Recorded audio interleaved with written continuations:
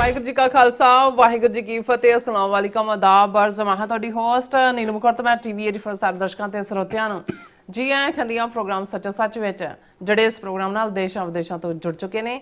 ਖਾਲਸਾ ਨੂੰ ਫਿਰ ਸੈਂਟਰ ਦੇ ਸੰਚਾਲਕ ਡਾਕਟਰ ਅਮਰਜੀਤ ਸਿੰਘ ਜੀ ਸਟੂਡੀਓ 'ਚ ਮੇਰੇ ਨਾਲ ਸ਼ਾਮਲ ਨੇ। ਉਹਨਾਂ ਨਾਲ ਗੱਲਬਾਤ ਕਰਕੇ ਅੱਜ ਦੇ ਐਮਿਸ਼ੂਜ਼ ਉੱਪਰ ਉਹਨਾਂ ਤੋਂ ਉਹਨਾਂ ਦਾ ਤਬਸਰਾ ਜਾਣਦੇ ਹਾਂ। ਜੀ ਡਾਕਟਰ ਸਾਹਿਬ ਵਾਹਿਗੁਰੂ ਜੀ ਕਾ ਖਾਲਸਾ ਵਾਹਿਗੁਰੂ ਜੀ ਕੀ ਫਤਿਹ। हाँ जी नीलम कौर जी ਤੁਹਾਨੂੰ ਵੀ ਤੇ ਦੁਨੀਆ ਭਰ ਚ ਬੈਠੇ ਸਾਡੇ ਬਹੁਤ ਹੀ ਪਿਆਰੇ ਸੋਹਣੇ ਸਿਆਣੇ ਟੀਵੀ 84 ਦੇ ਵਿਊਅਰਸ ਨੂੰ ਵੀ ਵਾਹਿਗੁਰੂ ਜੀ ਕਾ ਖਾਲਸਾ ਵਾਹਿਗੁਰੂ ਜੀ ਕੀ ਫਤਿਹ। ਸਾਡੇ ਬਹੁਤ ਹੀ ਪਿਆਰੇ ਮੁਸਲਮਾਨ ਭੈਣਾਂ ਭਰਾਵਾਂ ਨੂੰ ਅਸਲਾਮ ਅਲੈਕਮ। ਗੰਗਾ ਜਮਨੀ ਤਹਿਜ਼ੀਬ ਦੇ ਹਿੰਦੂ ਧਵੀਆਂ ਨੂੰ ਨਮੋ ਨਮੇ ਤੇ ਬਾਕੀ ਸਭ ਨੂੰ ਆਦਾਬ ਅਰਜ਼। ਜੀ ਡਾਕਟਰ ਸਾਹਿਬ ਜੀ ਆਇਆਂ ਨੂੰ ਪ੍ਰੋਗਰਾਮ ਸੱਚੋ ਸੱਚ ਵਿੱਚ ਬਹੁਤ ਧੰਨਵਾਦ ਜੀ। ਡਾਕਟਰ ਸਾਹਿਬ ਅੱਜ 23 ਮਈ 2025 9 ਜੇਠ ਨਾਨਕਸ਼ਾਹੀ ਸੰਮਤ 557 ਦਾ ਦਿਨ ਹੈ ਤੇ ਡਾਕਟਰ ਸਾਹਿਬ ਪ੍ਰੋਗਰਾਮ ਸ਼ੁਰੂ ਕਰਨ ਤੋਂ ਪਹਿਲਾਂ ਅਸੀਂ ਦਰਸ਼ਕਾਂ ਤੇ ਸਰੋਤਿਆਂ ਨੂੰ ਹਮੇਸ਼ਾ ਤਰ੍ਹਾਂ ਦੱਸਦੇ ਵਿਊਅਰਸ ਜੇ ਤੁਸੀਂ ਹੱਕ ਸੱਚ ਇਨਸਾਫ ਤੇ ਪੈਰਾ ਦਿੰਦਾ ਇੱਕੋ ਇੱਕ ਚੈਨਲ ਟੀਵੀ 84 ਨੂੰ ਦੇਖਣਾ ਚਾਹੁੰਦੇ ਹੋ ਤਾਂ ਤੁਸੀਂ ਦੇਖ ਸਕਦੇ ਹੋ ਸਪੈਕਟਰਮ ਕੇਬਲ ਆਰਸੀਨ ਕੇਬਲ ਪਲਟਨ ਕੈਨੇਡਾ roku ਜਾਦੂ ਬਾਕਸ ਸ਼ਾਵਾ ਫੇਸਬੁੱਕ ਟੀਵੀ 84 ਦੀ ਐਪ ਰਾਹੀਂ online streaming and IP box ਤੇ ਤੁਸੀਂ ਟੀਵੀ 84 ਨੂੰ ਦੇਖ ਸਕਦੇ ਹੋ।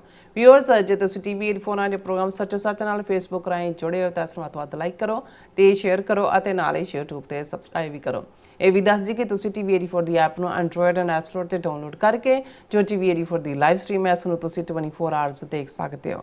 ਸੋ ਵਿਊਅਰਸ ਪ੍ਰੋਗਰਾਮ ਦੀ ਸ਼ੁਰੂਆਤ ਕਰਨ ਜਾ ਰਹੇ ਹਾਂ। ਇਸ ਵੀਕ ਦਾ ਅਖੀਰਲਾ ਪ੍ਰੋਗਰਾਮ ਕਰਨ ਜਾ ਰਹੇ ਹਾਂ ਔਰ ਅਰਦਾਸ ਤੇ ਦੁਆ ਕਰਾਂਗੇ ਜਿਹੜਾ ਤੁਹਾਡਾ ਵੀਕਐਂਡ ਹੈ ਬਹੁਤ ਹੀ ਵਧੀਆ ਗੁਜ਼ਰੇ। ਸੋ ਵਿਊਅਰਸ ਪ੍ਰੋਗਰਾਮ ਦੀ ਸ਼ੁਰੂਆਤ ਕਰਾਂਗੇ ਅੱਜ ਦੀ ਸਪਾਂਸਰਸ਼ਿਪ ਦੇ ਵਾਲੇ ਨਾਲ ਕਿ ਅੱਜ ਦੀ ਪ੍ਰੋਗਰਾਮ ਸੱਚੋ ਸੱਚ ਨੂੰ ਸਪਾਂਸਰ ਕੀਤਾ ਗਿਆ ਹੈ ਆਸਟ੍ਰੇਲੀਅਨ ਸਿੱਖ ਵੱਲੋਂ। ਸੋ ਇਹਨਾਂ ਨੇ ਟੀਵੀ 84 ਦੀ ਸ਼ਲਾਘਾ ਕੀਤੀ ਹੈ ਔਰ ਸਿੱਖ ਕੌਮ ਦੀ ਚੜ੍ਹਦੀ ਕਲਾ ਦੀ ਅਰਦਾਸ ਕੀਤੀ ਹੈ। ਸੋ ਅੱਜ ਦੀ ਸਪਾਂਸਰਸ਼ਿਪ ਲਈ ਅਸੀਂ ਆਸਟ੍ਰੇਲੀਅਨ ਸਿੱਖ ਦਾ ਤਹਿ ਦਿਲ ਤੋਂ ਧੰਨਵਾਦ ਕਰਦੇ ਹਾਂ। ਤੁਹਾਨੂੰ ਵੀ ਅਪੀਲ ਤੇ ਬੇਨਤੀ ਕਰਦੇ ਹਾਂ ਕਿ ਤੁਸੀਂ ਪ੍ਰੋਗਰਾਮ ਸੱਚੋ ਸੱਚ ਨੂੰ ਵੱਧ ਤੋਂ ਵੱਧ ਸਪਾਂਸਰ ਕਰੋ। ਸਪਾਂਸਰਸ਼ਿਪ ਲਈ ਤੁਸੀਂ ਸਾਨੂੰ ਕਾਲ ਕਰ ਸਕਦੇ ਹੋ ਸਾਡੇ ਫੋਨ ਨੰਬਰ ਤੇ 5166191984 ਸੇਮ ਨੰਬਰ ਤੇ WhatsApp ਕਰ ਸਕਦੇ ਹੋ। ਤੁਸੀਂ ਸਾਨੂੰ ਈਮੇਲ ਵੀ ਕਰ ਸਕਦੇ ਹੋ। ਬਹੁਤ ਬਹੁਤ ਸ਼ੁਕਰੀਆ ਜੀ। ਡਾਕਟਰ ਸਾਹਿਬ ਕੀ ਕਹਿਣਾ ਚਾਹੋਗੇ? ਸਭ ਤੋਂ ਪਹਿਲਾਂ ਤਾਂ ਅਸੀਂ ਆਸਟ੍ਰੇਲੀਅਨ ਸਿੱਖ ਕੌਂਸਲ ਉਹਨਾਂ ਦਾ ਸ਼ੁਕਰੀਆ ਅਦਾ ਕਰਦੇ ਹਾਂ ਕਿ ਜਦੋਂ ਅਸੀਂ ਆਸਟ੍ਰੇਲੀਆ ਦੇ ਟ੍ਰਿਪ ਤੇ ਗਏ ਤੇ ਜਿੱਥੇ ਉਹਨਾਂ ਨੇ ਹੀ ਬਹੁਤ ਸਾਰੇ ਗੁਰਦੁਆਰਿਆਂ 'ਚ ਸਾਡੇ ਬੋਲਣ ਦਾ ਪ੍ਰਬੰਧ ਕੀਤਾ, ਸੰਗਤ ਨਾਲ ਇੰਟਰੈਕਸ਼ਨ ਦਾ ਪ੍ਰਬੰਧ ਕੀਤਾ, ਖਾਸ ਤੌਰ ਤੇ ਯੂਥ ਦੇ ਨਾਲ ਜਿਹੜੇ ਨੇ 1-to-1 ਸੈਸ਼ਨ ਕਰਵਾਏ। ਉੱਥੇ ਭਵਿੱਖ ਦੇ ਵਿੱਚ ਟੀਵੀ 84 ਦੇ ਨਾਲ ਰਲ ਕੇ ਪੰਥਕ ਏਜੰਡੇ ਨੂੰ ਅੱਗੇ ਤੋਰਨ ਦਾ ਐਲਾਨ ਵੀ ਕੀਤਾ ਔਰ ਉਸ ਦੇ ਵਿੱਚ ਫਾਈਨੈਂਸ਼ੀਅਲ ਹੈਲਪ ਵੀ ਸ਼ਾਮਲ ਹੈ। ਬਹੁਤ ਸਾਰੇ ਗੁਰਦੁਆਰੇ ਐਗਜ਼ੈਕਟ ਨੰਬਰ ਮੇਰੇ ਕੋਲ ਨਹੀਂ ਹੈ ਲੇਕਿਨ ਇਸ ਵੇਲੇ ਆਸਟ੍ਰੇਲੀਅਨ ਸਿੱਖ ਕੌਂਸਲ ਜਿਵੇਂ ਅਸੀਂ ਅਮਰੀਕਾ ਦੇ ਵਿੱਚ ਦੇਖਦੇ ਹਾਂ ਕਿ ਅਮਰੀਕਨ ਸਿੱਖ ਗੁਰਦੁਆਰਾ ਪ੍ਰਬੰਧਕ ਕਮੇਟੀ ਹੈ ਜਾਂ ਈਸਟ ਕੋਸਟ ਸਿੱਖ ਕੋਆਰਡੀਨੇਸ਼ਨ ਕਮੇਟੀ ਹੈ, ਇਵੇਂ ਹੀ ਇੱਕ ਨੈਟਵਰਕ ਬਣਦਾ ਜਾ ਰਿਹਾ ਕਿਉਂਕਿ ਮੈਲਬਰਨ ਔਰ ਇਸ ਦੇ ਆਲੇ ਦੁਆਲੇ ਦੇ ਗੁਰਦੁਆਰਾ ਸਾਹਿਬਾਨ ਤਾਂ ਇਸ ਦੇ ਅੰਬਰੇਲਾ ਥੱਲੇ ਨੇ, ਪਰਥ ਦੇ ਵਿੱਚ ਵੀ ਹੈ। ਲੇਕਿਨ ਇਹ ਆਸਟ੍ਰੇਲੀਆ ਲੈਵਲ ਦੇ ਉੱਤੇ ਕਿਉਂਕਿ ਅਸੀਂ ਜਦੋਂ ਆਸਟ੍ਰੇਲੀਆ ਦੇ ਗੁਰਦੁਆਰਿਆਂ ਦਾ ਜ਼ਿਕਰ ਕੀਤਾ ਸੀ ਤੇ ਆਲਮੋਸਟ 79 ਗੁਰਦੁਆਰਾ ਦਾ ਵੀ ਇੱਕ ਐਡਵਾਂਟੇਜ ਹੈ ਕਿਉਂਕਿ ਜਿਹੜੀ ਐਕਟੀਵਿਟੀ ਅਮਰੀਕਾ, ਕੈਨੇਡਾ, UK ਔਰ ਦੇ ਵਿੱਚ ਹੋਏਗੀ, ਆਸਟ੍ਰੇਲੀਆ, ਨਿਊਜ਼ੀਲੈਂਡ, ਉਸ ਦੇ ਵਿੱਚ ਬਹੁਤ ਪੋਟੈਂਸ਼ੀਅਲ ਹੈ ਔਰ ਬੜੀ ਤੇਜ਼ੀ ਨਾਲ ਸਿੱਖ ਪਾਪੂਲੇਸ਼ਨ ਆਲਮੋਸਟ 300% ਪਿਛਲੇ 3-4 ਸਾਲ 'ਚ ਵਧੀ ਹੈ। ਆਲਮੋਸਟ 6 ਲੱਖ ਦੇ ਨੇੜੇ ਤੇੜੇ ਇਸ ਵੇਲੇ ਆਸਟ੍ਰੇਲੀਆ 'ਚ ਸਿੱਖ ਨੇ ਔਰ ਉਹਨਾਂ ਨੇ ਆਪਣਾ ਜਿੱਥੇ ਧਾਰਮਿਕ ਤੌਰ ਦੇ ਉੱਤੇ ਕਾਫੀ ਆਪਣਾ ਆਧਾਰ ਬਣਾਇਆ, ਖਾਸ ਤੌਰ ਤੇ ਖਾਲਿਸਤਾਨ ਦੀ ਐਕਟੀਵਿਟੀ ਨੂੰ ਲੈ ਕੇ ਔਰ ਗੁਰਦੁਆਰਾ ਕ੍ਰੇਗਬਰਗ ਤੋਂ ਜਦੋਂ ਖਾਲਿਸਤਾਨ ਡੇ ਦੀ ਰੈਲੀ ਨਿਕਲੀ ਮੇਰੇ ਲਈ ਇਹ ਖੁਸ਼ੀ ਵਾਲੀ ਗੱਲ ਸੀ ਕਿ ਬਹੁਤ ਵਾਰ ਅਸੀਂ ਜਿਹੜੇ ਐਗਜ਼ਿਸਟਿੰਗ ਨਗਰ ਕੀਰਤਨ ਹੁੰਦੇ ਨੇ ਉਹਨਾਂ ਦੇ ਵਿੱਚ ਤਾਂ ਖਾਲਿਸਤਾਨ ਦੇ ਝੰਡੇ ਜਾਂ ਨਾਅਰੇ ਜਾਂ ਕਾਰੇ ਹੁੰਦੇ ਨੇ ਲੇਕਿਨ ਹਜ਼ਾਰਾਂ ਦੀ ਗਿਣਤੀ ਦੇ ਵਿੱਚ ਸਿੱਖ ਨੌਜਵਾਨਾਂ ਦਾ, ਕਾਰਾਂ ਦਾ, ਗੱਡੀਆਂ ਦਾ ਕਾਫਲਾ ਗੁਰਦੁਆਰਾ ਕ੍ਰੇਗਬਰਗ ਤੋਂ ਮੀਰੀ ਪੀਰੀ ਆਇਆ ਔਰ ਜਿਹੜਾ ਐਕਸਕਲੂਸਿਵ ਖਾਲਿਸਤਾਨ ਡੇ ਨੂੰ ਹੀ ਸਮਰਪਿਤ ਰਹਿਲੀ ਸੀ। ਸੋ ਉੱਥੇ ਬਹੁਤ ਵੱਡਾ ਸਪੋਰਟ ਬੇਸ ਹੈ ਖਾਲਿਸਤਾਨ ਦਾ ਵੀ ਔਰ ਜ਼ਾਹਰ ਹੈ ਵੀ ਟੀਵੀ 84 ਪਿਛਲੇ ਆਲਮੋਸਟ 13 ਸਾਲਾਂ ਤੋਂ ਇਸ ਪਿੰਡ ਦੇ ਵਿੱਚ ਅਸੀਂ ਕੰਮ ਕੀਤਾ ਹੈ ਕਿ ਜਿਹਦੇ ਨਾਲ ਗਲੋਬਲ ਵਾਇਸ ਜਦੋਂ ਅਸੀਂ ਟੀਵੀ 84 ਦਾ ਸਾਡਾ logo he global vice of Punjab ਹੈ ਜੀ। ਸੋ ਅਸੀਂ ਨਾ ਸਿਰਫ ਲਹਿੰਦੇ ਪੰਜਾਬ ਦੇ ਆਪਣੇ ਵੀਰਾਂ ਭੈਣਾਂ ਦੇ ਨਾਲ ਸੰਪਰਕ ਕਰਨ 'ਚ ਕਾਮਯਾਬ ਹੋਏ ਹਾਂ ਔਰ ਇਹੀ ਕਾਰਨ ਹੈ ਕਿ ਸਾਡੀ ਵਿਊਅਰਸ਼ਿਪ ਦਾ ਇੱਕ ਕਾਫੀ ਪ੍ਰਭਾਵਸ਼ਾਲੀ ਹਿੱਸਾ ਜਿਨ੍ਹਾਂ ਤੋਂ ਸਾਨੂੰ ਪੂਰੀ ਆਊਟਪੁੱਟ ਵੀ ਮਿਲਦੀ ਹੈ ਸਾਡੇ ਪਾਕਿਸਤਾਨੀ ਭੈਣਾਂ ਭਰਾਵਾਂ ਦਾ ਹੈ, ਜਿਹੜੇ ਭਾਵੇਂ ਪਾਕਿਸਤਾਨ ਬੇਸਡ ਨੇ ਜਾਂ ਈਵਨ ਯੂਰਪ ਜਾਂ ਅਮਰੀਕਾ ਜਾਂ ਦੂਸਰੇ 'ਚ ਰਹਿੰਦੇ ਨੇ ਔਰ ਉਹਨਾਂ ਦੇ ਵਿੱਚ ਬਹੁਤ ਜ਼ਿਆਦਾ ਗੁੱਡਵਿਲ ਹੈ। ਔਰ ਇਹ ਸਾਰਾ ਜਿਹੜਾ 72 ਘੰਟੇ ਦਾ ਡਰੋਨ ਔਰ ਮਿਸਾਈਲ, ਇਹਨੂੰ ਯੁੱਧ ਕਹੋ, ਮੁੱਠਭੇੜ ਕਹੋ, ਐਨਕਾਊਂਟਰ ਕਹੋ, ਭਾਰਤ ਪਾਕਿਸਤਾਨ ਵਿਚਾਲੇ ਸੀ।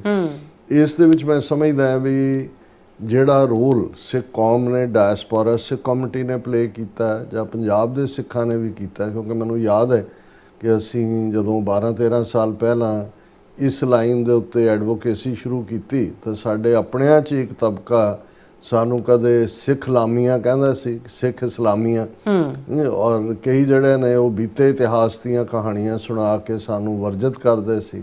ਕੁਛ ਜਿਹੜਾ ਜਿਸ ਕਿਸਮ ਦਾ ਇੱਕ ਹਿੰਦੂਤਵੀ ਪ੍ਰੋਪੇਗੈਂਡਾ ਜਾਂ ਬ੍ਰਾਹਮਣਵਾਦੀ ਪ੍ਰੋਪੇਗੈਂਡੇ ਨੇ ਜੋ ਸਾਡਾ ਮਾਈਂਡ ਸੈਟ ਬਣਾਇਆ ਹੋਇਆ ਸੀ, ਖਾਸ ਤੌਰ 'ਤੇ 47 ਤੋਂ ਬਾਅਦ ਦੀ ਜਨਰੇਸ਼ਨ ਜਿਹੜੀ ਕਿ ਬਿਲਕੁਲ ਹੀ ਇੰਡੀਅਨ ਪ੍ਰੋਪੇਗੈਂਡੇ ਦਾ ਸ਼ਿਕਾਰ ਹੋਈ।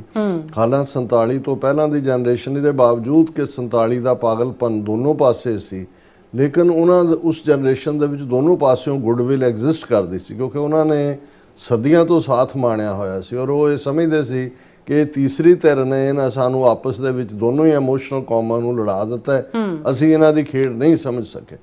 ਪਰ ਅਸੀਂ ਜਿੱਥੇ ਇੱਕ 47 ਤੋਂ ਪ੍ਰਾਇਰ ਦੀ ਰਿਲੇਸ਼ਨਸ਼ਿਪ ਸੀ, ਉੱਥੋਂ ਹੀ ਜਿਹਨੂੰ ਕਹਿੰਦੇ ਨੇ to pick up the thread, ਔਰ ਅਸੀਂ ਕੋਸ਼ਿਸ਼ ਕੀਤੀ ਕਿ ਉਸ ਧਾਗੇ ਨੂੰ ਜੋੜਿਆ ਜਾਏ ਔਰ ਉਸ ਦਾ ਮੈਂ ਸਮਝਦਾ ਵੀ ਜਿਹੜਾ ਨਤੀਜਾ ਬੇਸ਼ੱਕ ਅੱਜ ਜਦੋਂ ਅਸੀਂ ਇੰਟਰਨੈਸ਼ਨਲ ਪਲੇਟਫਾਰਮ ਤੇ ਦੇਖਦੇ ਹਾਂ ਕਿ ਉਹੀ ਤਰ੍ਹਾਂ ਜਿਹੜੀਆਂ ਸਾਨੂੰ ਪ੍ਰੋ ਪਾਕਿਸਤਾਨ ਹੋਣ, ਕੁਛ ਤਾਂ ISI ਦੇ ਏਜੰਟ ਹੋਣ ਦੇ ਲਕਬ ਵੀ ਦਿੰਦੀਆਂ ਸੀ, ਗੈਰ ਤਾਂ ਕਰਦੇ ਹੀ ਹੁੰਦੇ ਨੇ, ਇੰਡੀਅਨ ਸਿਸਟਮ ਤੋਂ ਗਿਲਾ ਨਹੀਂ ਹੈ, ਉਹ ਆਪਣਿਆਂ ਦਾ ਹੀ ਹਾਲ ਸੀ।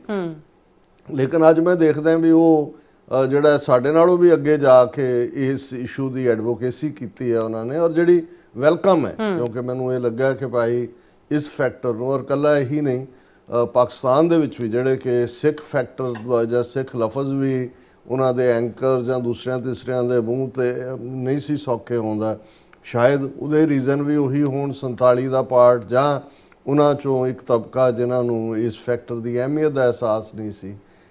ਇਸ ਪਿਛਲੇ ਇੱਕ ਮਹੀਨੇ 'ਚ 22 ਅਪ੍ਰੈਲ ਤੋਂ ਅਸੀਂ 22 ਮਈ ਜਾਂ 23 ਮਈ ਅੱਜ ਹੈ, ਹਾਂ, ਜੇ ਅਸੀਂ ਦੇਖੀਏ ਤੇ ਉਹਨਾਂ ਨੇ ਵੀ ਖੁੱਲ੍ਹ ਕੇ ਜਿੱਥੇ ਸਿੱਖਾਂ ਦੀ ਤਾਰੀਫ ਕੀਤੀ, ਉਹਨਾਂ ਨੇ ਕੋਸ਼ਿਸ਼ ਕੀਤੀ ਅੱਡ-ਅੱਡ ਉਹਨਾਂ ਦੇ ਜਿਹੜੇ ਐਂਕਰ ਨੇ ਔਰ ਵੱਡੇ ਪ੍ਰੋਗਰਾਮ ਕਿ ਕਦੇ ਕਿਸੇ ਸਿੱਖ ਨੂੰ ਕਿਤੇੋਂ ਲਿਆ ਲਾਈਨ ਤੇ, ਕਦੇ ਕਿਤੇ ਲਿਆ, ਔਰ ਈਵਨ ਪਾਕਿਸਤਾਨ ਦੀ ਪਾਰਲੀਮੈਂਟ 'ਚ ਖਲੋ ਕੇ, ਸ਼ਾਇਦ ਮੈਨੂੰ ਬੀਬੀ ਦਾ ਨਾਂ ਨਹੀਂ ਪਤਾ, ਮੈਂ MP, ਉਹਨੇ ਸਿੱਖ ਕੌਮ ਦਾ ਸ਼ੁਕਰੀਆ ਅਦਾ ਕੀਤਾ ਕਿ ਭਾਈ ਉਹ ਇਸ ਮੁਸ਼ਕਲ ਦੀ ਘੜੀ ਦੇ ਵਿੱਚ ਸਾਡੇ ਨਾਲ ਖਲੋਤੇ ਰਹੇ। ਇਹ ਬਹੁਤ ਵੱਡੀ ਗੱਲ ਹੈ।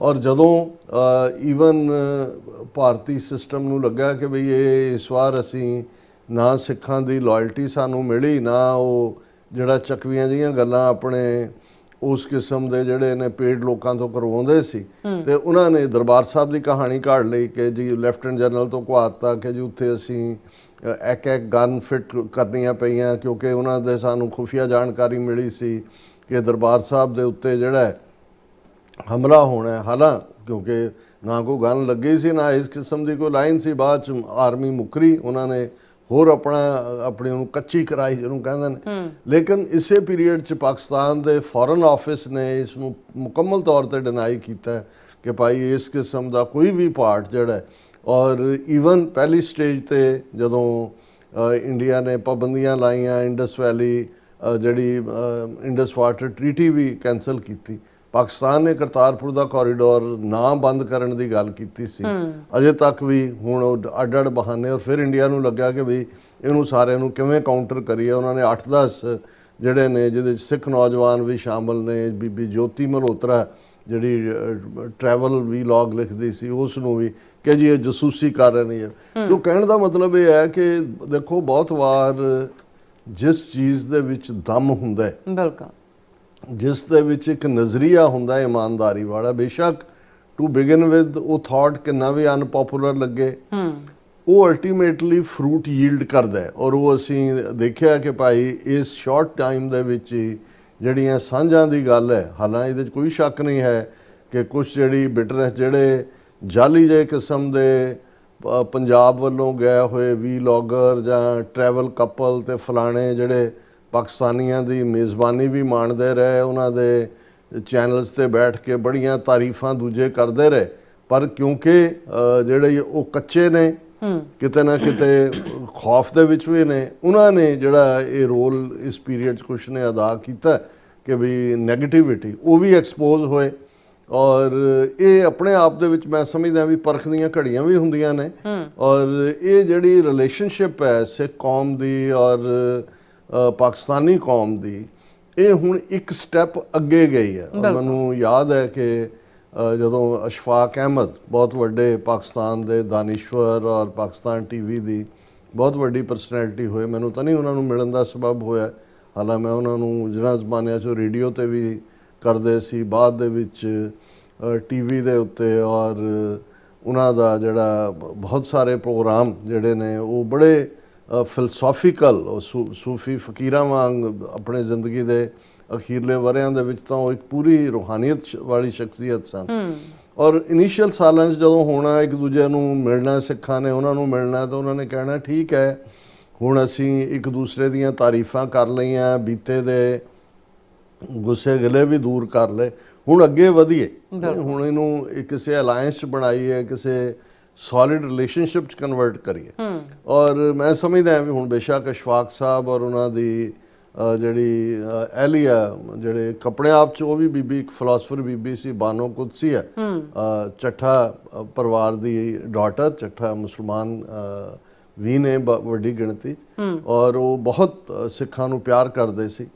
ਔਰ ਉਹਨਾਂ ਨੇ ਵੀ ਜਦੋਂ ਇਹ ਕਹਿਣਾ, ਉਹਨਾਂ ਨੇ ਕਹਿਣਾ ਵੀ ਅੱਲਾਹ ਤਾਲਾ ਕਰੇ ਕਦੇ ਇਹ ਦੋਵੇਂ ਕੌਮਾਂ ਜਿਹੜੀਆਂ ਇੱਕ ਨਜ਼ਰੀਏ ਵਾਲੀਆਂ ਨੇ, ਇੱਕ ਰੱਬ 'ਚ ਯਕੀਨ ਕਰਨ ਵਾਲੀਆਂ, ਸਾਡੀਆਂ ਸਾਂਝਾਂ ਹੋਰ ਵਧਣ। ਸੋ ਮੈਨੂੰ ਲੱਗਦਾ ਹੈ ਕਿ ਵੀ ਇਹ ਜਦੋਂ ਅਸੀਂ ਸਿੱਖਾਂ ਦੇ ਤੀਸਰੀ ਧਿਰ ਵਜੋਂ ਉਭਾਰ ਦੀ ਗੱਲ ਕਰਦੇ ਹਾਂ, ਉਸ ਦੇ ਨਾਲ ਨਾਲ ਇਹ ਜਿਹੜੀ ਸਾਂਝ ਹੈ, ਇਸ ਜਿਹੜੀ 72 ਘੰਟੇ ਦੀ ਮੁੱਠਭੇੜ ਹੈ, ਇਸ ਦਾ ਇੱਕ ਇਹਨੂੰ ਕੋਈ ਬਾਈ ਪ੍ਰੋਡਕਟ ਵੀ ਕਹਿ ਸਕਦਾ, ਪਰ ਮੈਂ ਸਮਝਦਾ ਵੀ ਸਾਡੇ ਲਈ ਇਹ ਇੱਕ ਬੜਾ ਵੱਡਾ ਇੱਕ ਅਚੀਵਮੈਂਟ ਵਾਲਾ ਪਾਰਟ ਵੀ ਹੈ ਕਿ ਸਿੱਖਾਂ ਨੇ ਜਿੱਥੇ ਫਰਮਨੈਸ ਦੇ ਨਾਲ ਆਪਣਾ ਤੀਸਰੀ ਧਿਰ ਹੋਣ ਦਾ ਸਬੂਤ ਦਿੱਤਾ ਹੈ, ਉੱਥੇ ਜਿਹੜਾ ਹੈ ਪਾਕਿਸਤਾਨ ਦੇ ਵਿੱਚ ਵੀ ਇੱਕ ਤਬਕਾ ਜਿਹੜਾ ਇਹ ਸਮਝਦਾ ਸੀ ਕਿ ਭਾਈ ਤੁਸੀਂ ਨਹੀਂ ਇਹ ਅਲਟੀਮੇਟਲੀ ਇਹਨਾਂ ਨੇ ਉਧਰ, ਹਾਲਾਂਕਿ ਇਹਦੇ 'ਚ ਕੋਈ ਸ਼ੱਕ ਨਹੀਂ ਹੈ ਕਿ ਵੀ ਇਹ ਇੱਕ ਜਿਹੜਾ ਤਬਕਾ ਅਜੇ ਵੀ ਜਿਨ੍ਹਾਂ ਨੇ ਜਿਹੜੇ ਇੰਡੀਅਨ ਲਾਇਲਿਸਟ ਜਾਂ ਡਰ ਦੇ ਪੱਖੋਂ ਜਾਂ ਦੂਜੇ ਉਸ ਕਿਸਮ ਦੇ ਰਹਿਣਗੇ, ਲੇਕਿਨ ਸਿੱਖ ਕਮਿਊਨਿਟੀ ਦਾ ਜਿਹੜੀ ਕਿ ਅੱਗੇ ਹੋ ਕੇ ਜਿਨ੍ਹਾਂ ਨੂੰ ਪਾਕਿਸਤਾਨ ਦੇ ਖਿਲਾਫ 65-71 ਦੀਆਂ ਜੰਗਾਂ ਦੇ ਵਿੱਚ ਰਾ ਮਟੀਰੀਅਲ ਵਾਂਗ ਵਰਤਿਆ ਜਾਂਦਾ ਸੀ, ਇਸ ਵਾਰ ਸਿੱਖਾਂ ਨੇ ਉਹ ਰਾ ਮਟੀਰੀਅਲ ਬਣਨ ਤੋਂ ਨਾ ਕੀਤੀ। ਸੋ ਇਹ ਜਿਹੜੀ ਜਦੋਂ ਮੈਂ ਸਾਂਝ ਦੀ ਗੱਲ ਕਰਦਾ, ਈਵਨ ਆਸਟ੍ਰੇਲੀਆ ਦੀਆਂ ਸਾਡੀਆਂ ਸਿੱਖ ਜਥੇਬੰਦੀਆਂ ਵੀ ਜਿਹੜੀ ਐਕਟੀਵਿਟੀ ਕਰਦੀਆਂ ਨੇ, ਉਹਨਾਂ ਦਾ ਵੀ ਯਤਨ ਹੁੰਦਾ ਹੈ ਕਿ ਵੀ ਉਹ ਫੈਲੋ ਆਰਗੇਨਾਈਜੇਸ਼ਨਸ ਉਹ ਕਸ਼ਮੀਰੀਆਂ ਦੀਆਂ ਹੋਣ, ਪਾਕਿਸਤਾਨੀਆਂ ਦੀਆਂ ਹੋਣ। ਜਿਵੇਂ ਮਾਂ ਬੋਲੀ ਦਿਵਸ ਦੇ ਉੱਤੇ ਪਰਥ ਦੇ ਵਿੱਚ ਜਿਹੜਾ ਸਮਾਗਮ ਹੁੰਦਾ, ਉਹਦੇ 'ਚ ਉਹਨਾਂ ਦੀ ਕੋਸ਼ਿਸ਼ ਹੁੰਦੀ ਹੈ ਕਿ ਦੂਸਰੇ ਪਾਸੇ ਜਿਹੜੇ ਮਾਂ ਬੋਲੀ ਪੰਜਾਬੀ ਨਾਲ ਜੁੜੇ ਹੋਏ ਨੇ ਉਹਨਾਂ ਨੂੰ ਵੀ ਨਾਲ ਲਿਆ ਜਾਏ। ਸੋ ਗੱਲ ਜਿਹੜੀ ਹੈ ਇਹ ਅੱਗੇ ਵਧੀ ਹੈ, ਇਹਨੂੰ ਹੋਰ ਵਧਾਉਣ ਦੀ ਲੋੜ ਹੈ। ਥੋੜੇ ਬਹੁਤ ਟਕਰਾਅ ਵੀ ਕਈ ਵਾਰ ਹੋਣਗੇ, ਕੁਝ ਚੀਜ਼ਾਂ ਜਿਹੜੀਆਂ ਨੇ ਉਹ ਅਨਪਲੇਜ਼ੈਂਟ ਵੀ ਹੋਣਗੀਆਂ। ਸੋਸ਼ਲ ਮੀਡੀਆ ਇੱਕ ਐਸਾ ਪਲੇਟਫਾਰਮ ਹੈ ਜਿਹਦੇ ਥੱਲੇ ਕੋਈ ਵੀ ਗੁਮਨਾਮ ਕਿਸੇ ਪਾਸਿਓਂ ਬੈਠਿਆ ਜਿਹੜਾ ਉਹ ਇੱਕ ਦੂਜੇ ਦੇ ਉੱਤੇ ਜਦੋਂ ਚਿੱਕੜ ਸੁੱਟਣ ਦੀ ਲਾਈਨ ਸ਼ੁਰੂ ਹੁੰਦੀ ਹੈ, ਫਿਰ ਕਈ ਵਾਰ ਦੂਸਰੇ ਵੀ ਹੋਲਡ ਨਹੀਂ ਕਰ ਪਾਉਂਦੇ ਬਿਨਾਂ ਇਹ ਜਾਣੇ। ਔਰ ਇਸ ਤੇ ਅਸੀਂ ਇਹ ਜ਼ਰੂਰ ਕਵਾਂਗੇ ਵੀ ਇਸ ਗੱਲ ਨੂੰ ਕਨਫਰਮ ਕਰ ਲਿਆ ਜਾਣਾ ਚਾਹੀਦਾ ਜਦੋਂ ਵੀ ਕੋਈ ਸੋਸ਼ਲ ਮੀਡੀਆ ਤੇ ਕਿਸੇ ਇਸ਼ੂ ਨੂੰ ਲੈ ਕੇ ਡਿਬੇਟ ਹੁੰਦੀ ਹੈ। ਨਹੀਂ ਤਾਂ ਹਾਲ ਤਾਂ ਇਹੀ ਹੈ ਕਿ ਵੀ ਕੋਈ ਬੰਦਾ ਜਿਹੜਾ ਹੈ ਉਸ ਨੂੰ ਤੁਰੇ ਜਾਂਦੇ ਨੂੰ ਕਿਸੇ ਨੇ ਕਿਹਾ ਕੁੱਤਾ ਭੌਂਕਦਾ ਸੀ, ਕੁੱਤਾ ਦੌੜਿਆ, ਕਹਿੰਦਾ ਕੁੱਤਾ ਤੇਰਾ ਕੰਨ ਲੈ ਗਿਆ, ਉਹ ਪੱਥਰ ਲੈ ਕੇ ਉਹਦੇ ਮਗਰ ਦੌੜ ਰਿਹਾ। ਤੇ ਦੂਜੇ ਨੇ ਉਹਨੂੰ ਜਾ ਕੇ ਉਹ ਬੰਦਾ ਇੱਕ ਹੋਰ ਟੱਕਰਿਆ, ਉਹਨੇ ਕਿਹਾ ਵੀ ਕੀ ਕਰ ਰਹੇ, ਕਹਿੰਦਾ ਵੀ ਕੁੱਤਾ ਲੈ ਗਿਆ ਮੇਰਾ ਕੰਨ। ਉਹ ਦੇਖਦਾ ਕਹਿੰਦਾ ਤੇਰਾ ਕੰਨ ਤਾਂ ਤੇਰੇ ਨਾਲ ਹੀ ਲੱਗਾ ਹੋਇਆ। ਸੋ ਮਤਲਬ ਇਹ ਹੈ ਕਿ ਵੀ ਬਹੁਤ ਵਾਰ ਸੋਸ਼ਲ ਮੀਡੀਆ ਨੇ ਉਸ ਕਿਸਮ ਦਾ ਮਾਹੌਲ ਬਣਾ ਦਿੱਤਾ ਹੈ ਕਿ ਕਿੱਥੋਂ ਕੋਈ ਗੱਲ ਓਰੀਜੀਨੇਟ ਹੋਈ ਉਹਨੂੰ ਬਿਨਾਂ ਜਾਣੇ, ਔਰ ਇਹ ਅਸੀਂ ਸੋਸ਼ਲ ਮੀਡੀਆ ਤੇ ਟਕਰਾਅ ਸਿੱਖੀ ਦੇ ਨਾਂ ਥੱਲੇ, ਇਸਲਾਮ ਦੇ ਨਾਂ ਥੱਲੇ ਵੀ ਬੀਤੇ 'ਚ ਦੇਖਿਆ। ਉਹ ਇੱਕ ਅੱਧਾ ਤਬਕਾ ਛੋਟੀ ਪਰਸੈਂਟੇਜ ਭਾਵੇਂ ਹੋਏਗੀ, ਉਹ ਦੋਵੇਂ ਪਾਸਿਓਂ ਰਹੇਗਾ ਔਰ ਉਹਨਾਂ ਦੀ ਪਿੱਠ ਦੇ ਉੱਤੇ ਹਿੰਦੂਤਵੀ ਫੋਰਸਿਸ ਆ ਕੇ ਖਲੋ ਜਾਂਦੀਆਂ ਨੇ। ਔਰ ਦੂਸਰੇ ਪਾਸੇ ਵੀ ਇੱਕ ਐਕਸਟ੍ਰੀਮ ਲਾਈਨ ਵਾਲੇ ਜਿਹੜੇ ਆਪਣੇ ਤੌਰ ਦੇ ਉੱਤੇ ਕਿਸੇ ਚੀਜ਼ ਨੂੰ ਦੇਖਦੇ ਨੇ। ਬਿਲਕੁਲ ਹੁਣ ਅਸੀਂ ਕਿਉਂਕਿ ਬਹੁਤ ਵਾਰ ਇਸ ਸੈਗਮੈਂਟ 'ਚ ਅਸੀਂ ਥੋੜੀ ਜਿਹੀ ਲਿਬਰਟੀ ਲੈ ਲੈਂਦੇ ਹਾਂ ਕਿ ਇਸ਼ੂ ਦੀ ਗੱਲ ਕਰਨ ਤੋਂ ਪਹਿਲਾਂ ਜਿਹੜਾ ਜਨਰਲ ਕੁਛ ਨਾ ਕੁਛ ਐਸਾ ਹੁੰਦਾ ਹੈ ਉਸ ਨੂੰ ਵੀ ਅਸੀਂ ਜਿਹੜਾ ਡਿਸਕਸ਼ਨ ਦਾ ਹਿੱਸਾ ਬਣਾਉਂਦੇ। ਔਰ ਇਹ ਜਿਹੜਾ ਅਜੇ ਤੱਕ ਵੀ ਕਿਉਂਕਿ ਬੇਸ਼ੱਕ 1 ਮਹੀਨਾ ਬੀਤ ਗਿਆ, ਇਹਦੇ 'ਚ ਵੀ ਕੋਈ ਸ਼ੱਕ ਨਹੀਂ ਹੈ ਕਿ ਸੀਜ਼ ਫਾਇਰ ਜਿਹੜਾ ਪ੍ਰੈਜ਼ੀਡੈਂਟ ਟਰੰਪ ਦੇ ਕਹਿਣ ਮੁਤਾਬਕ ਉਹਨਾਂ ਨੇ ਕਰਵਾਇਆ, ਜਿਸ ਦੇ ਉੱਤੇ ਪਾਕਿਸਤਾਨ ਨੇ ਤਾਂ ਕੋਈ ਇਤਰਾਜ਼ ਨਹੀਂ ਕੀਤਾ, ਉਹਨਾਂ ਨੇ ਤਾਂ ਨਹੀਂ ਕਿਹਾ ਵੀ ਨਹੀਂ ਕਰਵਾਇਆ, ਲੇਕਿਨ ਐਸ ਜੈ ਸ਼ੰਕਰ ਜਾਂ ਦੂਜੇ ਹੁਣ ਮੱਠੀ ਜ਼ੁਬਾਨ ਦੇ ਵਿੱਚ ਬੋਲਣਾ ਸ਼ੁਰੂ ਕੀਤਾ, ਨਹੀਂ ਇਹ ਦੋਨੋਂ ਪਾਸੇ ਦੀਆਂ ਫੌਜ ਸ਼ੁਰੂ ਹੋਈ, ਕਿਹਨੇ ਓਰੀਜਿਨੇਟ ਕੀਤੀ। ਔਰ ਇਹ ਸਵਾਲ ਹੁਣ ਜੈਨੂਇਨਲੀ ਪੁੱਛੇ ਜਾ ਰਹੇ ਨੇ। ਔਰ ਇਸ ਸਾਰੇ ਦੇ ਵਿੱਚ ਜਿੱਥੇ ਅਸੀਂ ਆਲਰੇਡੀ ਪਿਛਲੇ 2 ਪ੍ਰੋਗਰਾਮਾਂ 'ਚ ਡਿਸਕਸ ਕੀਤਾ ਹੈ ਕਿ ਵੀ ਪਾਕਿਸਤਾਨ ਦੀ ਇਸ ਸਾਰੀ ਮੁੱਠਭੇੜ ਤੋਂ ਬਾਅਦ ਉਸ ਦਾ ਰੁਤਬਾ ਇੰਟਰਨੈਸ਼ਨਲ ਲੈਵਲ ਦੇ ਉੱਤੇ ਜਿਹੜਾ ਹੈ ਉਹ ਬਹੁਤ ਮਜ਼ਬੂਤ ਹੋਇਆ। ਉਹਦੇ 'ਚ ਜਿਹੜੇ ਗਰਾਊਂਡ ਦੇ ਰਿਜ਼ਲਟ ਨੇ ਮਿਲੀਟੈਰਲੀ ਜਿਹੜਾ ਹਾਲਾਂ ਇਹਨਾਂ ਦਾ ਹੀ ਜਿਹੜੇ ਨੇ ਪ੍ਰਵੀਨ ਸਾਨੀ ਕਰਕੇ ਇਹਨਾਂ ਦੇ ਇੱਕ ਫੌਜੀ ਅਫਸਰ ਜਿਹੜਾ ਸ਼ਾਇਦ ਉਹਨਾਂ ਦਾ ਫੋਰਬਸ ਜਾਂ ਇਸ ਕਿਸਮ ਦਾ ਉਹਨਾਂ ਦਾ ਹੈ ਜਿਹਦੇ ਤੇ ਉਹ ਆਪਣੀ ਵੀਡੀਓ ਪਾਉਂਦੇ ਨੇ ਜੀ, ਉਹਨਾਂ ਦਾ ਬਹੁਤ ਅੱਛਾ ਐਨਾਲਿਸਿਸ ਹੈ। ਜੇ ਮੇਰੇ ਕੋਲ ਵਕਤ ਹੋਇਆ ਤੇ ਉਹਦੇ ਮੈਂ ਸੇਲੈਂਟ ਪੁਆਇੰਟਸ ਕੱਢੇ ਹੋਏ ਨੇ ਕਿ ਵੀ ਉਹਨਾਂ ਨੇ ਪੁਆਇੰਟ ਬਾਈ ਪੁਆਇੰਟ ਦਿੱਤਾ ਹੈ ਕਿ ਭਾਰਤ ਜਾਂ ਉਹਨਾਂ ਦੀ 에ਅਰ ਫੋਰਸ ਔਰ ਦੂਸਰੀ ਕਿਵੇਂ ਮਿਲੀਟੈਰਲੀ ਡਿਫੀਟ ਹੋਈ। ਡਿਫੀਟ ਲਫ਼ਜ਼ ਉਹਨਾਂ ਨੇ ਤਾਂ ਨਹੀਂ ਇਸਤੇਮਾਲ ਹੋਇਆ, ਲੇਕਿਨ ਡਿਸਐਡਵਾਂਟੇਜ ਪੋਜੀਸ਼ਨਸ, ਔਰ ਉਹਨਾਂ ਨੇ ਕਿਹਾ ਵੀ ਰਿਪੀਟਡਲੀ ਕਿਵੇਂ ਚਾਈਨਾ ਔਰ ਪਾਕਿਸਤਾਨ ਇੰਨੇ ਕਲੋਜ਼ ਆਏ ਕਿ ਵੀ ਇਹ ਜਿਹੜੀ ਵਾਰ ਸੀ, ਜਿਹੜੀ ਮੁੱਠਭੇੜ ਸੀ, ਇਹਦੇ 'ਚ ਚਾਈਨਾ ਔਰ ਪਾਕਿਸਤਾਨ ਦੀ ਟੁਗੈਦਰਨੈਸ ਨੇ ਉਹਦੇ ਸਾਰੇ ਨਤੀਜੇ ਬਦਲੇ। ਔਰ ਉਹਨਾਂ ਨੇ ਕਿਹਾ ਵੀ ਇਹ ਗੱਲ ਮੈਂ 2019 ਤੋਂ ਕਹਿੰਦਾ ਚਲਾ ਆ ਰਿਹਾ ਕਿ ਵੀ ਉਸ ਤੋਂ ਪਹਿਲਾਂ 65-71 ਦੇ ਵਿੱਚ ਭਾਵੇਂ ਚੀਨ ਦਾ ਇੰਟਰਸਟ ਹੁੰਦੇ ਹੋਏ ਵੀ ਕੋਈ ਇੰਟਰਸਟ ਨਹੀਂ ਸੀ, ਇਸ ਲਈ ਨਾ 65 'ਚ ਚੀਨ ਨੇ, ਪਰ ਉਹਨਾਂ ਨੇ ਕਿਹਾ ਵੀ ਜਦੋਂ 5 ਅਗਸਤ 2019 ਨੂੰ ਜੰਮੂ ਕਸ਼ਮੀਰ ਦਾ ਸਪੈਸ਼ਲ ਸਟੇਟਸ ਔਰ 35A ਤੋੜ ਦਿੱਤਾ ਗਿਆ ਔਰ ਲੱਦਾਖ ਨੂੰ ਯੂਨੀਅਨ ਟੈਰੀਟਰੀ ਬਣਾ ਦਿੱਤਾ ਗਿਆ, ਤੇ ਇਸ ਗੱਲ ਦਾ ਧਿਆਨ ਰਹੇ ਕਿ ਚਾਈਨਾ ਦਾ ਜਿੱਥੇ ਅਰੁਣਾਚਲ ਪ੍ਰਦੇਸ਼ ਜਿਹਨੂੰ ਇਹ ਕਹਿੰਦੇ ਨੇ, ਜਿਹਨੂੰ ਚਾਈਨਾ ਸਾਊਥ ਤਿੱਬਤ ਕਹਿੰਦਾ, ਉਸ ਤੇ ਦਾਅਵਾ ਹੈ, ਉੱਥੇ ਉਹਨਾਂ ਦਾ ਲੱਦਾਖ ਤੇ ਵੀ ਦਾਅਵਾ ਹੈ। ਸੋ ਲੱਦਾਖ ਨੂੰ ਯੂਨੀਅਨ ਟੈਰੀਟਰੀ ਬਣਾ ਕੇ ਔਰ ਫਿਰ ਪਾਰਲੀਮੈਂਟ ਦੇ ਵਿੱਚ ਜਦੋਂ ਖਲੋ ਕੇ ਅਮਿਤ ਸ਼ਾਹ ਨੇ ਕਿਹਾ ਕਿ ਜੀ ਅਸੀਂ ਜਿਹੜਾ ਅਕਸਾਈ ਚਿਨ ਜਿਹੜਾ 1962 ਦੇ ਵਿੱਚ ਚੀਨ ਨੇ ਲਿਆ ਔਰ 32,000 ਸਕੁਅਰ ਮਾਈਲ ਤੋਂ ਜ਼ਿਆਦਾ ਦੀ ਟੈਰੀਟਰੀ ਆ, ਅਸੀਂ ਉਹ ਵੀ ਵਾਪਸ ਲਵਾਂਗੇ। ਸੋ ਉਹਨਾਂ ਦਾ ਕਹਿਣਾ ਹੈ ਪ੍ਰਵੀਨ ਸਾਨੀ ਦਾ ਕਿ ਵੀ ਉਦੋਂ ਹੀ ਚਾਈਨਾ ਦੀ ਇਨਵੋਲਵਮੈਂਟ ਹੋ ਗਈ, ਕਿਉਂਕਿ ਲੱਦਾਖ ਦਾ ਮੁੱਦਾ, ਲੱਦਾਖ ਯੂਨੀਅਨ ਟੈਰੀਟਰੀ ਦਾ ਮਤਲਬ ਸੀ ਕਿ ਸਟੇਟਸ ਕੋ ਟੁੱਟਾ, ਉਦੋਂ ਤੱਕ ਡਿਸਪਿਊਟਡ ਟੈਰੀਟਰੀ ਦਾ ਸਟੇਟਸ ਸੀ।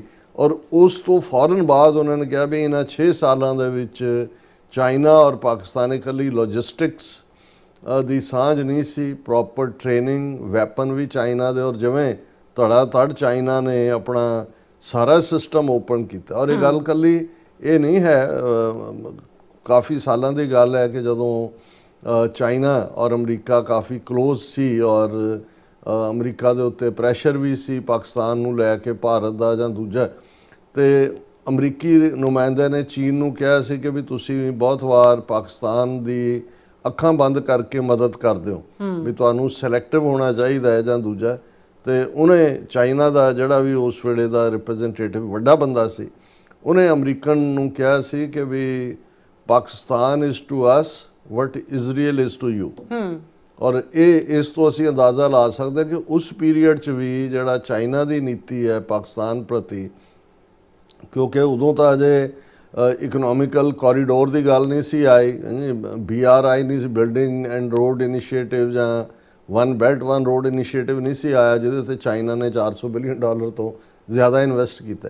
ਲੇਕਿਨ ਉਸ ਪੀਰੀਅਡ 'ਚ ਵੀ, ਇਹ 90s ਦੀ ਗੱਲ ਹੈ, ਚਾਈਨਾ ਨੇ ਅਮਰੀਕਾ ਨੂੰ ਦੱਸ ਦਿੱਤਾ ਸੀ ਕਿ ਵੀ ਪਾਕਿਸਤਾਨ ਸਾਡੇ ਲਈ ਉਹੀ ਇੰਪੋਰਟੈਂਸ ਰੱਖਦਾ ਹੈ ਜੋ ਤੁਹਾਡੇ ਲਈ ਇਜ਼ਰਾਈਲ ਰੱਖਦਾ, ਔਰ ਉਹ ਅਸੀਂ ਦੇਖ ਹੀ ਰਹੇ ਹਾਂ ਕਿ ਵੀ ਇਹਦੇ ਬਾਵਜੂਦ ਕਿ ਇਜ਼ਰਾਈਲ ਕੀ ਕਰ ਰਿਹਾ ਹੈ, ਕਿੱਥੋਂ ਤੱਕ ਜਿਹੜੀ ਹੈ ਉਹ ਜੈਨੋਸਾਈਡਲ ਨੀਤੀਆਂ ਨੇ, ਲੇਕਿਨ ਅਮਰੀਕਾ ਜਿਹੜਾ ਹੈ ਉਹ ਉਸ ਦੀ ਮਦਦ ਤੇ ਖੜਾ ਹੈ। ਪਰ ਦੂਸਰੇ ਪਾਸੇ ਤਾਂ ਹੁਣ ਕਿਉਂਕਿ ਚਾਈਨਾ ਦੇ ਆਪਣੇ ਇਕਨੋਮਿਕਲ ਇੰਟਰਸਟ ਹੋ ਗਏ, ਔਰ ਇਸ ਸਾਰੇ ਪੀਰੀਅਡ 'ਚ ਜਿਹੜੀ ਗੱਲ ਕੱਲੀ ਮਿਲੀਟੈਰਲੀ ਇੰਡੀਆ ਦੀ ਫੇਲਿਅਰ ਦੀ ਨਹੀਂ ਹੈ, ਜਾਂ ਰਾਫੇਲ ਦਾ ਡਿੱਗਣਾ ਜਾਂ ਡਰੋਨ ਜਾਂ S-400 ਦੀ ਅਸੀਂ ਗੱਲ ਨਹੀਂ ਕੀਤੀ ਆਪਣੇ ਪਿਛਲੇ ਪ੍ਰੋਗਰਾਮਾਂ 'ਚ। ਹੁਣ S-400 ਜਿਹੜਾ ਡਿਫੈਂਸ ਸਿਸਟਮ ਸੀ, ਮਿਸਲ ਡਿਫੈਂਸ ਸਿਸਟਮ, ਜਿਹੜਾ ਅਮਰੀਕਾ ਵੱਲੋਂ ਭਾਰਤ ਦੇ ਉੱਤੇ ਵੀ ਲਾਈਆਂ ਪਾਬੰਦੀਆਂ, ਜਿਹੜਾ ਅਮਰੀਕਨ ਲਾ ਲਾਉਂਦਾ, ਇਹਦੇ ਬਾਵਜੂਦ ਅਮਰੀਕਾ ਨੇ ਐਕਸੈਪਸ਼ਨ ਦਿੱਤੀ ਸੀ ਕਿ ਵੀ ਤੁਸੀਂ ਖਰੀਦ ਸਕਦੇ ਹੋ S-400 ਰਸ਼ੀਆ ਤੋਂ ਖਰੀਦੋ। ਹੁਣ ਗੱਲ ਕੱਲੀ ਰਾਫੇਲ ਦਾ ਡਿੱਗਣਾ ਜਾਂ ਰਾਫੇਲਾਂ ਦੀ ਜਿਹੜੀ ਟੈਕਨੋਲੋਜੀ ਜਾਂ ਦੂਸਰਾ ਉਹਦਾ ਚਾਈਨੀਜ਼ ਟੈਕਨੋਲੋਜੀ ਦੇ ਸਾਹਮਣੇ, ਉਹਨਾਂ ਦੇ ਜਿਹੜੇ ਵੈਪਨ ਜਿਹੜੇ ਪਲੇਨ ਨੇ ਉਹਨਾਂ ਦੇ ਸਾਹਮਣੇ ਉਸ ਦਾ ਨਿਗੁਣਾ ਹੋਣਾ ਹੀ ਨਹੀਂ ਹੈ। ਈਵਨ ਰਸ਼ੀਆ ਦਾ ਵੀ ਜਲੂਸ ਨਿਕਲਿਆ। ਹੁਣ S-400 ਇੰਨੇ ਮਹਿੰਗੇ, ਔਰ ਅਮਰੀਕਾ ਨੇ ਜਿਹੜਾ ਇਹਨਾਂ ਨੂੰ ਛੂਟ ਦਿੱਤੀ ਇੰਡੀਆ ਨੂੰ ਵੀ ਕੋਈ ਨਹੀਂ। ਹਾਲਾਂ ਉਹ ਜਦੋਂ ਕਿਸੇ ਹੋਰ ਕੰਟਰੀ ਨੇ, ਟਰਕੀ ਨੇ ਖਰੀਦੇ ਤਾਂ ਉਹਨਾਂ ਦੇ ਉੱਤੇ ਪਾਬੰਦੀਆਂ ਆਇਤ ਕਰਤੀਆਂ ਕਿ ਤੁਸੀਂ ਖਰੀਦ ਨਹੀਂ ਸਕਦੇ। ਬਿਲਕੁਲ। ਲੇਕਿਨ ਆ ਜਿਹੜਾ ਆਦਮਪੁਰ ਬੇਸ ਦੇ ਉੱਤੇ ਹਮਲਾ ਹੁੰਦਾ ਹੈ, ਜਾਂ ਇੱਕ ਜੰਮੂ ਦੇ ਉੱਤੇ ਵੀ ਜਿਹੜਾ ਇੱਕ ਉਹਨਾਂ ਦੀ, ਹਾਲਾਂ ਉਹਦੀ ਡਿਟੇਲ ਤਾਂ ਇੰਡੀਆ ਦੇ ਫੌਜੀ ਚੀਫ ਨੇ ਕਿਹਾ ਜੀ ਅਜੇ ਕਿਉਂਕਿ ਪੌਜ਼ ਕੀਤਾ ਆਪਰੇਸ਼ਨ ਸੰਦੂਰ ਨੂੰ, ਔਰ ਅਸੀਂ ਜਿਹੜਾ ਹੈ ਉਹ ਇਸ ਵੇਲੇ ਕੋਈ ਵੀ ਡਿਟੇਲ ਦੱਸਣੀ ਉਹ ਜਾਇਜ਼ ਨਹੀਂ ਹੋਏਗੀ। ਜਦੋਂ ਕਿ ਕਿਹਾ ਗਿਆ ਜੀ ਦੱਸੋ ਕਿੰਨੇ ਜਹਾਜ਼ ਡਿੱਗੇ, ਪਰ ਇੱਕ ਮਾਰੇ ਗਏ ਬੰਦੇ ਦੀ ਓਬਿਚੁਰੀ ਆਈ ਉਸ ਦਾ ਜਿਵੇਂ ਹੁੰਦਾ ਉਹ ਤੋਂ, ਔਰ ਉਹ ਬੰਦਾ ਜਿਹੜਾ ਉਹ S-400 ਹੈਂਡਲ ਕਰਨ ਵਾਲਾ ਹੀ ਸੀਗਾ। ਸੋ ਇਸ ਤੋਂ ਹੀ ਅੰਦਾਜ਼ਾ ਹੁੰਦਾ ਹੈ ਕਿ ਵੀ ਇਕੱਲਾ ਇਹ ਜਿਹੜਾ 72 ਘੰਟੇ ਬਾਅਦ ਜਾਂ ਕੋਈ ਉਹਨੂੰ 4 ਦਿਨ ਵੀ ਕਹਿ ਦਿੰਦਾ ਹੈ, ਜਿਹੜਾ ਇੱਕਦਮ ਜਿਹੜਾ ਉਹ ਸੀਜ਼ ਫਾਇਰ ਦੀ ਲਾਈਨ ਲਈ ਗਈ, ਉਹ ਕੱਲਾ ਰਾਫੇਲ ਤੱਕ ਨਹੀਂ, S-400 ਵੀ ਡਿੱਗੇ, ਔਰ ਉਸ ਦੇ ਨਾਲ ਜਿਹੜੀ ਪਾਕਿਸਤਾਨ ਦੀ ਸੈਲੈਕਟਿਵ ਟਾਰਗੇਟਿੰਗ ਸੀ, ਔਰ ਇਹ ਸਾਰੇ ਦੀ ਕਾਮਯਾਬੀ। ਹੁਣ ਇਹ ਤਾਂ ਇੱਕ ਨੁਕਤਾ ਹੈ ਜਿਹਨੇ ਮਿਲੀਟੈਰਲੀ ਪਾਕਿਸਤਾਨ ਨੂੰ, ਔਰ ਚਾਈਨਾ ਨੇ ਨਾਲ ਦੀ ਨਾਲ ਮੈਸੇਜ ਦਿੱਤਾ 3 ਦਿਨ ਪਹਿਲਾਂ। ਚਾਈਨਾ ਨੇ ਬੀਜਿੰਗ ਦੇ ਵਿੱਚ ਜਿੱਥੇ ਪਾਕਿਸਤਾਨ ਦਾ ਨੁਮਾਇੰਦਾ, ਅਫਗਾਨਿਸਤਾਨ ਕਿਉਂਕਿ ਇੱਕ ਤਾਲਿਬਾਨ ਦੀ ਹਕੂਮਤ ਸੀ ਜਿਹਨੇ ਭਾਰਤ ਦਾ ਸਾਥ ਦਿੱਤਾ, ਬਾਕੀ ਕੋਈ ਨਾਲ ਨਹੀਂ ਖੜੇ। ਇਜ਼ਰਾਈਲ ਨੇ ਵੀ ਫਾਰਮਲ ਜੀ ਸਟੇਟਮੈਂਟ ਹੀ ਦਿੱਤੀ। ਹੁਣ ਇਸ ਸਾਰੇ ਦੇ ਚੱਲਦੇ ਆ ਅੱਜ ਕੱਲ ਤੁਸੀਂ ਦੇਖੋਗੇ ਭਾਰਤੀ ਮੀਡੀਆ 'ਚ ਤੁਰਕੀਆ, ਜਿਹਨੂੰ ਅਸੀਂ ਟਰਕੀ ਕਹਿੰਦੇ ਆ, ਉਹਨਾਂ ਨੇ ਆਪਣਾ ਨਾਮ ਬਦਲਿਆ ਮੁਲਕ ਦਾ, ਹੁਣ ਤੁਰਕੀਆ ਕਹਿੰਦੇ ਨੇ, ਉਹਦੇ ਖਿਲਾਫ ਪੂਰਾ ਪ੍ਰੋਪੇਗੈਂਡਾ ਹੋ ਰਿਹਾ ਹੈ। ਉਹਨਾਂ ਨੂੰ ਜਿਹੜੀ ਕੋਈ ਸਿਕਿਉਰਿਟੀ ਫਰਮ ਸੀ ਉਹਨਾਂ ਦੀ, ਉਹਨੂੰ ਕੈਂਸਲ ਕਰਤਾ। ਇੰਡੀਅਨਸ ਨੂੰ ਕਿਹਾ ਜਾ ਰਿਹਾ ਵੀ ਤੁਸੀਂ ਤੁਰਕੀ ਨਾ ਜਾਓ, ਉੱਥੇ ਸੈਰ ਕਰਨ, ਉਹ ਭੁੱਖੇ ਨੰਗੇ, ਉੱਥੇ ਕਿੱਡੇ ਕੁ ਉਹਨਾਂ ਨੇ ਤੁਰਕੀਆ ਦੀ ਇਕੋਨਮੀ 'ਚ ਕੀ ਦੇਣਾ। ਪਰ ਚਾਈਨਾ, ਤੁਰਕੀਆ ਜਿਵੇਂ ਖੁੱਲ੍ਹ ਕੇ ਨਾਲ ਖਲੋਤੇ, ਔਰ ਕੋਈ ਵੀ ਦੁਨੀਆ ਦਾ ਮੁਲਕ, ਜਿਵੇਂ ਮੈਂ ਕਿਹਾ ਵੀ ਤਾਲਿਬਾਨ, ਉਹ ਵੀ ਚੀਨ ਨੇ ਸੱਦ ਲਿਆ ਉਹਨਾਂ ਨੂੰ ਕਿ ਆਓ, ਕਿਉਂਕਿ ਪੈਸੇ ਤਾਂ ਉਹਨਾਂ ਨੂੰ ਵੀ ਚਾਹੀਦੇ ਨੇ, ਔਰ ਰੇਅਰ ਅਰਥ ਮਟੀਰੀਅਲ ਵੀ ਉਹਨਾਂ ਦੇ ਨੇ। ਹਾਲਾਂਕਿ ਚਾਈਨਾ ਨੇ ਐਮਬੈਸੀ ਤਾਂ ਸਭ ਤੋਂ ਪਹਿਲਾਂ ਖੋਲ੍ਹੀ ਜਦੋਂ ਤਾਲਿਬਾਨ ਨੇ ਟੇਕ ਓਵਰ ਕੀਤਾ, ਉਹਨੂੰ ਰੈਕਗਨਾਈਜ਼ ਨਹੀਂ ਕੀਤਾ ਹੋਇਆ। ਪਰ ਹੁਣ ਇਸ ਗੱਲ ਦੀਆਂ ਵੀ ਸੰਭਾਵਨਾਵਾਂ ਨੇ ਕਿ ਆਉਣ ਵਾਲੇ ਦਿਨਾਂ 'ਚ ਉਹਨੂੰ ਉਹ ਰੈਕਗਨਾਈਜ਼ ਵੀ ਕਰੇਗਾ, ਪਾਕਿਸਤਾਨ ਵੀ, ਟਰਕੀ ਵੀ। ਲੇਕਿਨ ਇਹ ਜਿਹੜਾ ਇੱਕ ਅਲਾਇੰਸ ਐਮਰਜ ਹੋਇਆ, ਔਰ ਇੱਕਦਮ ਉਹੀ ਅਫਗਾਨਿਸਤਾਨ ਦੇ ਜਿਹੜੇ ਨੇ ਤਾਲਿਬ, ਉਹ ਪਾਕਿਸਤਾਨ ਦੇ ਨੁਮਾਇੰਦੇ ਦੇ ਨਾਲ ਵੀ ਬੈਠੇ ਨੇ। ਚੀਨ ਨੇ ਮੈਸੇਜ ਵੀ ਬੜਾ ਕਲੀਅਰ ਦੇ ਦਿੱਤਾ ਕਿ ਭਾਈ ਇਸ ਪਾਰਟ ਨੂੰ ਜਿਹੜਾ ਹੈ ਬਿਲਕੁਲ ਟੱਚ ਨਾ ਕੀਤਾ ਜਾਏ। ਇਹ ਜਿਹੜਾ ਇਕਨੋਮਿਕਲ ਹੈ, ਜਿਹੜੀ ਪ੍ਰੋਸਪੈਰਿਟੀ ਉਹ ਜੁੜੀ ਹੋਈ ਹੈ ਇਸ one belt one road initiative ਦੇ ਨਾਲ। ਹੁਣ ਇਸ ਸਾਰੇ ਦੇ ਚੱਲਦੇ ਆ, ਜੇ ਇੱਕ ਤਾਂ ਮਿਲੀਟੈਰਲੀ ਤਾਂ ਦੂਜੀ ਫੇਲਿਅਰ ਹੋਈ। ਹੁਣ ਜਦੋਂ ਰਾਹੁਲ ਗਾਂਧੀ, ਕਿਉਂਕਿ ਇਹ Rahul Gandhi as a Congress leader ਅਸੀਂ ਗੱਲ ਨਹੀਂ ਕਰ ਰਹੇ, ਕਿਉਂਕਿ ਪਾਰਲੀਮੈਂਟ ਦੇ ਵਿੱਚ ਇੱਕ ਹਕੂਮਤ ਹੁੰਦੀ, ਹਕੂਮਤ ਤਾਂ ਦੌੜੀ ਹੋਈ ਹੈ। ਉਹ ਤਾਂ ਮੋਦੀ ਉੱਥੇ ਬੀਕਾਨੇਰ ਜਾ ਕੇ ਕਹਿੰਦਾ ਕਿ ਜੀ ਮੈਨੂੰ ਸੰਦੂਰ ਨਹੀਂ ਬਾਰੂਦ ਜਿਹੜਾ ਉਹ ਨਜ਼ਰ ਆ ਰਿਹਾ। ਅਸੀਂ ਕਿਹਾ ਵੀ ਉਹਦੀਆਂ ਨਾਸਾਂ ਨੂੰ ਚੜਿਆ ਹੋਇਆ ਬਾਰੂਦ, ਕਿਉਂਕਿ ਔਰ ਕੋਈ ਜਵਾਬ ਜੋ ਲੋਕਾਂ ਵੱਲੋਂ ਪੁੱਛਿਆ ਜਾ ਰਿਹਾ। ਪਰ ਜਿਹੜੀ ਆਪੋਜੀਸ਼ਨ ਦੀ ਧਿਰ ਹੈ, ਲੀਡਰ ਆਫ ਦਾ ਆਪੋਜੀਸ਼ਨ, ਉਹਦਾ ਮਿਨਿਸਟਰ ਦਾ ਦਰਜਾ ਵੀ ਹੁੰਦਾ ਹੈ, ਔਰ ਆਲਮੋਸਟ 20% ਤੋਂ ਜ਼ਿਆਦਾ ਵੋਟਾਂ ਜਿਹੜੀਆਂ ਨੇ ਉਹ ਕਾਂਗਰਸ ਲੈਂਦੀ ਹੈ ਇੰਡੀਆ ਦੀ। ਬੇਸ਼ੱਕ ਸਾਡਾ ਡਿਸਲਾਈਕ ਹੈ ਉਹਨਾਂ ਦੇ ਲਈ, ਪਰ ਮੈਂ ਜਦੋਂ ਡਿਬੇਟ ਦੇ ਐਂਗਲ ਤੋਂ ਦੇਖਦਾ, ਹੁਣ ਜਦੋਂ ਰਾਹੁਲ ਗਾਂਧੀ ਇਹ ਟਵੀਟ ਕਰਦਾ ਹੈ ਕਿ ਬਈ ਇੰਡੀਆ ਦਾ ਇਕੱਲਾ ਜਿਹੜਾ ਉਹ ਇਹ ਨਹੀਂ ਹੈ ਵੀ ਇਹਨਾਂ ਨੇ ਕੋਈ ਨਾ ਪਾਰਲੀਮੈਂਟ ਦਾ ਸਪੈਸ਼ਲ ਸੈਸ਼ਨ ਸੱਦਿਆ ਹੈ, ਨਾ ਕੋਈ ਇਸ ਲੈਵਲ ਦੀ ਬਰੀਫਿੰਗ ਕਿ ਹਾਂ ਉਹਨਾਂ ਨੇ ਜਿਹੜੀਆਂ ਆਪੋਜੀਸ਼ਨ ਪਾਰਟੀਆਂ ਨੇ ਉਹਨਾਂ ਨੂੰ ਸੰਤੁਸ਼ਟ ਕਰਨ ਦੇ ਲਈ, ਜਾਂ ਇਹ ਕਹੋ ਕਿ ਉਹਨਾਂ ਨੂੰ ਆਰੇ ਲਾਉਣ ਦੇ ਲਈ, ਜਿਵੇਂ ਅਸੀਂ ਕਿਹਾ ਸੀ ਵੀ 7 ਡੈਲੀਗੇਸ਼ਨ ਭੇਜੇ, 60 ਦੇ ਕਰੀਬ ਉਹਦੇ 'ਚ MP ਉਹ ਪਾਏ ਨੇ ਜੈਕਟਾਂ ਜਿਹੀਆਂ ਪਾ ਕੇ। ਕੋਈ ਮਾਸਕੋ ਘੁੰਮ ਰਿਹਾ, ਉੱਥੇ ਵੀ ਮਾਸਕੋ ਵੀ ਲੱਗਾ ਸੀ, ਯੂਕਰੇਨ ਦਾ ਡਰੋਨ ਇਹਨਾਂ ਦੇ ਵਿੱਚ ਵੱਜਣ ਆ ਕੇ ਉੱਥੋਂ ਵੀ ਨਿਕਲੇ ਜਾ ਕੇ।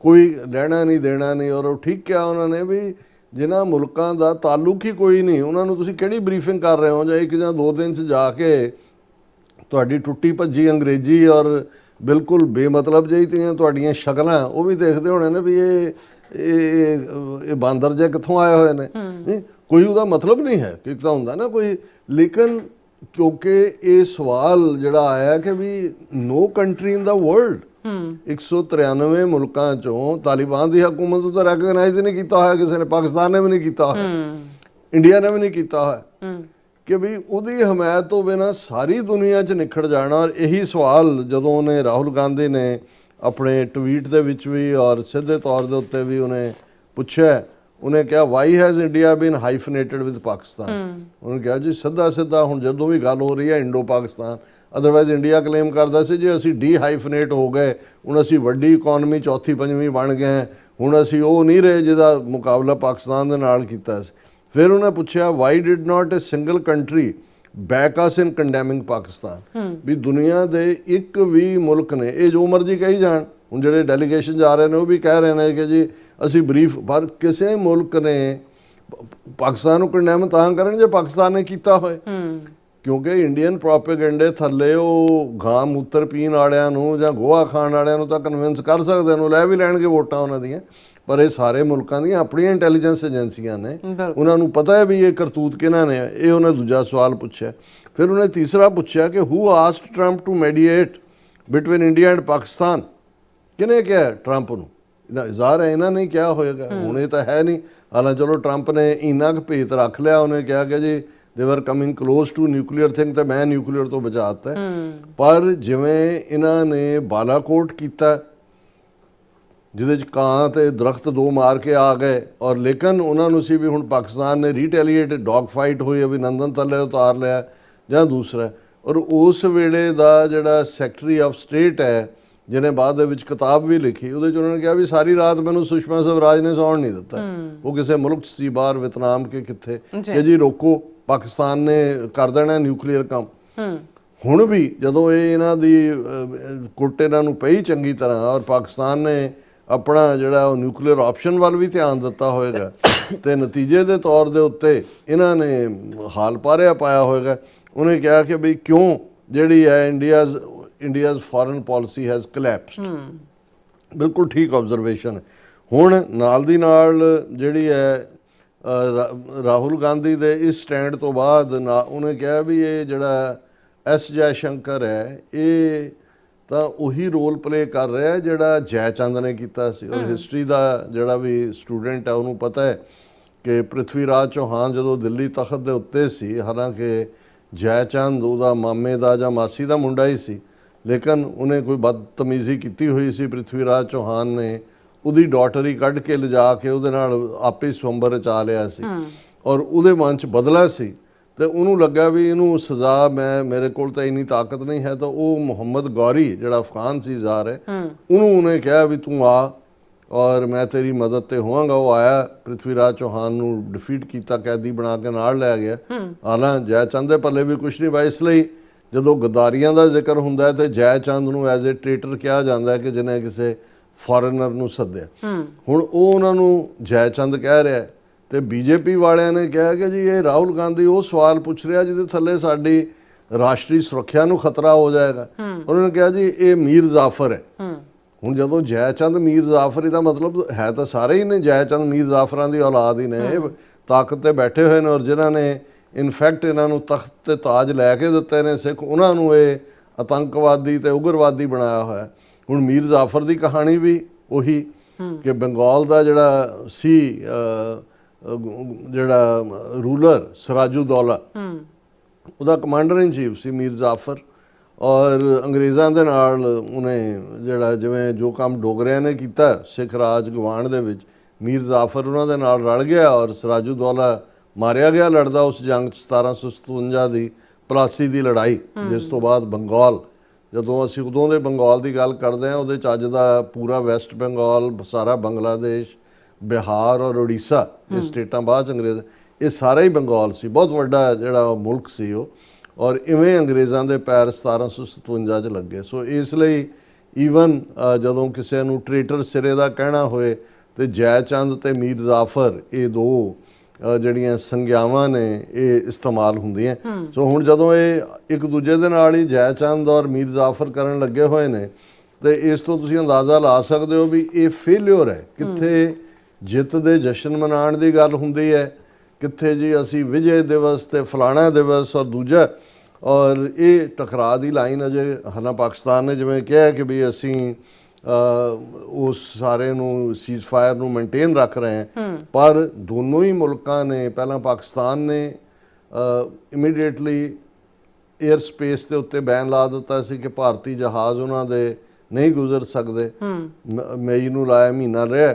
ਹੁਣ ਅਗੇਨ ਇਹ ਜਿਹੜਾ ਜੂਨ 23 ਤੱਕ ਪਾਕਿਸਤਾਨ ਨੇ ਵੀ ਲਾ ਦਿੱਤਾ ਕਿ ਵੀ ਬੈਨ ਹੈ ਨਹੀਂ, ਔਰ ਇੰਡੀਆ ਨੇ ਵੀ ਲਾ ਦਿੱਤਾ। ਔਰ ਇਸੇ ਦੌਰਾਨ ਈਵਨ ਇੰਡੀਗੋ ਫਲਾਈਟ ਇੱਕ ਜਿਹੜੀ ਦਿੱਲੀ ਸ਼੍ਰੀਨਗਰ ਫਲਾਈਟ ਸੀ, ਉਹ ਗੜੇ ਪੈਣੇ ਸ਼ੁਰੂ ਹੋਏ, ਜਿਨ੍ਹਾਂ ਨੂੰ ਓਲੇ ਵੀ ਕਹਿੰਦੇ ਨੇ, ਐਨ ਕਹਿੰਦੇ ਨੇ ਪੁਆਂਦੀ ਦੀ ਜ਼ਬਾਨ ਦੇ ਵਿੱਚ, ਹੇਲਸ। ਔਰ ਉਹਨੇ ਪਾਕਿਸਤਾਨ ਵਾਲਿਆਂ ਨੂੰ ਕਿਹਾ ਜੀ ਮੇਰੇ ਹੁਣ ਇੰਡੀਗੋ ਵਾਲਿਆਂ ਦਾ ਜਹਾਜ਼ ਸੀ, ਇੰਡੀਗੋ ਫਲਾਈਟ, ਪਾਕਿਸਤਾਨ ਨੇ ਕਿਹਾ ਵੀ ਨੋ, ਨਹੀਂ ਉਤਰਨ ਦਿੱਤਾ। ਹਾਲਾਂਕਿ ਚਲੋ ਕੋਈ ਨੁਕਸਾਨ ਨਹੀਂ ਹੋਇਆ, ਉਧਰ ਹੀ ਉਹਨਾਂ ਨੇ ਉਤਾਰ ਲਿਆ। ਸੋ ਇਹ ਹੌਸਟਿਲਿਟੀ ਆਪਣੀ ਥਾਂ ਚੱਲੀ ਹੋਈ ਹੈ। ਹੁਣ ਇੰਡੀਆ ਦਾ ਹੋਰ ਤਾਂ ਕਿਤੇ ਜ਼ੋਰ ਚੱਲਦਾ ਨਹੀਂ ਹੈ, ਕਿਉਂਕਿ ਬਿਲਕੁਲ ਆਈਸੋਲੇਟ ਹੋਏ ਨੇ। ਉਹ IMF ਦੇ ਮਗਰ ਪਏ ਹੋਏ ਨੇ ਕਿ ਜੀ ਤੁਸੀਂ ਜਿਹੜਾ ਪਾਕਿਸਤਾਨ ਨੂੰ ਜਿਹੜਾ ਇਸੇ ਕਨਫਲਿਕਟ ਦੇ ਦੌਰਾਨ $2.3 ਬਿਲੀਅਨ ਅਪਰੂਵ ਕੀਤਾ, 1.2 ਦਿੱਤਾ, ਔਰ ਪਹਿਲਾਂ ਇਹ ਸੀ ਕਿ ਜੀ ਇੰਡੀਆ ਨੇ ਐਬਸਟੇਨ ਕੀਤਾ ਵੋਟਿੰਗ ਦੇ ਵਿੱਚ। ਵੋਟਿੰਗ ਤਾਂ ਹੋਈ ਨਹੀਂ ਕਿਉਂਕਿ ਆਲਰੇਡੀ ਅਪਰੂਵਡ ਅਮਾਊਂਟ ਹੈ, ਪਰ ਇੰਡੀਆ ਕਿਸ ਹੱਦ ਤੱਕ ਪਾਕਿਸਤਾਨ ਦੀਆਂ ਜੜ੍ਹਾਂ 'ਚ ਤੇਲ ਦੇਣ ਤੱਕ ਜਾਂਦਾ ਹੈ। ਇੰਡੀਆ ਬਾਰ-ਬਾਰ ਕਹਿ ਰਿਹਾ ਹੈ ਕਿ ਵੀ ਜਿਹੜਾ India to oppose World Bank's funding to Pakistan next month, ਇੱਕ ਮੀਟਿੰਗ ਨੈਕਸਟ ਮੰਥ ਹੋਣੀ ਹੈ ਜਿਹੜੀ ਡਿਫਰੈਂਟ ਅਪਰੂਵਲ ਹੋਏਗੀ। ਉਹਨਾਂ ਨੇ ਕਿਹਾ ਜੀ ਅਸੀਂ ਇਹਨੂੰ ਪੂਰਾ ਅਪੋਜ਼ ਕਰਾਂਗੇ। ਔਰ ਇਹ ਸਾਰੇ ਦੇ ਚੱਲਦਿਆਂ ਇਕੱਲਾ ਇਹੀ ਨਹੀਂ, ਤੁਸੀਂ ਇਹਨਾਂ ਦਾ ਰਿਵੈਂਜ ਦਾ ਹਾਲ ਦੇਖੋ, ਕਿਉਂਕਿ ਸਤਪਾਲ ਮਲਿਕ ਜਿਹੜਾ ਜੰਮੂ ਕਸ਼ਮੀਰ ਦਾ ਗਵਰਨਰ ਸੀ, ਜਦੋਂ ਇਹਨਾਂ ਨੇ ਪੁਲਵਾਮਾ ਵਾਲਾ ਫਾਲਸ ਫਲੈਗ ਆਪਰੇਸ਼ਨ ਕੀਤਾ, ਉਹਨੇ ਇਹਨਾਂ ਦਾ ਭਾਂਡਾ ਭੰਨਿਆ। ਹੁਣ ਈਵਨ ਪਹਿਲਗਾਮ ਦੇ ਹਵਾਲੇ ਨਾਲ ਵੀ ਉਹਨੇ ਕਿਹਾ ਸੀ, ਉਹਨੇ ਕਿਹਾ ਕਿ ਮੋਦੀ ਐਂਡ ਕੰਪਨੀ ਸੱਤਾ 'ਚ ਰਹਿਣ ਲਈ, ਪਾਵਰ 'ਚ ਰਹਿਣ ਲਈ ਕੁਝ ਵੀ ਕਰ ਸਕਦਾ। ਇਹ ਗੱਲ ਈਵਨ ਯਸ਼ਵੰਤ ਸਿਨਹਾ ਨੇ ਵੀ, ਜਿਹੜਾ ਫਾਈਨੈਂਸ ਮਿਨਿਸਟਰ ਸੀ ਅਟਲ ਬਿਹਾਰੀ ਵਾਜਪਾਈ ਦੀ ਗਵਰਨਮੈਂਟ 'ਚ, ਉਹ ਕਿਹਾ। ਔਰ ਹੁਣ ਅਸੀਂ ਦੇਖਦੇ ਹਾਂ ਕਿ ਉਹ ਸਤਪਾਲ ਮਲਿਕ ਜਿਹੜਾ ਬੁੱਢਾ 70s ਦੇ ਵਿੱਚ ਹੈ, ਬਿਮਾਰ ਪਿਆ ਹਸਪੀਟਲ 'ਚ, ਉਹਨੂੰ Kiru hydel corruption case, CBI file charge sheet against former Jammu Kashmir governor Satpal Malik 7 others. ਹੁਣ ਉਹਦੇ ਤੇ, ਕਿਉਂਕਿ ਸਤਪਾਲ ਮਲਿਕ ਸੱਚ ਬੋਲ ਰਿਹਾ ਕਿ ਵੀ ਇਹ ਤਾਂ ਇਹਨਾਂ ਦਾ ਹੀ ਕੰਮ ਹੋ ਸਕਦਾ, ਉਹਦੇ ਖਿਲਾਫ ਜਿਹੜਾ, ਹਾਲਾਂ ਸਤਪਾਲ ਮਲਿਕ ਨੇ ਹੀ ਕੰਪਲੇਨ ਕੀਤੀ ਗਵਰਨਰ ਹੁੰਦਿਆਂ ਹੀ ਕਿ ਇਹ ਜਿਹੜਾ ਪ੍ਰੋਜੈਕਟ ਹੈ 2200 ਕਰੋੜ ਦਾ ਕਿ ਕਿੰਨਾ, ਕਿ RSS ਦਾ ਇੱਕ ਟੌਪ ਬੰਦਾ ਮੇਰੇ ਕੋਲ ਆਇਆ, ਉਹਨੇ ਆ ਕੇ ਮੈਨੂੰ ਕਿਹਾ ਵੀ ਫਲਾਂ ਸਾਡੇ ਬੰਦੇ ਨੂੰ ਦਿਓ ਔਰ ਇਹਨੂੰ ਤੇ ਇਹ ਜਿਹੜਾ ਜਿਹਨੇ ਇਸ ਕੇਸ ਨੂੰ ਹਾਈਲਾਈਟ, ਕਿਉਂਕਿ ਉਦੋਂ ਸਤਪਾਲ ਮਲਿਕ BJP ਦਾ ਟਰਸਟਵਰਦੀ ਸੀ, ਜੰਮੂ ਕਸ਼ਮੀਰ ਦਾ ਗਵਰਨਰ ਸੀ, ਉਹਦੇ ਮੌਜੂਦਗੀ ਦੇ ਵਿੱਚ ਹੀ ਆਰਟੀਕਲ 370 ਔਰ ਦੂਜਾ ਖਤਮ ਕੀਤਾ ਗਿਆ 5 ਅਗਸਤ 2019 ਨੂੰ। ਫਿਰ ਉਹਨੂੰ ਗਵਰਨਰ ਬਣਾ ਕੇ ਮੇਘਾਲਿਆ ਭੇਜਿਆ ਗਿਆ। ਉੱਥੇ ਕਿਉਂਕਿ ਕਿਸਾਨ ਮੂਵਮੈਂਟ ਚੱਲ ਰਹੀ ਸੀ, ਜਦੋਂ 3 ਖੇਤੀ ਕਾਨੂੰਨਾਂ ਵਾਲੀ, ਸਤਪਾਲ ਮਲਿਕ ਨੇ ਖੁੱਲ੍ਹ ਕੇ ਕਿਸਾਨਾਂ ਦੇ ਹੱਕ 'ਚ ਸਟੈਂਡ ਲਿਆ। ਉਹਨਾਂ ਨੂੰ ਲੱਗਾ ਕਿ ਵੀ ਇਹ ਜਿਹੜਾ ਇਹ ਹੁਣ ਸਾਡੇ ਕੰਮ ਦਾ ਨਹੀਂ ਰਿਹਾ, ਉਹਨੂੰ ਉੱਥੋਂ ਰਿਮੂਵ ਕੀਤਾ ਔਰ ਹੁਣ ਉਹਦੇ ਤੇ ਕਰਪਸ਼ਨ ਕੇਸ ਜਿਹੜਾ ਪਾਇਆ। ਸੋ ਇਸ ਤੋਂ ਅਸੀਂ ਇਹਨਾਂ ਦੀ ਫਰਸਟ੍ਰੇਸ਼ਨ ਵੀ ਦੇਖ ਸਕਦੇ ਹਾਂ, ਔਰ ਇਹ ਸਾਰੇ ਦੇ ਚੱਲਦਿਆਂ ਆਉਣ ਵਾਲੇ ਪੀਰੀਅਡ ਦੇ ਵਿੱਚ ਇਹਨਾਂ ਦਾ ਜਲੂਸ ਫਰਦਰ ਨਿਕਲੇਗਾ, ਕਿਉਂਕਿ ਇਹ ਜਿਹੜੀ ਚਾਈਨਾ ਪਾਕਿਸਤਾਨ, ਔਰ ਅਸੀਂ ਡਿਸਕਸ ਕਰਾਂਗੇ ਕਿ ਭਾਈ ਹੁਣ ਬੰਗਲਾਦੇਸ਼ ਵੀ ਇਸ ਸਾਰੇ ਅਲਾਇੰਸ ਦਾ ਹਿੱਸਾ ਹੈ ਔਰ ਕਿਸ ਪਾਸੇ ਵਾਲੇ ਸਾਰੀ ਗੱਲ ਜਾ ਰਹੀ ਹੈ। ਚਾਈਨਾ ਨੇ ਆਲਰੇਡੀ ਸਟਰੋਂਗਲੀ ਇੰਡੀਆ ਨੂੰ ਵਾਰਨ ਵੀ ਕੀਤਾ ਕਿ ਉਹ ਪਾਕਿਸਤਾਨ ਦੀ ਸੋਵਰਨਿਟੀ ਇੰਟੈਗਰਿਟੀ ਦੇ ਲਈ ਖੜਾ ਹੈ, ਔਰ ਇਹ ਜ਼ਾਹਰ ਹੈ ਕਿ ਹੁਣ ਇਹ ਉਹ ਪਾਕਿਸਤਾਨ ਨਹੀਂ ਹੈ ਜਿਹਨੂੰ ਇੰਡੀਆ ਸਮਝਦਾ ਸੀ ਕਿ ਭਾਈ ਉੱਥੇ ਜਾ ਕੇ ਤੁਸੀਂ ਥੋੜ੍ਹੀ ਬਹੁਤ ਜਿਹੜਾ ਉਹਨਾਂ ਨੂੰ ਡਰਾਵਾ ਦਿਓ ਤੇ ਇਧਰੋਂ ਤੁਹਾਨੂੰ ਹਿੰਦੂਆਂ ਦੀਆਂ ਵੋਟਾਂ ਭਾਰਤ ਦੇ ਮਿਲ ਜਾਣਗੀਆਂ। ਇਸ ਵਾਰ ਇਹਨਾਂ ਦਾ ਜਿਹਨੂੰ ਪੂਰਾ ਪੰਜਾਬੀ 'ਚ ਕਹਿਣਾ ਹੋਏ ਤੇ ਹਰ ਪੱਖੋਂ ਪੂਰਾ ਜਲੂਸ ਨਿਕਲਿਆ। ਜੀ ਰਾਜ ਸਾਹਿਬ, ਤੁਹਾਡਾ ਬਹੁਤ ਬਹੁਤ ਸ਼ੁਕਰੀਆ। ਸੱਥਲੇ ਨੇ ਬ੍ਰੇਕ ਤੇ ਜਾਣ ਤੋਂ ਪਹਿਲਾਂ ਅਸੀਂ ਆਪਣੇ ਦਰਸ਼ਕਾਂ ਦੇ ਸਰੋਤਿਆਂ ਨੂੰ ਅਪੀਲ ਤੇ ਬੇਨਤੀ ਕਰਦੀ ਹੈ, ਵਿਊਅਰਸ, ਜਿਸ ਤਰ੍ਹਾਂ ਕਿ ਤੁਸੀਂ ਜਾਣਦੇ ਹੋ ਕਿ TV 84 ਹੱਕ ਸੱਚ ਇਨਸਾਫ ਦੀ ਆਵਾਜ਼ ਬੁਲੰਦ ਕਰ ਰਿਹਾ ਹੈ। ਇਹ ਆਵਾਜ਼ ਤੁਹਾਡੇ ਪਿਆਰ ਸਦਕਾ, ਤੁਹਾਡੇ ਵਿਸ਼ਵਾਸ ਸਦਕਾ, ਤੁਹਾਡੇ ਡੋਨੇਸ਼ਨ ਸਦਕਾ ਹੀ ਹੋ ਸਕਦੀ ਹੈ। ਸੋ ਅਸੀਂ ਚਾਹਾਂਗੇ ਕਿ ਤੁਸੀਂ TV 84 ਦੀ ਚੜ੍ਹਦੀ ਕਲਾ ਲਈ ਵੱਧ ਤੋਂ ਵੱਧ ਡੋਨੇਟ ਕਰੋ। ਡੋਨੇਟ ਕਰਨ ਲਈ ਸਾਡੀ ਵੈਬਸਾਈਟ TV84.tv ਤੇ ਜਾ ਕੇ ਪੇਪਲ ਦੀ ਵਰਤੋਂ ਕਰਕੇ 1 ਟਾਈਮ ਡੋਨੇਟ ਕਰ ਸਕਦੇ ਹੋ, ਮੰਥਲੀ ਡੋਨੇਟ ਵੀ ਕਰ ਸਕਦੇ ਹੋ। ਤੁਸੀਂ TV 84 ਦੇ ਨਾਮ ਤੇ ਚੈੱਕ ਬਣਾ ਕੇ ਸਾਨੂੰ ਮੇਲ ਵੀ ਕਰ ਸਕਦੇ ਹੋ ਸਾਡੇ ਇਸ ਪਤੇ ਤੇ 36-01 37th Avenue, ਲੌਂਗ ਆਈਲੈਂਡ ਸਿਟੀ, ਨਿਊਯਾਰਕ 11101 USA, ਜਾਂ ਫਿਰ ਤੁਸੀਂ ਸਾਨੂੰ ਫੋਨ ਰਾਹੀਂ ਵੀ ਸੰਪਰਕ ਕਰ ਸਕਦੇ ਹੋ 51666119 1984। ਤੁਸੀਂ ਸਾਨੂੰ ਈਮੇਲ ਵੀ ਕਰ ਸਕਦੇ info@tv4.tv ਤੇ। ਅਸੀਂ ਤੁਹਾਡੇ ਤਹਿ ਦਿਲ ਤੋਂ ਸ਼ੁਕਰਗੁਜ਼ਾਰ ਹੋਵਾਂਗੇ। ਸੋ ਉੱਥੇ ਲੈਣੇ ਬ੍ਰੇਕ। ਵਿਊਅਰਸ ਤੁਸੀਂ ਇਸੇ ਤਰ੍ਹਾਂ ਬਣੇ ਰਹਿਣਾ। ਮਿਲਦੇ ਹਾਂ ਆਫਟਰ ਦਿਸ ਸ਼ਾਰਟ ਬ੍ਰੇਕ।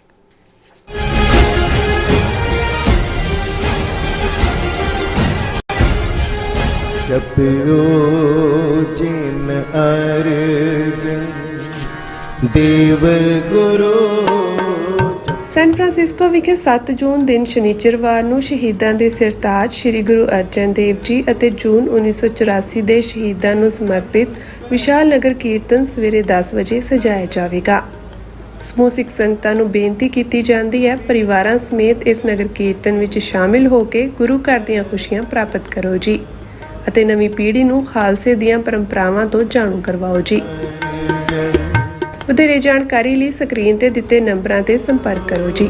ਫਿਰ ਸੰਕਟ ਜੋਨ ਗਰਭ ਬਣਾਇਆ। ਕੀ ਤੁਸੀਂ ਰੋਜ਼ਾਨਾ ਸਰਵਿਸ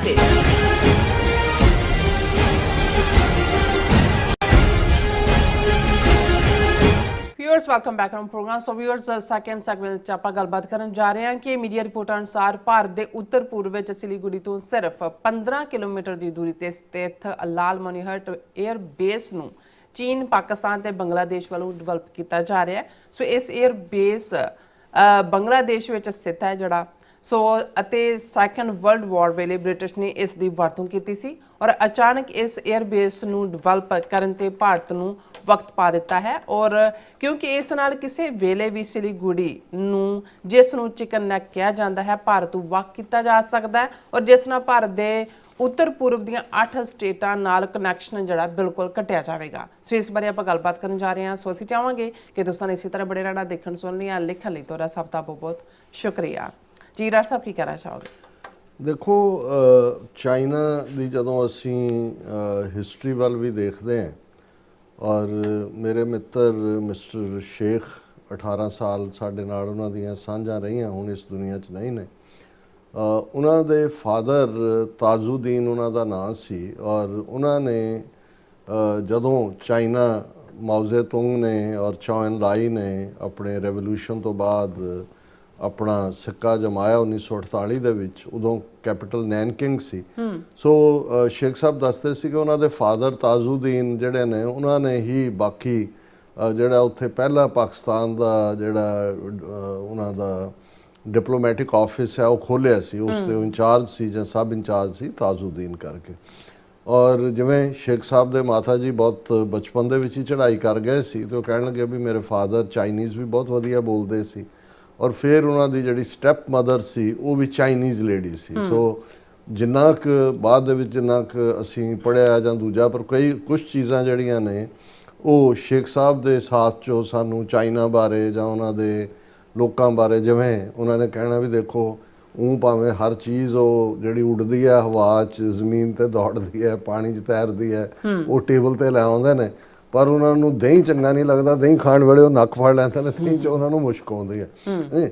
ਇਸੇ ਤਰ੍ਹਾਂ ਜਿਵੇਂ ਬੇਸ਼ੱਕ ਮਾਓ ਜ਼ੇਤੁੰਗ ਜਾਂ ਦੂਸਰੇ ਦੇ ਥੱਲੇ ਜਿਹੜੇ ਨੇ ਉਹਨਾਂ ਦੀ ਵਿਚਾਰਧਾਰਾ ਕਮਿਊਨਿਸਟ ਵਿਚਾਰਧਾਰਾ ਹੋਈ, ਲੇਕਿਨ ਉਹਨਾਂ ਦੀ ਸਿਵਲਾਈਜੇਸ਼ਨ ਦੇ ਵਿੱਚ, ਉਹਨਾਂ ਦੀ ਸੱਭਿਅਤਾ ਦੇ ਵਿੱਚ ਕਨਫਿਊਸ਼ੀਅਸ ਔਰ ਜਿਹੜੇ ਪੁਰਾਣੇ ਸਿਆਣੇ ਲੋਕ ਨੇ ਉਹਨਾਂ ਦੀ ਵਿਜ਼ਡਮ ਉਹ ਪ੍ਰਵੇਲ ਕਰਦੀ ਹੈ। ਉਹ ਇੱਕ ਆਪਣੇ ਆਪ ਦੇ ਵਿੱਚ ਅਣਲਿਖਤ ਪਾਰਟ ਹੈ ਜਿਹੜਾ ਉਹਨਾਂ ਦੇ, ਜਿਹਦੇ 'ਚੋਂ ਓਬੀਡੀਐਂਸ ਇੱਕ ਬਹੁਤ ਵੱਡੀ, ਉਹਨਾਂ ਨੇ ਕਿਹਾ ਜੇ ਵੀ ਚੀਨਾ ਜਿਹੜਾ ਹੈ ਉਹ ਅਥਾਰਟੀ ਨੂੰ ਝੁਕਦਾ ਹੈ, ਓਬੀਡੀਐਂਸ ਹੈ, ਕਿਉਂਕਿ ਇਹ ਉਹਨਾਂ ਦੇ ਸੰਸਕਾਰਾਂ ਦਾ ਜਾਂ ਦੂਸਰੇ ਦਾ ਜਿਹੜਾ ਹਿੱਸਾ ਹੈ।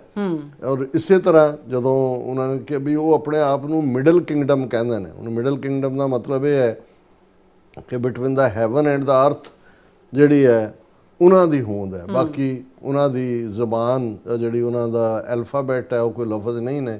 3000 ਕੇ ਤੋਂ ਵੀ ਜ਼ਿਆਦਾ ਕਿੰਨੇ ਇਮੇਜਿਸ ਨੇ, ਇਮੇਜਿਸ ਦੇ ਨਾਲ ਔਰ ਕਿੰਨੀਆਂ ਕਾਢਾਂ ਉਹਨਾਂ ਨੇ ਹਿਸਟਰੀ ਦੇ ਵਿੱਚ, ਚਾਈਨੀਜ਼ ਸਿਵਲਾਈਜੇਸ਼ਨ 5000 ਸਾਲ ਪੁਰਾਣੀ, ਪੇਪਰ ਉਹਨਾਂ ਨੇ ਕੱਢਿਆ, ਪ੍ਰਿੰਟਿੰਗ ਪ੍ਰੈਸ ਉਹਨਾਂ ਨੇ ਕੱਢਿਆ, ਸਮੁੰਦਰਾਂ 'ਚ ਕੰਪੈਸ ਉਹਨਾਂ ਨੇ ਕੱਢੀ, ਗਨ ਪਾਊਡਰ ਉੱਥੋਂ ਚੰਗੇਜ਼ ਖਾਨ ਲੈ ਕੇ ਆਇਆ ਔਰ ਦੂਸਰਾ ਔਰ ਬਾਰਿੰਗ ਇਹ ਜਿਹੜੀ ਸੈਂਚਰੀ ਆਫ ਸ਼ੇਮ ਜਿਹੜੀ 19ਵੀਂ ਸਦੀ ਔਰ 20ਵੀਂ ਸਦੀ ਦਾ ਇੱਕ ਹਿੱਸਾ ਹੈ, ਉਸ ਨੂੰ ਛੱਡ ਕੇ ਜਿਹੜੀ ਚਾਈਨੀਜ਼ ਤੁਸੀਂ ਉਹਨਾਂ ਦੀਆਂ ਡਾਇਨੈਸਟੀਜ਼ ਦੇਖੋ, ਸੁੰਗ ਡਾਇਨੈਸਟੀ ਤੋਂ ਲੈ ਕੇ ਦੂਸਰੇ ਤੀਸਰੇ ਪੋਲਟਰੀ, ਹੁਣ ਉਹ ਜਿਹੜੀ ਉਹ ਮਿੱਟੀ ਹੈ, ਕਲੇ ਹੈ ਉਹਨਾਂ ਦੀ, ਚਾਈਨੀਜ਼ ਕਲੇ ਉਹਨੂੰ ਕਹਿੰਦੇ ਨੇ, ਕਿਸ ਕਿਸਮ ਦੀਆਂ ਪਿਰਚ ਪਿਆਲੀਆਂ, ਉਹਨਾਂ ਦਾ ਆਰਟ, ਉਹਨਾਂ ਦਾ ਪ੍ਰਾਈਡ ਔਰ ਆਪਣੀ ਕਿਸਮ ਦਾ, ਔਰ ਸੁਭਾਅ ਕਰਕੇ ਜਾਂ ਹੁਣ ਚਾਈਨੀਜ਼, ਹਾਲਾਂ ਇਹ ਜਦੋਂ ਕੋਲੰਬਸ ਦਾ ਅਮਰੀਕਾ ਲੱਭਣ ਦੀ ਗੱਲ ਹੁੰਦੀ ਹੈ, ਇਸ ਨੂੰ ਵੀ ਇੱਕ ਅਕਾਊਂਟ ਡਿਸਪਿਊਟ ਕਰਦਾ ਕਿ ਉਸ ਤੋਂ ਪਹਿਲਾਂ ਇੱਕ ਚਾਈਨੀਜ਼ ਜਿਹੜਾ ਨੇਵਲ ਕਮਾਂਡਰ ਸੀ ਉਹ ਉਸਨੇ ਅਮਰੀਕਨ ਸ਼ੋਰਸ ਨੂੰ ਲੱਭਿਆ ਸੀ, ਪਰ ਇਹ ਇੱਕ ਵੱਖਰੀ ਡਿਬੇਟ ਹੈ, ਉਹਦੇ 'ਚ ਮੈਂ ਨਹੀਂ ਜਾਵਾਂਗਾ। ਪਰ ਇਹਦੇ 'ਚ ਕੋਈ ਸ਼ੱਕ ਨਹੀਂ ਹੈ ਵੀ ਚਾਈਨਾ ਦਾ ਓਵਰਆਲ ਪਾਰਟ ਐਕਸਪੈਂਸ਼ਨਿਸਟ ਨਹੀਂ ਨੇ। ਚਾਈਨਾ ਦਾ ਇਹ ਨਹੀਂ ਹੈ, ਹੁਣ ਜਿਵੇਂ ਅਸੀਂ ਯੂਰਪ 'ਚੋਂ ਕਿਤੇ ਨੈਪੋਲੀਅਨ ਬੋਨਾਪਾਰਟ ਦੇਖਦੇ ਹਾਂ, ਕਿਤੇ ਜਿਹੜਾ ਉਹ 2500 ਸਾਲ ਪਹਿਲਾਂ ਸਿਕੰਦਰ ਦੇਖਦੇ ਹਾਂ, ਅਲੈਗਜ਼ੈਂਡਰ, ਜਾਂ ਪਰਸ਼ੀਆ ਜਾਂ ਅਰੇਬੀਅਨ ਜਿਹੜਾ ਆਟੋਮੈਨ ਐਮਪਾਇਰ, ਚਾਈਨੀਜ਼ ਆਪਣੇ ਉਸ ਖਿੱਤੇ ਨੂੰ ਉਹ ਰੱਖਦੇ ਨੇ ਔਰ ਇਸ ਗੱਲ ਨੂੰ ਯਕੀਨੀ ਉਹ ਚਾਈਨੀਜ਼ ਜਿਹੜੇ ਨੇ ਦੁਨੀਆ ਫਤਹ ਕਰਨ ਨਹੀਂ ਨਿਕਲੇ ਕਦੇ ਵੀ। ਹਾਂ, ਇਹ ਜ਼ਰੂਰ ਹੈ ਵੀ ਜਿਹੜੀਆਂ ਨੇਬਰਿੰਗ ਸਟੇਟਸ ਜਾਂ ਦੂਜੀਆਂ ਨੇ ਜਿਨ੍ਹਾਂ ਨੂੰ ਇੰਡੀਪੈਂਡੈਂਸ ਵੀ, ਜਿਵੇਂ ਹੁਣ ਅੰਗਰੇਜ਼ੀ ਦਾ ਲਫ਼ਜ਼ ਕਾਊਟਾਊ ਹੈ, ਕਾਊਟਾਊ ਚਾਈਨੀਜ਼ ਮੈਂਡਰਿਨ ਜ਼ਬਾਨ 'ਚੋਂ ਆਇਆ। ਹੁਣ ਹੁੰਦਾ ਕੀ ਸੀ ਕਿ ਵੀ ਇਹ ਦੱਸਣ ਦੇ ਲਈ ਕਿ ਵੀ ਜਿਹੜਾ ਵੀ ਫੋਰਨ ਐਂਬੈਸਡਰ ਜਾਂ ਦੂਜਾ ਆਇਆ ਉਹਨੇ ਗੋਡੇ ਟੇਕੇ ਨੇ, ਉਹ ਆਪਣਾ ਗੋਡਿਆਂ ਦੇ ਪਰਨੇ ਬਾਦਸ਼ਾਹ ਦੇ ਸਾਹਮਣੇ ਪੇਸ਼ ਹੁੰਦਾ ਸੀ ਆਪਣਾ, ਜਦੋਂ ਪਹਿਲੇ ਕ੍ਰੈਡੈਂਸ਼ੀਅਲਸ ਦੇਣੇ ਨੇ ਤਾਂ ਉਹਨੂੰ ਉਹ ਤੋਹਫੇ ਦੇ ਕੇ ਭੇਜਦੇ ਸੀ ਕਿ ਬਈ ਠੀਕ ਹੈ। ਸੋ ਇਹ ਕਾਊਟਾਊ ਟਰਮ ਵੀ ਕਿ ਵੀ ਗੋਡੇ ਲਵਾਣੇ, ਸਾਡੇ ਵੀ ਕਹਿੰਦੇ ਨੇ ਵੀ ਇੱਕ ਵਾਰੀ ਤਾਂ ਗੋਡਾ ਲਵਾਉਣਾ ਹੀ ਹੈ ਨਾ। ਸੋ ਇਸ ਕਿਸਮ ਦਾ ਉਹਨਾਂ ਦਾ ਪਾਰਟ। ਹਾਂ, ਜਦੋਂ ਚਾਈਨਾ ਨੂੰ ਇਸ ਕਿਸਮ ਦਾ ਵੰਗਾਰਿਆ ਜਾਏ, ਹੁਣ ਉੱਥੇ ਉਹਨਾਂ ਨੇ ਨਾ ਉਹ ਚਰਚ ਬਣਨ ਦੇਣ, ਨਾ ਮੰਦਰ ਬਣਨ ਦੇਣ, ਨਾ ਜੋ ਮੁਸਲਮਾਨਾਂ ਦੇ ਨਾਲ ਵੀ ਕਰਦੇ ਨੇ ਉਹਨੂੰ ਅਸੀਂ ਕੰਡੈਮ ਹੀ ਕਰਦੇ ਹਾਂ, ਜੋ ਸਿੰਗਕਿਆਂਗ ਜਾਂ ਦੂਜੇ 'ਚ। ਲੇਕਿਨ ਕਿਉਂਕਿ ਉਹਨਾਂ ਨੇ ਦੇਖਿਆ ਵੀ ਕਿਵੇਂ ਕ੍ਰਿਸਚੈਨਿਟੀ ਦਾ ਸਹਾਰਾ ਲੈ ਕੇ ਜਾਂ ਦੂਜੇ ਜਿਹੜੀ ਸੈਂਚੁਰੀ ਆਫ ਸ਼ੇਮ ਜਿਹਨੂੰ ਉਹ ਕਹਿੰਦੇ ਨੇ, ਇਸ ਲਈ ਉਹਨਾਂ ਨੂੰ ਜਦੋਂ ਵੀ ਇਸ ਗੱਲ ਦਾ ਕਿਤੇ ਵੀ ਸ਼ੱਕ ਸ਼ੁਬਾ ਹੋ ਜਾਏ ਕਿ ਵੀ ਇਹ ਜਿਹੜੇ ਨੇ ਉਹ ਫੋਰਨ ਹੱਥਾਂ 'ਚ ਖੇਡ ਰਹੇ ਨੇ, ਉਹ ਫਿਰ ਜ਼ਾਲਮਾਨਾ ਅੰਦਾਜ਼ ਦੇ ਵਿੱਚ ਪੇਸ਼ ਆਉਂਦੇ ਨੇ। ਹੁਣ ਇਹਦੇ 'ਚ ਕੋਈ ਸ਼ੱਕ ਨਹੀਂ ਹੈ ਵੀ ਜਦੋਂ ਇਹ ਪੋਲਰਾਈਜੇਸ਼ਨ ਸ਼ੁਰੂ ਹੋਈ ਜਾਂ ਚਾਈਨਾ ਜਿਹੜਾ ਉਹ ਐਜ਼ ਏ ਮਿਲਟਰੀ ਔਰ ਇਕਨੋਮਿਕਲ ਪਾਵਰ ਖੜਾ ਹੋਣਾ ਸ਼ੁਰੂ ਹੋਇਆ ਇੱਕ ਸਟੇਜ ਦੇ ਉੱਤੇ, ਤਾਂ ਟੋਟਲੀ ਕੱਟ ਆਫ ਸੀ ਦੁਨੀਆ ਤੋਂ। 1948 ਤੋਂ ਬਾਅਦ ਕਿੰਨੀ ਦੇਰ ਪਤਾ ਹੀ ਨਹੀਂ ਸੀ। ਨਿਕਸਨ ਦੇ ਵੇਲੇ ਪਾਕਿਸਤਾਨ ਦੇ ਜ਼ੁਲਫਿਕਾਰ ਅਲੀ ਭੁੱਟੋ ਦੀ ਮਦਦ ਨਾਲ ਆਊਟਰੀਚ ਹੋਇਆ ਔਰ ਚਾਈਨਾ ਨੂੰ ਰੈਕਗਨਾਈਜ਼ ਕੀਤਾ, UN ਸਿਕਿਉਰਿਟੀ ਕਾਉਂਸਲ 'ਚ ਲਿਆਂਦਾ ਗਿਆ। ਚਿਆਂਗ ਕਾਈ ਸ਼ੇਕ ਦਾ ਤਾਈਵਾਨ, ਜਿਹਨੂੰ ਚਾਈਨਾ ਕਿਸੇ ਵੇਲੇ ਵੀ ਜਿਹੜਾ ਹੜੱਪ ਸਕਦਾ ਵਾਪਸ, ਉਹ ਸਾਰੇ ਨੂੰ ਉਹਨਾਂ ਨੇ ਬਾਹਰ ਕੱਢਿਆ, ਜਿਹੜਾ ਸਿਕਿਉਰਿਟੀ ਕਾਉਂਸਲ ਚਾਈਨਾ ਆਇਆ। ਔਰ ਇਵੇਂ ਜਿਹੜਾ ਔਰ ਚਾਈਨਾ ਦੀ ਇਹ ਪਹਿਲੀ ਕੰਡੀਸ਼ਨ ਸੀ ਕਿ ਵੀ ਇਹ ਤਾਈਵਾਨ ਨੂੰ ਤੁਸੀਂ ਕੋਈ ਮਾਨਤਾ ਨਹੀਂ ਦਿਓਗੇ ਔਰ ਤਿੱਬਤ ਦੇ ਉੱਤੇ ਸਾਡੀ ਮੁਕੰਮਲ ਸੋਵਰਨਿਟੀ। ਉਹ ਅਮਰੀਕਾ ਨੇ ਵੀ ਮੰਨਿਆ ਹੋਇਆ, ਇੰਡੀਆ ਨੇ ਵੀ ਵਾਜਪਾਈ ਦੇ ਵੇਲੇ ਮੰਨਿਆ ਹੋਇਆ ਕਿ ਭਾਈ ਅਸੀਂ ਇਸ ਦੀ ਪੂਰੀ ਸੋਵਰਨਿਟੀ ਮੰਨਦੇ।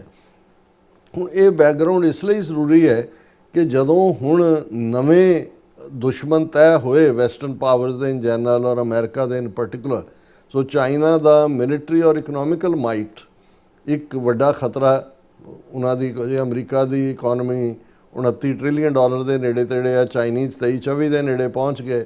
ਪ੍ਰੋਡਕਸ਼ਨ ਦੁਨੀਆ ਦੀ ਜਿਹੜੀ ਹੈ ਉਹ ਵੱਡੀ ਮਾਤਰਾ 'ਚ ਉੱਥੋਂ ਹੀ ਜਿਹੜਾ ਔਰ one belt one road initiative ਦੇ ਥੱਲੇ ਆਲਮੋਸਟ, ਸ਼ਾਇਦ ਜੇ ਮੈਂ ਗਲਤ ਨਾ ਹੋਵਾਂ, 130 ਤੋਂ 140 ਮੁਲਕਾਂ ਨੇ ਉਹਦੇ 'ਤੇ ਦਸਤਖਤ ਕੀਤੇ ਹੋਏ ਨੇ।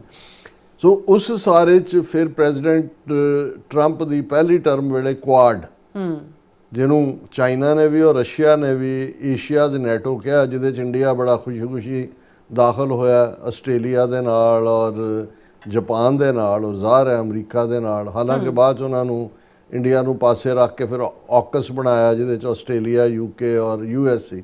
ਸੋ ਚਾਈਨਾ ਨੇ ਰਿਪੀਟਡਲੀ ਇੰਡੀਆ ਨੂੰ ਵਾਰਨ ਵੀ ਕੀਤਾ ਟਾਈਮ ਟੂ ਟਾਈਮ। 62 ਵੇਲੇ ਵੀ ਉਹ ਵੀ ਨਹਿਰੂ ਦੀ ਦਿਲਵਦੀ ਸੀ, ਜਿਹਨੂੰ ਚੀਨ ਨੇ ਉਹਦਾ ਮੂੰਹ ਮੋੜਿਆ, ਜਿਹੜਾ ਮੂੰਹ ਭੰਨਿਆ। ਉਹਨਾਂ ਨੇ ਕਿਹਾ ਸੀ ਕਿ ਵੀ ਸੈਟਲ ਕਰ ਲਓ, ਇਹ ਜਿਹੜੀ ਅੰਗਰੇਜ਼ਾਂ ਨੇ ਮੈਕਮੋਹਨ ਲਾਈਨ ਖਿੱਚੀ ਹੋਈ ਹੈ, ਇਹਨੂੰ ਅਸੀਂ ਉਦੋਂ ਵੀ ਨਹੀਂ ਸੀ ਮੰਨਿਆ, ਭਾਵੇਂ ਗੁਲਾਮੀ ਦੀ ਹਾਲਤ ਵਾਂਗ ਹੀ ਉਹਨਾਂ ਦੇ ਐਂਪਰਰ ਸੀ। ਉਹਨਾਂ ਨੇ ਕਿਹਾ ਅਸੀਂ ਨਹੀਂ ਮੰਨਦੇ।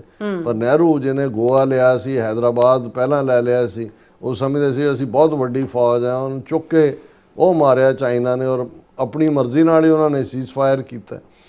ਫਿਰ ਇਹਨਾਂ ਨੇ ਜਦੋਂ ਮੋਦੀ ਦੇ ਨਾਲ ਜਾਂ ਦੂਜੇ ਵੀ ਉਹ ਪੀਂਘਾਂ ਪੁੰਗਾਂ ਝੂਟੀਆਂ ਇੱਧਰ ਉੱਧਰ ਆਇਆ ਸ਼ੀ ਜਿਨਪਿੰਗ ਉਹਨੇ ਕਿਹਾ ਕਿ ਵੀ ਥੋੜਾ ਆਪਣਾ ਕਰੋ, ਇਹਨੂੰ ਨਿਬੇੜੋ ਇਹ ਸਾਰਿਆਂ ਨੂੰ। ਔਰ ਇਹਨਾਂ ਨੇ ਕਿਤੇ ਕੁਆੜ 'ਚ ਵੜ ਗਏ, ਕਿਤੇ ਕੋਈ ਹੋਰ ਕਰ ਲਿਆ। ਫਿਰ ਅਸੀਂ ਉਧਰ ਕੋਵਿਡ ਆਇਆ ਹੋਇਆ ਸੀ ਤੇ ਉਧਰ ਅਪ੍ਰੈਲ ਤੋਂ ਜੂਨ 2020 ਦੇ ਵਿਚਾਲੇ ਗਲਵਾਨ ਵੈਲੀ ਦੇ ਵਿੱਚ ਚਾਈਨਾ ਨੇ ਥੱਪੜਾਂ ਦੇ ਨਾਲ, ਮੁੱਕਿਆਂ ਨਾਲ ਤੇ ਸੋਟੀਆਂ ਦੇ ਨਾਲ ਇਹਨਾਂ ਦੇ 20 ਮਾਰ ਕੇ, ਜਿਹੜਾ ਕੋਈ ਗੋਲੀ ਨਹੀਂ ਚਲਾਈ।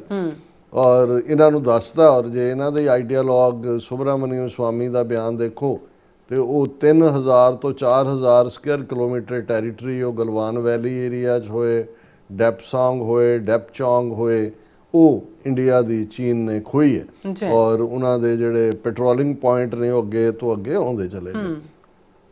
ਹੁਣ ਇਸ ਸਾਰੇ 'ਚ ਕਿਉਂਕਿ ਮੋਦੀ ਐਂਡ ਕੰਪਨੀ ਨੇ ਟੋਟਲੀ ਜਿਹੜਾ ਉਹ ਅਮਰੀਕਾ ਦੇ ਅਲਾਇੰਸ 'ਚ ਸ਼ਾਮਲ ਹੋਣ ਦਾ ਇੰਡੋ ਪੈਸੀਫਿਕ ਕਹਿਣ ਲੱਗ ਗਏ। ਉੱਤੇ ਵੀ ਚਾਈਨਾ ਨੇ ਇਤਰਾਜ਼ ਕੀਤਾ ਵੀ ਏਸ਼ੀਆ ਪੈਸੀਫਿਕ ਹੈ, ਇੰਡੋ ਪੈਸੀਫਿਕ ਕਿੱਥੋਂ ਬਣ ਗਿਆ ਹੈ। ਵੀ ਉਸ ਸਾਰੇ ਨੂੰ ਉਹਨਾਂ ਨੂੰ ਚੰਬੜਾਉਣ ਦੀ ਲਾਈਨ। ਔਰ ਦੂਸਰਾ ਉਹਦਾ ਨਤੀਜਾ ਹੈ ਵੀ ਚਾਈਨਾ ਔਰ ਕਸ਼ਮੀਰ ਦਾ ਜ਼ਿਕਰ ਅਸੀਂ ਕੀਤਾ 5 ਅਗਸਤ 2019 ਨੂੰ ਜਦੋਂ ਲੱਦਾਖ ਨੂੰ ਯੂਨੀਅਨ ਟੈਰੀਟਰੀ ਬਣਾ ਕੇ ਉੱਥੇ ਬਹਿ ਗਏ, ਉਦੋਂ ਚਾਈਨਾ ਨੇ ਪਾਕਿਸਤਾਨ ਦੇ ਨਾਲ ਫਿਰ ਇੱਕ ਸਟੈਪ ਅੱਗੇ ਜਾ ਕੇ ਨਾ ਸਿਰਫ ਜੋ ਚੱਲ ਰਹੀ ਉਹਨਾਂ ਦੀ ਦੋਸਤੀ ਸੀ ਮਿਲੀਟੈਰਲੀ, ਫਿਰ ਜਿਵੇਂ ਉਹਨਾਂ ਦੇ ਨਿਊਟਰਲ ਐਕਸਪਰਟ ਇਹ ਕਹਿਣਗੇ ਕਿ ਹੁਣ ਜਦੋਂ ਵੀ ਇੰਡੀਆ ਦਾ ਕੋਈ ਕਨਫਲਿਕਟ ਹੋਏਗਾ ਉਹ ਇਕੱਲਾ ਪਾਕਿਸਤਾਨ ਨਾਲ ਲੜਾਈ ਨਹੀਂ ਹੈ, ਉਹ ਚਾਈਨਾ ਔਰ ਪਾਕਿਸਤਾਨ ਦੋਨਾਂ ਨਾਲ ਹੋਏਗੀ। ਔਰ ਇਹ ਜੋ ਕੁਛ 8, 9, 10 ਮਈ ਨੂੰ ਹੋਇਆ, ਇਹ ਆਪਣੇ ਆਪ ਦੇ ਵਿੱਚ ਸਬੂਤ ਹੈ ਕਿ ਉਹਦੇ 'ਚ ਚਾਈਨੀਜ਼ ਵੈਪਨਰੀ ਹੋਏ, ਉਹਨਾਂ ਦੀ ਐਕਸਪਰਟੀਜ਼ ਹੋਏ, ਉਹਨਾਂ ਦੀਆਂ ਮਿਸਲਸ ਹੋਣ, ਔਰ ਉਸ ਸਾਰੇ ਨੇ ਆਪਣਾ ਜਲਵਾ ਦਿਖਾਇਆ। ਬਿਲਕੁਲ। ਹੁਣ ਇਸ ਸਾਰੇ 'ਚ ਚਾਈਨੀਜ਼ ਜਿੱਥੇ ਉਹ ਪ੍ਰੀਐਂਪਟ ਕਰਨ 'ਚ ਯਕੀਨ ਰੱਖਦੇ ਨੇ, ਬਿਆਨਬਾਜ਼ੀਆਂ ਬਹੁਤੀਆਂ ਨਹੀਂ ਕਰਦੇ, ਉਹ ਐਕਸ਼ਨ ਕਰਦੇ ਨੇ। ਹੁਣ ਦੂਸਰੇ ਪਾਸੇ ਅਸੀਂ ਦੇਖਦੇ ਹਾਂ ਵੀ ਉਹਨਾਂ ਨੇ ਦੇਖਿਆ ਵੀ ਇੰਡੀਆ ਨੇ ਅਲਟੀਮੇਟਲੀ, ਜਿਹਨੂੰ ਬਾਰ-ਬਾਰ ਅਮਰੀਕਨ ਕਹਿੰਦੇ ਸੀ ਉਹਨਾਂ ਦੇ ਇਨਸਾਈਡਰ ਕਿ ਜੀ India is as a bull walk against China, ਉਹਨਾਂ ਨੇ ਕਿਹਾ ਪਹਿਲਾਂ ਇਹ ਬੁੱਲ ਵਾਕ ਤਾਂ ਭੰਨੋ। ਨਾਲ ਦੀ ਨਾਲ ਬੰਗਲਾਦੇਸ਼ ਦੀ ਜਿਹੜੀ ਤਬਦੀਲੀ ਹੋਈ, ਹਾਲਾਂ ਮੇਰਾ ਪਹਿਲਾ ਇੰਪ੍ਰੈਸ਼ਨ ਇਹ ਸੀ ਕਿ ਵੀ ਇਹ ਸ਼ਾਇਦ ਅਮਰੀਕਾ ਦੀ ਬਲੈਸਿੰਗ ਦੇ ਨਾਲ ਹੀ ਹੋਇਆ। ਹਾਲਾਂ ਹੁਣ ਵੀ ਹੋ ਸਕਦਾ ਬੰਗਲਾਦੇਸ਼ ਵੀ ਦੋਨਾਂ ਨੂੰ ਇੱਕੋ ਪਾਸੇ ਪਲੇ ਕਰ ਰਿਹਾ। ਲੇਕਿਨ ਜਿਸ ਤੇਜ਼ੀ ਨਾਲ ਮੁਹੰਮਦ ਯੂਨਸ ਜਿਹੜੇ ਚੀਫ ਐਡਵਾਈਜ਼ਰ ਨੇ ਔਰ ਚੀਨ ਦੇ ਦੌਰੇ ਤੇ ਗਏ, ਔਰ ਉਹਨਾਂ ਨੇ ਚਾਈਨੀਜ਼ ਬਿਜ਼ਨਸ ਪੀਪਲ ਔਰ ਉਹਨਾਂ ਦੇ ਇਕੱਠ ਦੇ ਵਿੱਚ ਕਿਹਾ ਕਿ ਅਸੀਂ ਬੇ ਆਫ ਬੰਗਾਲ 'ਚ ਬੈਠੇ ਹੋਏ ਹਾਂ, ਬੰਗਾਲ ਦੀ ਖਾੜੀ ਸਮੁੰਦਰ ਦੇ ਮਾਲਕ ਹੈ, ਆਓ ਤੁਸੀਂ ਔਰ ਜਿਹੜਾ ਉਸ ਨੂੰ ਤੁਸੀਂ ਐਕਸਪਲੋਇਟ ਕਰੋ ਪੂਰਾ ਉਸ ਸਾਰਿਆਂ ਨੂੰ। ਉਦੋਂ ਵੀ ਇੰਡੀਅਨਸ ਨੂੰ ਬੜਾ ਲੱਗਾ ਕਿ ਜੀ ਇਹ ਕਿੱਥੋਂ ਸਮੁੰਦਰਾਂ ਦੇ ਮਾਲਕ ਬਣ ਗਏ। ਹੁਣ ਜਦੋਂ ਕਿ ਇਹ ਮੁੱਠਭੇੜ ਚੱਲ ਰਹੀ ਸੀ, ਉਦੋਂ ਬੰਗਲਾਦੇਸ਼ ਦੇ ਇੱਕ ਸੀਨੀਅਰ ਐਡਵਾਈਜ਼ਰ ਨੇ ਜਿਹੜਾ ਮੁਹੰਮਦ ਯੂਨਸ ਦਾ ਕਰੀਬੀ ਹੈ, ਉਹਨੇ ਕਿਹਾ ਵੀ ਜੇ ਇੰਡੀਆ ਨੇ ਫੁੱਲ ਸਕੇਲ ਪਾਕਿਸਤਾਨ ਤੇ ਹਮਲਾ ਕੀਤਾ ਤੇ ਚਾਈਨਾ ਜਿਹੜਾ ਸਿਲੀਗੁੜੀ ਤੋਂ ਜਿਹੜਾ ਆਲਮੋਸਟ 12 ਤੋਂ 15 ਕਿਲੋਮੀਟਰ ਹੈ, ਹੁਣ ਜਿਹੜਾ ਅਸੀਂ ਆਰਮੀ ਬੇਸ ਜਿਹੜਾ ਅਬੰਡੈਂਟ ਆਰਮੀ ਬੇਸ ਸੀ ਸੈਕੰਡ ਵਰਲਡ ਵਾਰ ਤੋਂ ਬਾਅਦ, ਹੁਣ ਉਸ ਥਾਂ ਦੇ ਉੱਤੇ ਹਾਲਾਂ ਉਹ ਟੈਰੀਟਰੀ ਬੰਗਲਾਦੇਸ਼ ਦੀ 'ਚ ਪੈਂਦਾ ਹੈ ਔਰ ਲੰਬਾ ਉਹਦਾ ਪਤਾ ਨਹੀਂ ਕਿੰਨੇ ਕਿਲੋਮੀਟਰ ਦਾ ਅਸੀਂ ਇਹਨੂੰ ਸਾਂਝਾ ਕਰਾਂਗੇ ਕਿ ਉਹਨਾਂ ਦਾ ਰਨਵੇ ਹੈ, ਕਿੰਨਾ ਏਰੀਆ, ਕਿੰਨੇ ਹਜ਼ਾਰ ਏਕੜ ਦਾ। ਔਰ ਉਸ ਪੀਰੀਅਡ 'ਚ ਬ੍ਰਿਟਿਸ਼ਰਸ ਨੇ, ਕਿਉਂਕਿ ਜੈਪਨੀਜ਼ ਫੋਰਸਿਸ ਇਸ ਪਾਸਿਓਂ ਈਸਟ ਵੱਲੋਂ ਆ ਰਹੀਆਂ ਸੀ, ਬਰਮਾ ਵੱਲੋਂ, ਦੂਜਾ ਬਰਮਾ ਦਾ ਵੀ ਕਾਫੀ ਹਿੱਸੇ ਤੇ ਇੱਕ ਸਟੇਜ ਤੇ ਜਾਪਾਨੀਆਂ ਨੇ ਕਬਜ਼ਾ ਕਰ ਲਿਆ ਸੀ, ਅੰਡੇਮਾਨ ਨਿਕੋਬਾਰ ਤੇ ਕਬਜ਼ਾ ਕਰ ਲਿਆ ਸੀ ਆਈਲੈਂਡ ਤੇ। ਸੋ ਉਸ 에ਅਰ ਬੇਸ ਨੂੰ ਉਦੋਂ ਯੂਜ਼ ਕੀਤਾ। ਫਿਰ ਜਦੋਂ 47 'ਚ ਵੰਡ ਹੋਈ ਭਾਰਤ ਪਾਕਿਸਤਾਨ ਦੀ, ਉਹ 에ਅਰ ਬੇਸ ਪਾਕਿਸਤਾਨ ਨੂੰ ਮਿਲਿਆ, ਫਿਰ ਬੰਗਲਾਦੇਸ਼ ਦੇ ਕੋਲ ਗਿਆ, ਪਰ ਅਬੰਡੈਂਟ ਸੀ ਉਹਦੇ ਇੱਕ ਹਿੱਸੇ 'ਚ ਉਹਨਾਂ ਨੇ ਕੋਈ 에ਅਰ ਅਕੈਡਮੀ ਕੋਈ ਇਸ ਕਿਸਮ ਦਾ ਖੋਲ੍ਹਿਆ ਸੀ, ਉਹਦੀ ਵਰਤੋਂ ਨਹੀਂ ਕੀਤੀ। ਹੁਣ ਜਦੋਂ ਇਹ ਕਨਫਲਿਕਟ ਚੱਲ ਰਿਹਾ ਸੀ, ਅਚਾਨਕ ਪਹਿਲਾਂ ਤਾਂ ਹੁਣ ਮੁਹੰਮਦ ਯੂਨਸ ਖੁੱਲ੍ਹ ਕੇ ਪ੍ਰੋ ਪਾਕਿਸਤਾਨ ਵੀ ਹੈ, ਪ੍ਰੋ ਚਾਈਨਾ ਵੀ ਹੈ। ਹੁਣ ਇਹ ਜਿਹੜਾ ਅਲਾਇੰਸ ਦੀ ਅਸੀਂ ਗੱਲ ਕਰ ਰਹੇ ਹਾਂ, ਇਹ ਮਹਿਜ਼ ਕੋਈ ਬਿਆਨਬਾਜ਼ੀ ਦੇਣ ਵਾਲਾ ਅਲਾਇੰਸ ਨਹੀਂ ਹੈ। ਔਰ ਇਹ ਜਿਹੜੀ ਡਿਵੈਲਪਮੈਂਟ ਜਿਹਨੂੰ ਇੰਡੀਆ ਦੇ 1-2 ਪ੍ਰੋਮੀਨੈਂਟ ਜਿਨ੍ਹਾਂ 'ਚ ਆਰਗੇਨਾਈਜ਼ਰ ਇਹਨਾਂ ਦਾ ਕਾਫੀ ਖਾਸਮ ਖਾਸਾ ਹੈ ਹਿੰਦੂ ਤਵੀਆਂ ਦਾ, ਉਹਨਾਂ ਨੇ ਇਹ ਆਰਟੀਕਲ ਦਿੱਤਾ ਹੈ ਕਿ ਵੀ ਚਾਈਨਾ ਇਹ ਜਿਹੜਾ ਲੈਲ ਮੋਨੀਹਾਟ 에ਅਰ ਬੇਸ ਹੈ ਇਹਨੂੰ ਡਿਵੈਲਪ ਕਰ ਰਿਹਾ, ਬੰਗਲਾਦੇਸ਼ ਨੇ ਉਹਨੂੰ ਐਨਗੇਜ ਕੀਤਾ ਔਰ ਪਾਕਿਸਤਾਨੀ ਐਕਸਪਰਟ ਵੀ ਇਹ ਸਾਰੇ ਦੇ ਵਿੱਚ ਦੇਖੇ ਗਏ। ਹੁਣ ਮਤਲਬ ਇਹ ਹੈ ਕਿ ਵੀ ਇਕੱਲਾ ਗੱਲ ਇਹ ਨਹੀਂ ਹੈ ਵੀ ਵੈਸਟਰਨ ਸੈਕਟਰ ਦੇ ਉੱਤੇ ਜਾਂ ਕਸ਼ਮੀਰ ਦੇ ਉੱਤੇ ਜੋ ਕੁਝ ਹੋਇਆ ਇਹਨਾਂ 3 ਦਿਨਾਂ 'ਚ ਉਹਦੇ 'ਚ ਭਾਰਤ ਦਾ ਜਲੂਸ ਨਿਕਲਿਆ, ਚਾਈਨਾ ਨੇ ਆਲਰੇਡੀ ਤਿਆਰੀ ਕਰ ਲਈ। ਹੁਣ ਇਹ ਜਿਹੜਾ ਲੈਲ ਮੋਨੀਹਾਟ 에ਅਰ ਬੇਸ ਹੈ, ਇਹ 12 ਤੋਂ 15 ਕਿਲੋਮੀਟਰ ਦੂਰ ਹੈ, ਜਿਹਨੂੰ ਚਿਕਨ ਨੈਕ ਕਹਿੰਦੇ। ਹੁਣ ਚਿਕਨ ਨੈਕ ਜਿਹਨਾਂ ਨੂੰ ਪਤਾ ਵੀ ਐਂ ਉਂਗਲਾਂ ਨਾਲ ਹੀ ਤੁਸੀਂ ਉਹਦਾ ਮਰੋੜ ਦਿੰਦੇ ਹੋ, ਉਹਨੂੰ ਕੋਈ ਵੱਢਣ ਦੀ ਲੋੜ ਨਹੀਂ ਹੁੰਦੀ। ਉਹ ਇਵੇਂ ਹੈ, ਇਹ ਜਿਹੜਾ ਸਿਲੀਗੁੜੀ ਚਿਕਨ ਨੈਕ ਹੈ, ਇਹ ਜੇ ਕੱਟ ਆਫ ਕਰ ਦਿਓ ਤੇ ਭਾਰਤ ਦੀਆਂ 8 ਸਟੇਟਾਂ, 7 ਤਾਂ ਨਾਰਥ ਈਸਟ ਦੀਆਂ ਨੇ ਜਿਹੜੀਆਂ ਯੂਜੂਅਲੀ ਅਸਾਮ, ਨਾਗਾਲੈਂਡ, ਮਨੀਪੁਰ, ਮਿਜ਼ੋਰਮ ਔਰ ਤ੍ਰਿਪੁਰਾ, ਅਰੁਣਾਚਲ ਪ੍ਰਦੇਸ਼, ਇਹ ਸਾਰੀਆਂ, ਮੇਘਾਲਿਆ ਗਣਾਈਆਂ ਜਾਂਦੀਆਂ ਨੇ। ਇੱਕ ਸਿੱਕਮ ਭਾਵੇਂ ਉਹ ਜਦੋਂ ਨਾਰਥ ਈਸਟ ਕਿਹਾ ਜਾਂਦਾ 7 ਸਿਸਟਰਸ ਹੁੰਦਾ, ਪਰ ਇਹਦੇ 'ਚ 8ਵੀਂ ਵੀ ਸਿੱਕਮ ਦੀ ਵੀ ਜਿਹੜੀ ਸਪਲਾਈ ਲਾਈਨ ਜਾਂ ਦੂਜੀ ਹੈ ਉਹ ਸਿਲੀਗੁੜੀ ਉਸ ਚਿਕਨ ਨੈਕ ਨਾਲ ਜੁੜੀ ਹੋਈ ਹੈ। ਹੁਣ ਇੰਡੀਅਨ ਮੀਡੀਆ ਹਾਲਾਂ ਬਹੁਤਾ ਉਹਨਾਂ ਨੇ ਇਹਦੀ ਘਬਰਾਹਟ ਨਹੀਂ ਦਿਖਾਈ ਹੈ, ਲੇਕਿਨ ਅੰਦਰੋਂ ਇਹਨਾਂ ਦੇ ਜਿਹੜੇ ਨੇ ਪਸੀਨੇ ਛੁੱਟੇ ਹੋਏ ਨੇ। ਔਰ ਇਹਨਾਂ ਦੀ ਆਰਗੇਨਾਈਜ਼ਰ ਨੇ ਹੈਡਲਾਈਨ ਦਿੱਤੀ ਹੈ, why is China trying to revive a dormant Lal Monihart air base just 12 kilometer from India's border। ਵੀ China all of a sudden ਇਹਨੂੰ ਕਿਉਂ ਰਿਵਾਈਵ ਕਰ ਰਿਹਾ ਹੈ। ਔਰ ਫਿਰ ਉਹਨੇ ਕਿਹਾ ਵੀ ਇਸ ਨੇ it has raised alarm in New Delhi position near the strategic Siliguri corridor. This development could pose significantly security challenges for India's north east. ਕਿ ਵੀ ਇਹ ਸਾਰਿਆਂ ਨੂੰ ਫਿਰ ਇਹਦਾ ਬੇਸ ਹੈ ਕਿ ਵੀ ਇਹ ਵਰਲਡ ਵਾਰ 2 ਈਰਾ ਦੀ ਫੈਸਿਲਿਟੀ ਹੈ, ਇੰਡੀਆ ਬੰਗਲਾਦੇਸ਼ ਬਾਰਡਰ ਤੇ ਹੈ। ਔਰ ਇਹ 12 ਤੋਂ 15 ਕਿਲੋਮੀਟਰ ਹੀ ਸਾਰਾ ਸਿਲੀਗੁੜੀ ਕੋਰੀਡੋਰ ਤੋਂ ਰਹਿ ਜਾਂਦਾ, ਇਹਨੂੰ ਚਿਕਨ ਨੈਕ ਕਹਿੰਦੇ ਨੇ। ਔਰ ਇਹਦੀ ਜਿਹੜੀ ਹੈ, ਇਹ ਜਿਹੜਾ ਚਿਕਨ ਨੈਕ ਹੈ, ਇਹ ਸਿਰਫ 22 ਕਿਲੋਮੀਟਰ ਉਹਦੀ ਚੌੜਾਈ ਹੈ, ਜਿਹੜੇ ਇੰਡੀਆ ਦੀਆਂ ਨਾਰਥ ਈਸਟਰਨ ਸਟੇਟਾਂ ਨੂੰ ਮੇਨਲੈਂਡ ਨਾਲ ਜੋੜਦੀ ਹੈ। ਔਰ ਇਸ ਦੇ ਵਿੱਚ ਜਿਹੜਾ ਸਭ ਤੋਂ ਵੱਡਾ ਫਿਕਰ ਹੈ ਕਿ ਵੀ ਇਹ 에ਅਰ ਬੇਸ ਜਿਹੜਾ ਜੇ ਇਸ ਦੀ ਡਿਵੈਲਪਮੈਂਟ ਹੁੰਦੀ ਹੈ, ਕਿਉਂਕਿ ਇਹ 에ਅਰ ਬੇਸ 1931 ਦੇ ਵਿੱਚ ਬ੍ਰਿਟਿਸ਼ ਕਲੋਨੀਅਲ ਗਵਰਨਮੈਂਟ ਨੇ ਬਣਾਇਆ ਸੀ ਕ੍ਰਿਟੀਕਲ ਮਿਲਟਰੀ ਦੇ ਬੇਸ ਦੇ ਤੌਰ ਤੇ। ਔਰ ਵਰਲਡ ਵਾਰ 2 ਦੇ ਵਿੱਚ ਇਹਦਾ ਫਾਰਵਰਡ 에ਅਰ ਬੇਸ ਦੇ ਤੌਰ ਤੇ ਇਸ ਦਾ ਇਸਤੇਮਾਲ ਹੋਇਆ।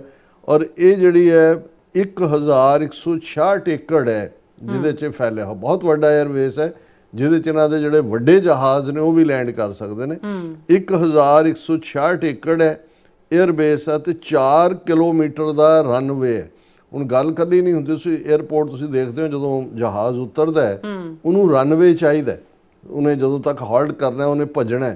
ਹੁਣ 4 ਕਿਲੋਮੀਟਰ ਬਹੁਤ ਹੁੰਦਾ, ਇਹਦਾ ਮਤਲਬ ਹੈ ਵੀ ਵੱਡੇ ਜਿਹੜੇ ਪਲੇਨ ਨੇ, ਫੌਜੀ ਵੀ ਦੂਜੇ ਵੀ, ਔਰ ਕੁਛ ਦੇਰ ਇਹਨੂੰ ਸਿਵਿਲੀਅਨ ਪਲੇਨਸ ਲਈ ਵੀ ਇਸਤੇਮਾਲ ਉਹਨਾਂ ਨੇ ਅੰਗਰੇਜ਼ਾਂ ਨੇ ਕੀਤਾ। ਹੁਣ 4 ਕਿਲੋਮੀਟਰ ਦਾ ਰਨਵੇ, 1166 ਏਕੜ ਜਿਹੜੀ ਹੈ ਉਹ ਇਹਦੇ 'ਚ ਸਪੈਨ ਹੈ।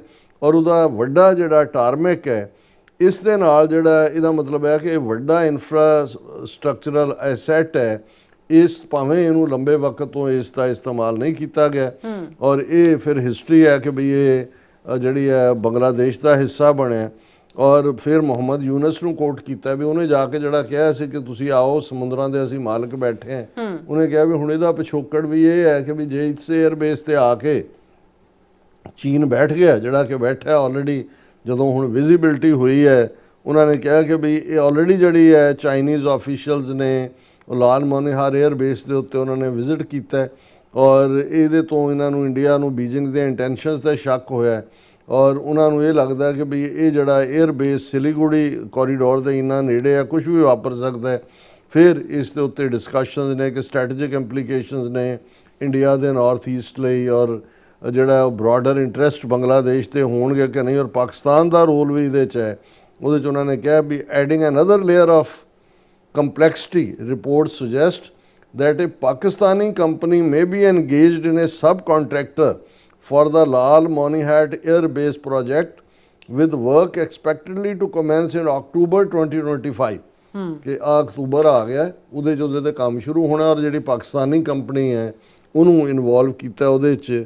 ਜਿਹੜਾ ਚਾਈਨੀਜ਼ ਵਿਜ਼ਿਟ ਤੋਂ ਪਹਿਲਾਂ ਉਹਨਾਂ ਨੇ ਕਿਹਾ Pakistani military intelligence delegation reportedly inspected border areas in Bangladesh, raising suspicions about coordinated efforts between China, Pakistan and Bangladesh to counterbalance India's influence in the region। ਹੁਣ ਇਸ ਤੋਂ ਵੱਡਾ ਤਾਂ ਕੋਈ ਹੋਰ ਸਬੂਤ ਨਹੀਂ ਚਾਹੀਦਾ। ਔਰ ਇਹ ਸਾਰੇ ਦੇ ਚੱਲਦੇ ਆ ਮੈਂ ਦੇਖਦਾ ਵੀ ਅੱਗੇ ਕਦੇ ਪਾਕਿਸਤਾਨ ਨੇ ਅਰੁਣਾਚਲ ਪ੍ਰਦੇਸ਼ ਦੇ ਉੱਤੇ ਕੋਈ ਸਟੇਟਮੈਂਟ ਨਹੀਂ ਸੀ ਦਿੱਤੀ, ਹਾਲਾਂਕਿ ਚਾਈਨਾ ਨਾਲ। ਹੁਣ Pakistan backs China stance on Arunachal Pradesh amid regional tensions. ਪਿਛਲੇ ਦਿਨਾਂ 'ਚ ਜਦੋਂ ਇਹਨਾਂ ਦੇ ਬਰੀਫਿੰਗ ਕੀਤੀ foreign office spokesperson Shafqat Ali Khan ਨੇ, ਤੇ ਉਹਦੇ 'ਚ ਉਹਨਾਂ ਨੇ ਇਹ ਕਿਹਾ ਕਿ ਵੀ ਅਸੀਂ ਚਾਈਨਾ ਦੀ ਜਿਹੜੀ ਪੋਜੀਸ਼ਨ ਹੈ, ਅਰੁਣਾਚਲ ਪ੍ਰਦੇਸ਼ ਜਿਹੜਾ ਕਿ ਜਿਹਨੂੰ ਕਿ ਚੀਨ ਵਾਲੇ ਸਾਊਥ ਤਿੱਬਤ ਕਹਿੰਦੇ ਨੇ, ਅਸੀਂ ਫੁੱਲੀ ਸਪੋਰਟ ਕਰਦੇ ਹਾਂ। ਅਸੀਂ ਸਮਝਦੇ ਹਾਂ ਕਿ ਇਹ ਜਿਹੜਾ ਅਰੁਣਾਚਲ ਪ੍ਰਦੇਸ਼ ਹੈ ਇਹ ਚਾਈਨਾ ਦਾ ਹੈ, ਔਰ ਇਸ ਤੋਂ ਇਹ ਲੱਗਦਾ ਹੈ ਕਿ ਵੀ ਹੁਣ ਖੁੱਲ੍ਹ ਕੇ ਨਾਰਥ ਈਸਟ ਦਾ ਜਿਹੜਾ ਹੈ ਇਹ ਤਾਂ ਉਹਨਾਂ ਨੇ, ਚੀਨ ਨੇ ਪਹਿਲਾ ਝਟਕਾ ਜਦੋਂ ਦਿੱਤਾ ਹੈ ਉਹਦੇ 'ਚ ਇਹੀ ਹੋਣਾ ਹੈ ਕਿ ਉਹਨਾਂ ਨੇ ਕੁੱਕੜ ਦੀ ਧੌਣ ਮਰੋੜ ਦੇਣੀ ਹੈ। ਅਤੇ ਸਤੋਂ ਉਹ ਸਟੇਟਾਂ ਜਿੱਥੇ ਆਲਰੇਡੀ ਫਰੀडम ਮੂਵਮੈਂਟਸ ਨੇ। ਹਾਂ, ਸ਼ੇਖ ਹਸੀਨਾ ਜਦੋਂ ਬੰਗਲਾਦੇਸ਼ ਬੈਠੀ ਸੀ 2009 'ਚ ਇੰਡੀਆ ਨੇ ਉਹਨੂੰ ਇਸਤੇਮਾਲ ਕਰਕੇ ਉਹ ਮਨੀਪੁਰ ਦੀ ਹੋਏ, ਨਾਗਾਲੈਂਡ ਹੋਏ, ਮਿਜ਼ੋਰਮ ਹੋਏ, ਉਹ ਸਾਰੇ 'ਚ ਉਹਨਾਂ ਨੂੰ ਕ੍ਰਸ਼ ਕਰਤਾ ਸੀ। ਪਰ ਹੁਣ ਉਹਨਾਂ ਸਾਰਿਆਂ ਨੇ ਮਨੀਪੁਰ ਦੇ ਵਿੱਚ ਤਾਂ ਬਰਾਬਰ ਇੱਕ ਪਾਸੇ ਕੁਕੀ ਟਰਾਈਬ ਵਾਲੇ ਵੀ ਨੇ, ਇੱਕ ਪਾਸੇ ਦੂਜੇ ਨੇ ਮੋਰਚੇ ਗੱਡੇ ਹੋਏ ਨੇ ਪੂਰੇ। ਉਹ ਡਰੋਨ ਵੀ ਇਸਤੇਮਾਲ ਕਰਦੇ ਨੇ, ਔਰ ਉਹਨਾਂ ਨੇ ਆਪਣਾ ਸਟਾਰਲਿੰਕ ਇਹ ਵੀ ਜਿਹੜਾ ਕਮਿਊਨੀਕੇਸ਼ਨ ਦੇ ਲਈ ਹੈ। ਸੋ ਅਸੀਂ ਸਮਝਦੇ ਹਾਂ ਕਿ ਵੀ ਇਹ ਜਿਹੜੀ ਭਾਰਤ ਮਾਤਾ ਹੈ ਇਹਦੀ ਹੁਣ ਖੈਰ ਨਹੀਂ ਹੈ, ਕਿਉਂਕਿ ਜਿੰਨੇ ਕੁ ਚਾਂਬੜੇ ਹੋਏ ਸੀ ਇਹਨਾਂ ਨੂੰ ਜੇ ਕੋਈ ਨੱਥ ਪਾ ਸਕਦਾ ਹੈ ਤਾਂ ਉਹ ਚਾਈਨਾ ਹੀ ਪਾ ਸਕਦਾ ਹੈ, ਔਰ ਉਹ ਚਾਈਨਾ ਨੇ ਆਪਣਾ ਜ਼ੋਰ ਦਿਖਾਣੇ ਸ਼ੁਰੂ ਕਰਤੇ ਨੇ। ਜੀ ਡਾਕਟਰ ਸਾਹਿਬ ਤੁਹਾਡਾ ਬਹੁਤ ਬਹੁਤ ਸ਼ੁਕਰੀਆ। ਸੋ ਥੱਲੇ ਬ੍ਰੇਕ ਵਿਊਅਰਸ, ਤੁਸੀਂ ਇਸੇ ਤਰ੍ਹਾਂ ਬਣੇ ਰਹਿਣਾ। ਮਿਲਦੇ ਹਾਂ ਛੋਟੇ ਜਿਹੇ ਵਕਫੇ ਤੋਂ ਬਾਅਦ।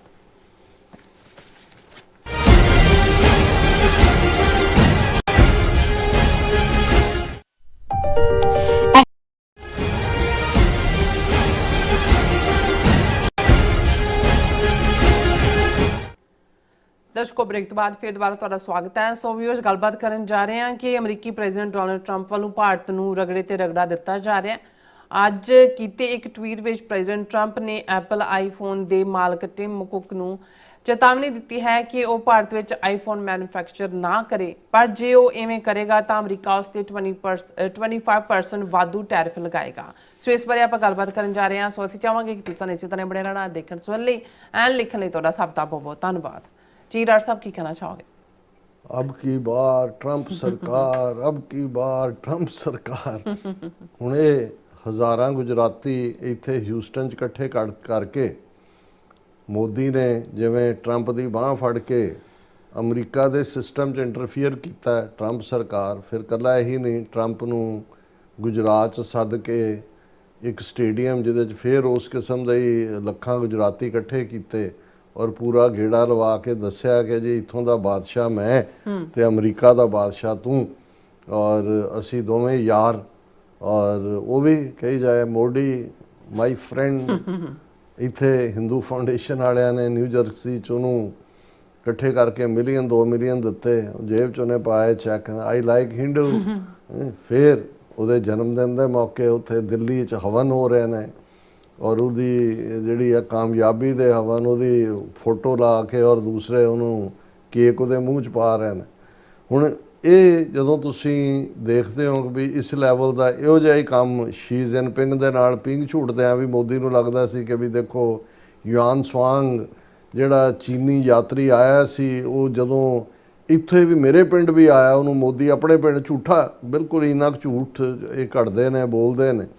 ਲੇਕਿਨ ਇਹਨਾਂ ਨੂੰ ਇਸ ਗੱਲ ਦੀ ਸ਼ਾਇਦ ਸਮਝ ਨਹੀਂ ਸੀ ਕਿ ਵੀ, ਔਰ ਇਹ ਗੱਲ ਹੈਨਰੀ ਕਿਸਿੰਜਰ ਨੇ ਕਿਤੇ ਕਹੀ ਹੋਈ ਹੈ। ਉਹਨੇ, ਹੈਨਰੀ ਕਿਸਿੰਜਰ ਬਹੁਤ ਸਿਆਣਾ ਬੰਦਾ, ਨੋਬਲ ਪ੍ਰਾਈਜ਼ ਵੀ ਮਿਲਿਆ, ਔਰ ਪ੍ਰੈਜ਼ੀਡੈਂਟ ਨਿਕਸਨ ਦੇ ਵੇਲੇ ਅਮਰੀਕਨ ਫੋਰਨ ਪਾਲਿਸੀ ਨੂੰ ਉਹਨੇ ਕਿਹਾ ਜੀ ਵੀ ਸਾਡੀ ਦੁਸ਼ਮਣੀ ਅਮਰੀਕਾ, ਉਹਨੇ ਹੈਨਰੀ ਕਿਸਿੰਜਰ ਨੇ ਕਿਹਾ ਵੀ ਅਮਰੀਕਾ ਦੀ ਦੁਸ਼ਮਣੀ ਬਹੁਤ ਮਾੜੀ ਹੈ, ਪਰ ਅਮਰੀਕਾ ਦੀ ਦੋਸਤੀ ਉਸ ਤੋਂ ਵੀ ਮਾੜੀ। ਸੋ ਮਤਲਬ ਇਹ ਹੈ ਕਿ ਵੀ ਕਦੋਂ ਅਮਰੀਕਾ ਨੇ ਪਲਟਾ ਦੇ ਦੇਣਾ, ਔਰ ਗੱਲ ਸ਼ਾਇਦ ਅਮਰੀਕਾ ਦੇ ਹਵਾਲੇ ਨਾਲ ਨਾ ਹੋਏ। ਜੇ ਤੁਸੀਂ ਕੁੱਲ ਮਿਲਾ ਕੇ ਵੀ ਦੇਖੋ, ਜਿਹਨੇ ਵੀ ਸਿਆਣੇ ਬੰਦੇ ਨੇ ਕਿਹਾ ਕਿ ਦੇਰ ਆਰ ਨੋ ਪਰਮਾਨੈਂਟ ਫਰੈਂਡਸ ਔਰ ਫੋਜ਼, ਪਰਮਾਨੈਂਟ ਓਨਲੀ ਆਰ ਇੰਟਰਸਟ। ਕਿ ਪੱਕਾ ਕੋਈ ਵੀ ਦੋਸਤ ਜਾਂ ਦੁਸ਼ਮਣ ਨਹੀਂ ਹੁੰਦਾ, ਇਹ ਤਾਂ ਤੁਹਾਡੇ ਹਿੱਤ ਹੁੰਦੇ ਨੇ ਜਿਹੜੇ ਤੁਹਾਨੂੰ ਕਿਤੇ ਜੋੜਦੇ ਨੇ। ਬਿਲਕੁਲ। ਹੁਣ ਇਹ ਜਿਹੜੀ ਟਰੰਪ ਮੋਦੀ ਇਕੁਏਸ਼ਨ, ਔਰ ਉਹਦੇ 'ਚ ਕੋਈ ਸ਼ੱਕ ਨਹੀਂ ਹੈ ਕਿ ਜਿਹੜੇ 4 ਸਾਲ ਪ੍ਰੈਜ਼ੀਡੈਂਟ ਟਰੰਪ ਦੇ ਪ੍ਰੈਜ਼ੀਡੈਂਟ ਦੇ ਤੌਰ 'ਤੇ ਸੀ, ਭਾਰਤ ਦੇ ਵਿੱਚ ਬਹੁਤ ਬੁਰੀ ਤਰ੍ਹਾਂ ਘੱਟ ਗਿਣਤੀਆਂ ਦਾ ਘਾਣ ਹੋਇਆ। ਮੁਸਲਮਾਨਾਂ ਦੇ ਖਿਲਾਫ ਤਾਂ ਜੋ ਨੇਕਡਲੀ, ਔਰ ਈਵਨ ਈਸਾਈਆਂ ਦੇ ਖਿਲਾਫ ਵੀ ਜੋ ਉਹਨਾਂ ਦਾ ਹਿੰਦੂਤਵੀਆਂ ਦਾ ਹੈ, ਸਿੱਖਾਂ ਨੂੰ ਵੀ ਨਿਸ਼ਾਨੇ 'ਤੇ ਲਿਆ ਗਿਆ। US ਸਰਫ ਔਰ ਦੂਸਰਿਆਂ ਦੀਆਂ ਰਿਪੋਰਟਾਂ ਵੀ ਰਹੀਆਂ, ਪਰ Trump looked the other way. ਔਰ ਟਰੰਪ ਨੂੰ ਇਹ ਸੀ, ਕਿਉਂਕਿ ਨੈਸ਼ਨਲ ਇੰਟਰਸਟ ਦੀ ਗੱਲ ਹੀ ਜੇ ਅਸੀਂ ਕਰੀਏ ਪ੍ਰੈਜ਼ੀਡੈਂਟ ਟਰੰਪ ਦੇ, ਕਿ ਵੀ ਚੀਨ ਨੂੰ ਘੇਰਨਾ। ਔਰ ਇਹ ਜਿਹੜੀ ਚੀਨ ਨੂੰ ਘੇਰਨ ਦੀ ਲਾਈਨ ਹੈ ਮਿਲੀਟੈਰਲੀ ਔਰ ਇਕਨੋਮਿਕਲੀ, ਉਹ ਕੋਈ ਟਰੰਪ ਨੇ ਸ਼ੁਰੂ ਨਹੀਂ ਕੀਤੀ। ਉਸ ਤੋਂ ਪਹਿਲਾਂ ਜਿਹੜਾ ਜੂਨੀਅਰ ਬੁਸ਼ ਦੇ ਵੇਲੇ ਔਰ ਉਸ ਤੋਂ ਬਾਅਦ ਓਬਾਮਾ ਐਡਮਿਨਿਸਟ੍ਰੇਸ਼ਨ ਦੇ ਵੇਲੇ, ਕਿਉਂਕਿ ਇਹ ਨੀਤੀਆਂ ਕੋਈ ਇਹ ਨਹੀਂ ਹੈ ਕਿ ਵੀ ਇਹ ਜੋ ਇਲੈਕਸ਼ਨ ਕੈਂਪੇਨ ਦੇ ਵਿੱਚ ਲੈਕਚਰ ਹੁੰਦੇ ਨੇ ਉਹਨਾਂ ਰਾਹੀਂ ਬਣਦੀਆਂ ਨੇ। ਇਹ ਜਿਵੇਂ ਕੱਲ੍ਹ ਹੀ ਮੈਂ ਇੱਕ CIA ਦੇ ਆਲਾ ਅਫੀਸ਼ੀਅਲ ਜਿਹੜਾ ਰਿਹਾ ਉਸਨੇ ਕੋਈ ਕਿਤਾਬ ਵੀ ਲਿਖੀ ਹੈ, ਉਹਦਾ ਇੱਕ ਇੰਟਰਵਿਊ ਮੈਂ ਕਿਤੇ ਦੇਖ ਰਿਹਾ ਸੀ, ਉਹ ਸਾਊਥ ਅਮਰੀਕਾ ਬਾਰੇ ਗੱਲ ਕਰ ਰਿਹਾ ਸੀ, ਕਿੱਥੇ ਡੈਮੋਕ੍ਰੇਸੀ ਆ। ਉਹਨੇ ਕਿਹਾ ਵੀ ਮੁਲਕ 'ਚ ਕੀ ਬਣਦਾ ਹੈ ਕੀ ਨਹੀਂ ਬਣਦਾ, ਕੌਣ ਕਿਹਨੂੰ ਚੁਣਦਾ, ਦੈਟ ਡੋਂਟ ਮੈਟਰਸ। ਉਹ CIA ਦੇ ਹਵਾਲੇ ਨਾਲ ਗੱਲ ਕਰ ਰਿਹਾ ਸੀ। ਉਹ ਕਹਿੰਦਾ ਵੀ ਸਾਡੇ ਇਹ ਕਹਿੰਦਾ ਵੀ ਇਹ ਜਿਹੜੀ ਇਬਾਰਤ ਹੈ ਨਾ ਡੈਮੋਕ੍ਰੇਸੀ ਦੀ, of the people, by the people, for the people, this is for the idiots. In our working there is no democracy. We have to see ਕਿ ਕਿਹੜਾ ਸਾਡੇ ਅੰਗੂਠੇ ਥੱਲੇ ਹੈ ਔਰ ਕਿਹੜਾ ਸਾਡਾ ਹੁਕਮਮੰਦ ਹੈ, ਨਹੀਂ ਕਿਹੜਾ ਬਾਗੀ ਹੈ ਔਰ ਉਸ ਨੂੰ ਅਸੀਂ ਕੁਚਲ ਦਿੰਦੇ। ਹੁਣ ਇਸ ਸਾਰੇ ਦੇ ਚੱਲਦੇ ਆ ਟਰੰਪ ਤਾਂ ਉਹੀ ਪਾਲਿਸੀ ਚਾਈਨਾ ਨੂੰ ਘੇਰਨ ਦੀ, ਜਿਹਦੇ ਥੱਲੇ ਇੰਡੀਆ ਕੁਆਡ 'ਚ ਆਇਆ ਬੜਾ ਖੁਸ਼ੀ ਔਰ ਹਿੰਦੂ ਤਵੀਆਂ ਨੂੰ ਲੱਗਦਾ ਸੀ ਕਿ ਵੀ ਅਸੀਂ ਹੁਣ ਜਿਹੜੇ ਆ ਵੈਪਨ ਜਿਹੜੇ 70-80% ਸਾਡੇ ਰਸ਼ੀਆ 'ਤੇ ਡਿਪੈਂਡੈਂਟ ਸੀ, ਹੁਣ ਅਸੀਂ 30-40% ਰਸ਼ੀਆ ਦੇ ਕਰਕੇ ਇੱਧਰ ਨੂੰ ਮੋੜ ਦਿੱਤਾ ਹੈ। ਦੇਖੋ ਜੀ, ਸਾਨੂੰ ਪ੍ਰੈਸਲਰ ਅਮੈਂਡਮੈਂਟ ਦੇ ਥੱਲੇ ਜਿਹੜੀਆਂ ਪਾਬੰਦੀਆਂ ਲੱਗੀਆਂ ਸੀ ਉਹ ਵੀ ਹਟਾ ਦਿੱਤੀਆਂ। ਜਿਹੜੀ ਇੰਡੋ-US ਨਿਊਕਲੀਅਰ ਡੀਲ ਮਨਮੋਹਨ ਸਿੰਘ ਔਰ ਜੂਨੀਅਰ ਬੁਸ਼ ਦੇ ਵੇਲੇ ਸਾਈਨ ਹੋਈ 2004 ਔਰ ਉਸ ਪੀਰੀਅਡ ਦੇ ਵਿੱਚ, ਉਹਦੇ 'ਚ ਇਹ ਹੋਇਆ ਇੰਡੀਆ ਨੂੰ ਕਿ ਦੇਖੋ ਸਾਨੂੰ ਪਾਕਿਸਤਾਨ ਨਾਲੋਂ ਡੀਹਾਈਫਨੇਟ ਕਰ ਦਿੱਤਾ ਹੈ, ਬਹੁਤ ਵੱਡੀ ਸਾਡੀ ਪ੍ਰਾਪਤੀ।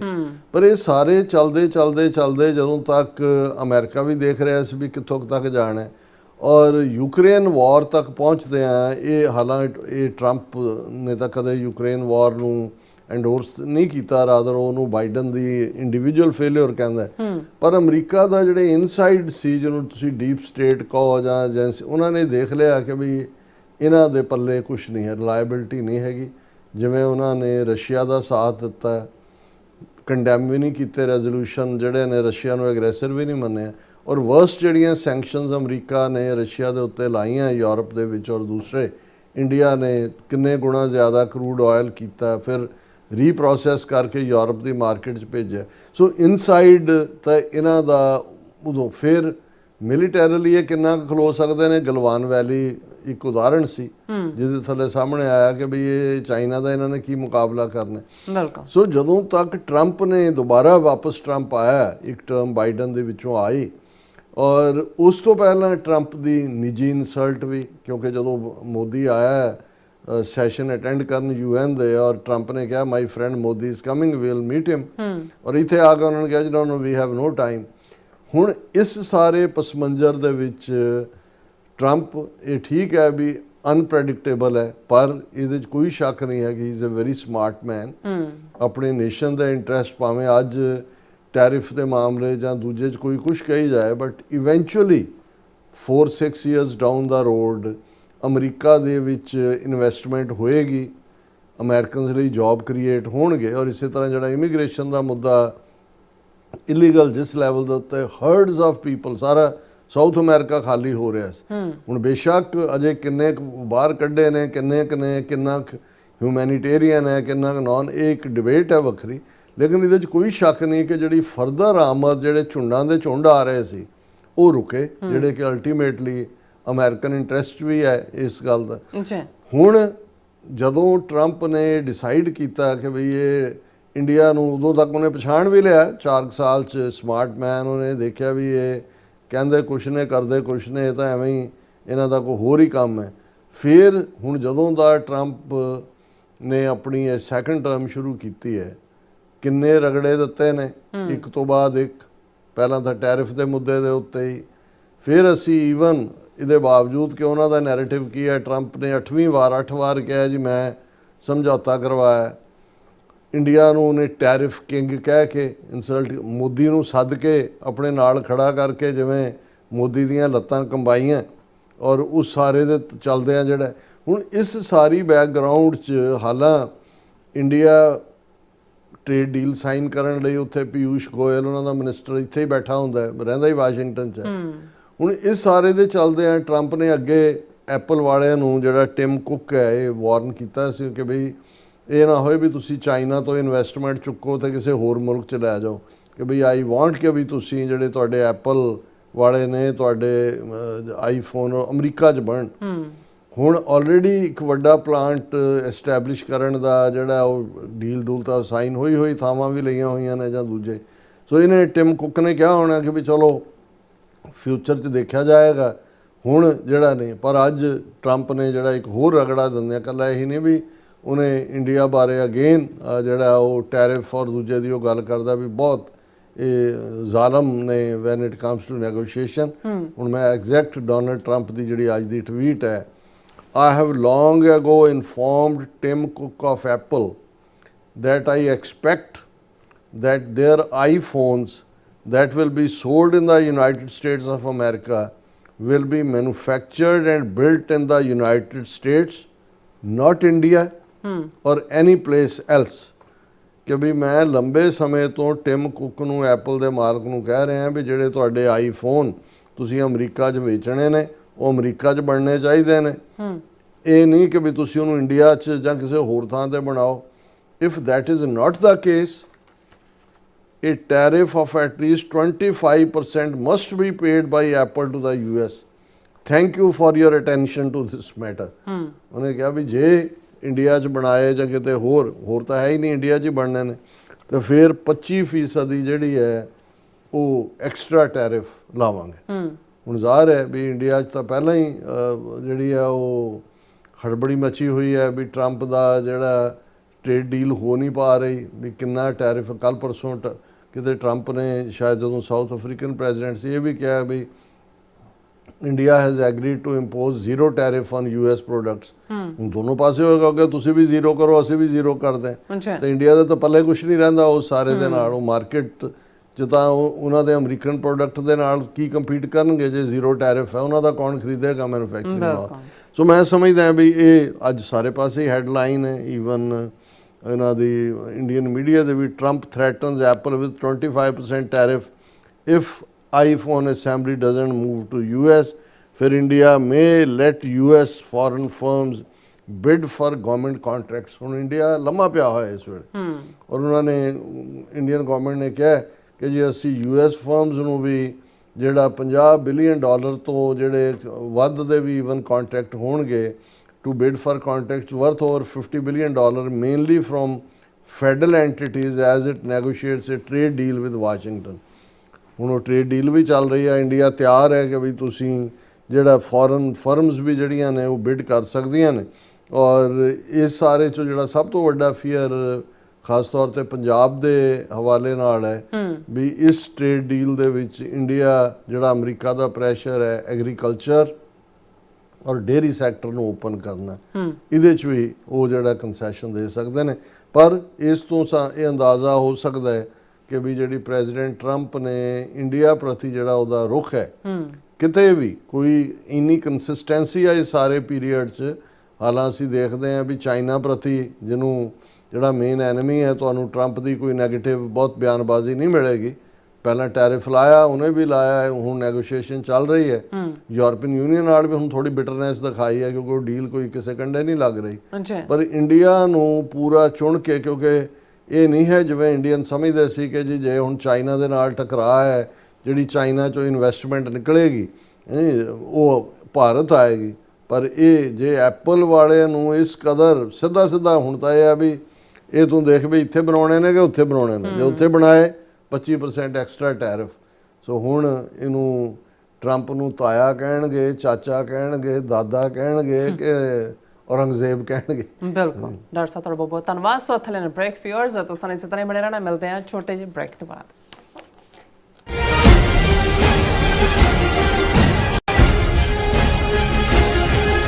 ਜਪਿਓ ਜਿਨ ਅਰਜਨ ਦੇਵ ਗੁਰੂ।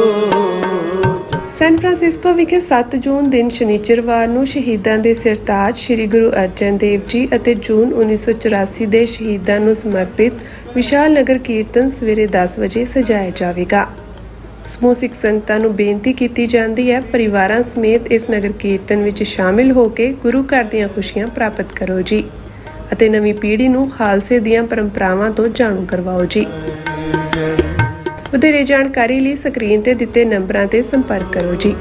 ਫਿਰ ਸੰਕਟ ਜੋਨ ਗਰਭ ਅਮਰੀਕਾ ਵਿੱਚ ਰਹਿ ਰਹੇ ਹੋ ਅਤੇ ਡਰਾਈਵਿੰਗ ਲਾਇਸੈਂਸ ਲੈਣਾ ਚਾਹੁੰਦੇ ਹੋ ਤੇ ਲੱਭ ਰਹੇ ਹੋ ਇੱਕ ਤਜਰਬੇਕਾਰ ਡਰਾਈਵਿੰਗ ਸਕੂਲ, ਤਾਂ ਤੁਹਾਡੇ ਲਈ ਹੈ ਵੱਡੀ ਖੁਸ਼ਖਬਰੀ। ਕੈਲੀਫੋਰਨੀਆ ਦਾ ਸਟਾਕਟਨ ਟਰੱਕ ਡਰਾਈਵਿੰਗ ਸਕੂਲ ਤੁਹਾਨੂੰ ਦੇਵੇਗਾ ਡਰਾਈਵਿੰਗ ਸਿਖਲਾਈ ਅਤੇ ਡਰਾਈਵਿੰਗ ਦੌਰਾਨ ਪੇਸ਼ ਆਉਂਦੀਆਂ ਮੁਸ਼ਕਲਾਂ ਨਾਲ ਨਜਿੱਠਣ ਦੀ ਸਿਖਲਾਈ। 25 ਸਾਲ ਤੋਂ ਵੀ ਵੱਧ ਦੇ ਤਜਰਬੇ ਨਾਲ ਤੁਹਾਨੂੰ ਮਿਲੇਗੀ ਡਰਾਈਵਿੰਗ ਨਾਲ ਸੰਬੰਧਿਤ ਹਰ ਤਰ੍ਹਾਂ ਦੀ ਸਿਖਲਾਈ, ਉਹ ਵੀ ਵਾਜਿਬ ਕੀਮਤ ਵਿੱਚ। ਫਿਰ ਦੇਰ ਕਿਸ ਗੱਲ ਦੀ, ਅੱਜ ਹੀ ਸੰਪਰਕ ਕਰੋ 2097883308 ਜਾਂ ਫਿਰ 2093139919 ਨੰਬਰਾਂ ਤੇ ਅਤੇ ਪਾਓ ਆਪਣਾ ਡਰਾਈਵਿੰਗ ਲਾਇਸੈਂਸ।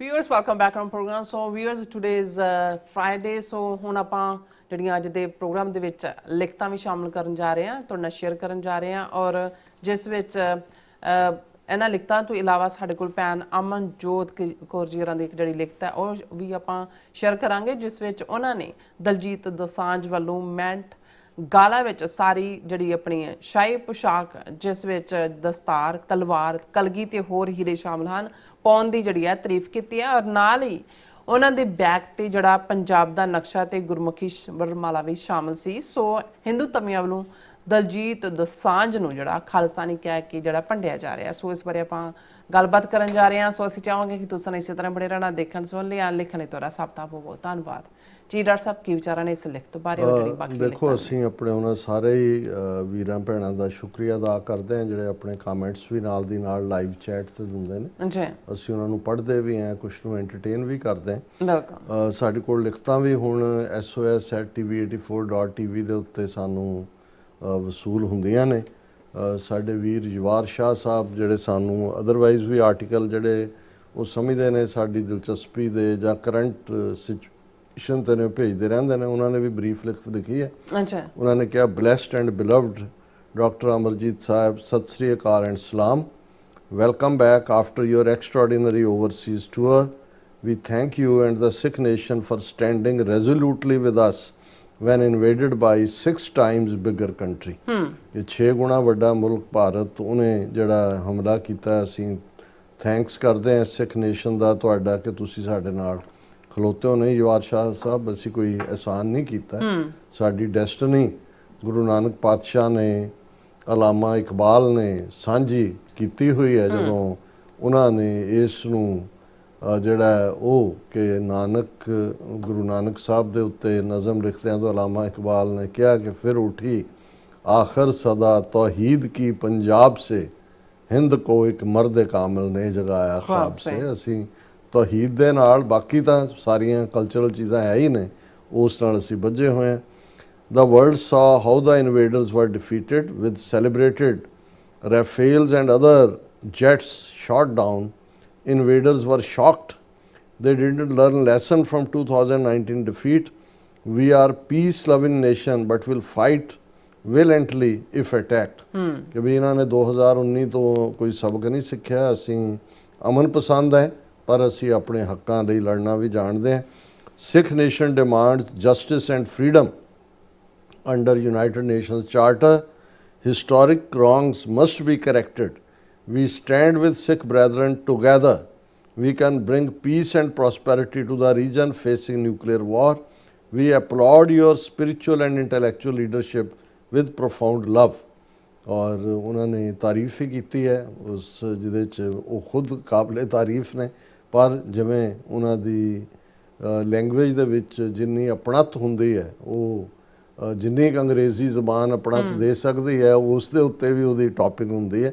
और असीं जवार शाह साहब का बहुत बहुत शुक्रिया अदा करते हैं। इस तरह सानू सिडनी तो साडे वीर जतिंदर सिंह जिहड़े सानू आके 1-to-1 मिले भी, TV84 ਲਈ उन्होंने सेवावां भी दित्तियां, अगों ਲਈ भी सेवावां पेश कीतियां। उन्होंने भी सानू लिखिया, उन्होंने कहा भी it was an honour and privilege to meet you in Sydney. Your unwavering commitment and dedication to the Sikh nation are truly inspiring. बहुत शुक्रिया Jatinder Singh ji. We regularly follow your work online, but meeting you in person was profoundly moving. Your leadership provides a beacon of hope during challenging times. Again, तारीफ दे लफ्ज़ ने इहदे विच मैं हुण की add करा. Rather, I am humbled by what is said. The meeting was highly valuable and significant learning experience. We hope the Sydney Sangat will continue to benefit from your visionary leadership and frequent visits. कि जी बार बार आओ और Sydney दी संगत उस दा फायदा ले. As previously discussed, I offer my volunteer services to TV84. My professional details will be forwarded within a few days. बहुत शुक्रिया. Finally, I pray for your good health and hope you have returned safely. Please convey my regards to Sister Neelam Kaur. So nice. और ਇਹ Jatinder Singh Thank you ਬਹੁਤ so ਸ਼ੁਕਰੀਆ much. Bhai Sahib. ਤੁਹਾਡਾ ਮਿਲਣਾ ਸਾਡੇ ਲਈ ਵੀ ਇਵੇਂ ਹੀ ਸੀ, ਬਹੁਤ ਨਿੱਘੀ ਮਿਲਣੀ ਸੀ. ਮਹਾਰਾਜ ਤੁਹਾਨੂੰ ਚੜ੍ਹਦੀ ਕਲਾ ਦੇਣ ਔਰ ਬਿਲਕੁਲ। ਅਸੀਂ ਭਵਿੱਖ ਦੇ ਵਿੱਚ ਤੁਹਾਡੀਆਂ ਸੇਵਾਵਾਂ ਨੂੰ ਜ਼ਰੂਰ ਹਾਸਲ ਕਰਾਂਗੇ. ਜੀ ਭੈਣ ਜੀ ਅਮਨਜੋਤ ਕੌਰ ਬੜੇ ਲੰਬੇ ਵਕਤ ਬਾਅਦ ਉਹਨਾਂ ਨੇ ਲਿਖਿਆ. ਹਾਲਾਂ ਜੋ ਅਸੀਂ ਡਿਸਕਸ ਇਹ ਸਾਰੇ ਪੀਰੀਅਡ 'ਚ ਕਰ ਰਹੇ ਹਾਂ ਪੋਲੀਟੀਕਲੀ ਇਹ ਇੱਕ ਡਿਫਰੈਂਟ ਹੈ. ਇਹਨਾਂ ਨੇ ਦਲਜੀਤ ਦੋਸਾਂਝ ਦੀ ਮੈਟ ਗਾਲਾ ਮੌਕੇ ਦੇ ਉੱਤੇ ਜਿਹੜੀ ਪੋਸ਼ਾਕ ਹੈ ਕਲਗੀ ਦਸਤਾਰ ਤਲਵਾਰ ਹੀਰੇ ਔਰ ਆਪਣੇ ਉਹਨਾਂ ਦੇ ਬੈਗ ਦੇ ਉੱਤੇ ਗੁਰਮੁਖੀ ਲਿਖਣਾ ਪੰਜਾਬ ਦਾ ਔਰ ਨਕਸ਼ਾ ਉਸ ਦੇ ਰਿਐਕਸ਼ਨ ਵਿੱਚ ਹਿੰਦੂ ਤਵੀਆਂ ਨੂੰ ਲੱਗੀ ਅੱਗ ਔਰ ਇਹ ਸਾਰੇ ਦੇ ਉੱਤੇ ਹੀ ਲਿਖਿਆ. ਪਰ ਮੈਂ ਸਮਝਦਾ ਵੀ ਉਹਨਾਂ ਦੀ ਲਿਖਤ ਹਮੇਸ਼ਾ ਹੀ ਫੈਕਟਸ ਦੇ ਉੱਤੇ ਹੁੰਦੀ ਹੈ ਔਰ ਅਸੀਂ ਜਦੋਂ ਨਹੀਂ ਲਿਖਦੇ ਅਸੀਂ ਉਹਨਾਂ ਨੂੰ ਮਿਸ ਕਰਦੇ ਹਾਂ. ਸੋ ਮੋਸਟ ਵੈਲਕਮ ਭੈਣ ਜੀ ਤੁਸੀਂ ਲਿਖਿਆ ਜੀ. ਔਰ ਉਹਨਾਂ ਨੇ ਕਿਹਾ I am writing after a long time. I hope all is fine at your end. I am seeing pictures of Diljit Dosanjh at Met Gala going viral across social media. This is a proud moment for the Sikhs in my opinion, and his choice of costume is one of strongest assertion of independent Sikh identity.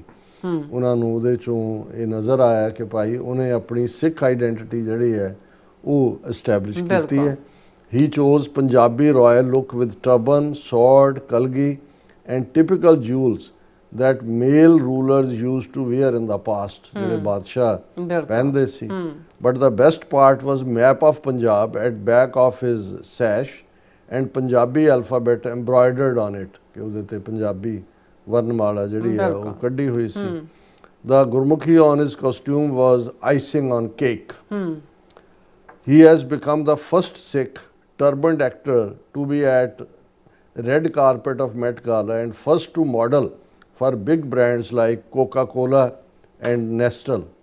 ਕਿ ਵੀ ਉਹ ਉਹਨਾਂ ਦੇ brand ਵੀ ਬਣੇ ਨੇ ਔਰ ਪਹਿਲੇ ਸਿੱਖ ਇਸ level ਦੇ ਉੱਤੇ ਟਰਬਨਡ. ਉਹ at a time when most Sikh man are giving up on turban, it is good to see Diljit popularize turban globally. ਬਹੁਤੇ ਜਦੋਂ ਪੱਗਾਂ ਲਾ ਰਹੇ ਨੇ ਉਹਨਾਂ ਨੇ ਉਹਨੂੰ ਕੀਤਾ popular. I was seeing meltdown of ਕੱਟੜ Hindutva types on social media as his pictures went viral. As usual calling him and India or Khalistani. ਨਹੀਂ ਬਹੁਤ ਸਾਰਿਆਂ ਨੇ ਉਹ ਖਾਲਿਸਤਾਨੀ ਲੇਬਲ ਲਾਇਆ. ਬਿਲਕੁਲ. But it's proud moment for Sikhs to have their culture flaunted unabashedly. ਕਿ ਵੀ ਸਾਡਾ ਜਿਹੜਾ ਕਲਚਰ ਹੈ ਉਹ ਸਾਹਮਣੇ ਆਇਆ. Last year a Sikh female influencer had also worn Punjabi suit at red carpet of Cannes Film Festival instead of some fancy western gown or sari. ਇੱਕ ਸਿੱਖ ਬੀਬੀ ਨੇ ਵੀ ਜਿਹੜੇ ਇਨਫਲੂਐਂਸਰ ਨੇ ਉਹਨਾਂ ਨੇ ਪੰਜਾਬੀ ਸੂਟ ਪਹਿਰਾਵਾ ਪਾਇਆ. I am happy to see more Sikhs come into their own unapologetically own and showcase their Sikh and Punjabi roots at global stage and on social media, in books, writing, literature, academia, arts, cinema, music and overall discourse. ਇਹ ਸਾਰੇ ਤੁਹਾਡੇ soft power ਦੇ ਪ੍ਰਤੀਕ ਨੇ ਕਿ ਵੀ ਇਹਦੇ 'ਚ ਸਿੱਖਾਂ ਦੀ ਆਮਦ ਹੋ ਰਹੀ ਹੈ. Met Gala is usually an event where people wear frivolous costumes. In contrast, it was great to see Diljit own his Sikh and Punjabi roots and not dress gaudy or wear something frivolous. ਕਿ ਵੀ ਇਹ ਉਹਨੇ ਆਪਣਾ dress ਰੱਖਿਆ ਐਵੇਂ ਕੋਈ ਭੋਂਦੂ ਜਾਂ ਭੋਂਡਾ ਪਹਿਰਾਵਾ ਨਹੀਂ ਪਾਇਆ. I like how Sikh youth influencers and achievers like Lily Singh, Rupi Kaur, etc. are also writing. I come from Punjab in their books and bios and not India. ਕਿ ਇਹ ਜਿਹੜੀਆਂ ਨੇ ਲਿਲੀ ਸਿੰਘ ਜਾਂ ਰੂਪੀ ਕੌਰ ਇਹ ਕਹਿੰਦੇ I come from Punjab, ਯਾਨੀ ਉਹ ਪੰਜਾਬ ਦੀ ਅੱਡ ਹੋਂਦ ਮੰਨ ਕੇ ਤੁਰਦੇ ਨੇ, not India. I like to see Diljit using Gurmukhi embroidered on his robes and dressing like royals from a Sikh Raja era, ਜਿਵੇਂ ਸਿੱਖ ਮਹਾਰਾਜਿਆਂ ਦਾ ਪਹਿਰਾਵਾ ਸੀ. And his social media updates in Punjabi with captions about his Punjabi roots.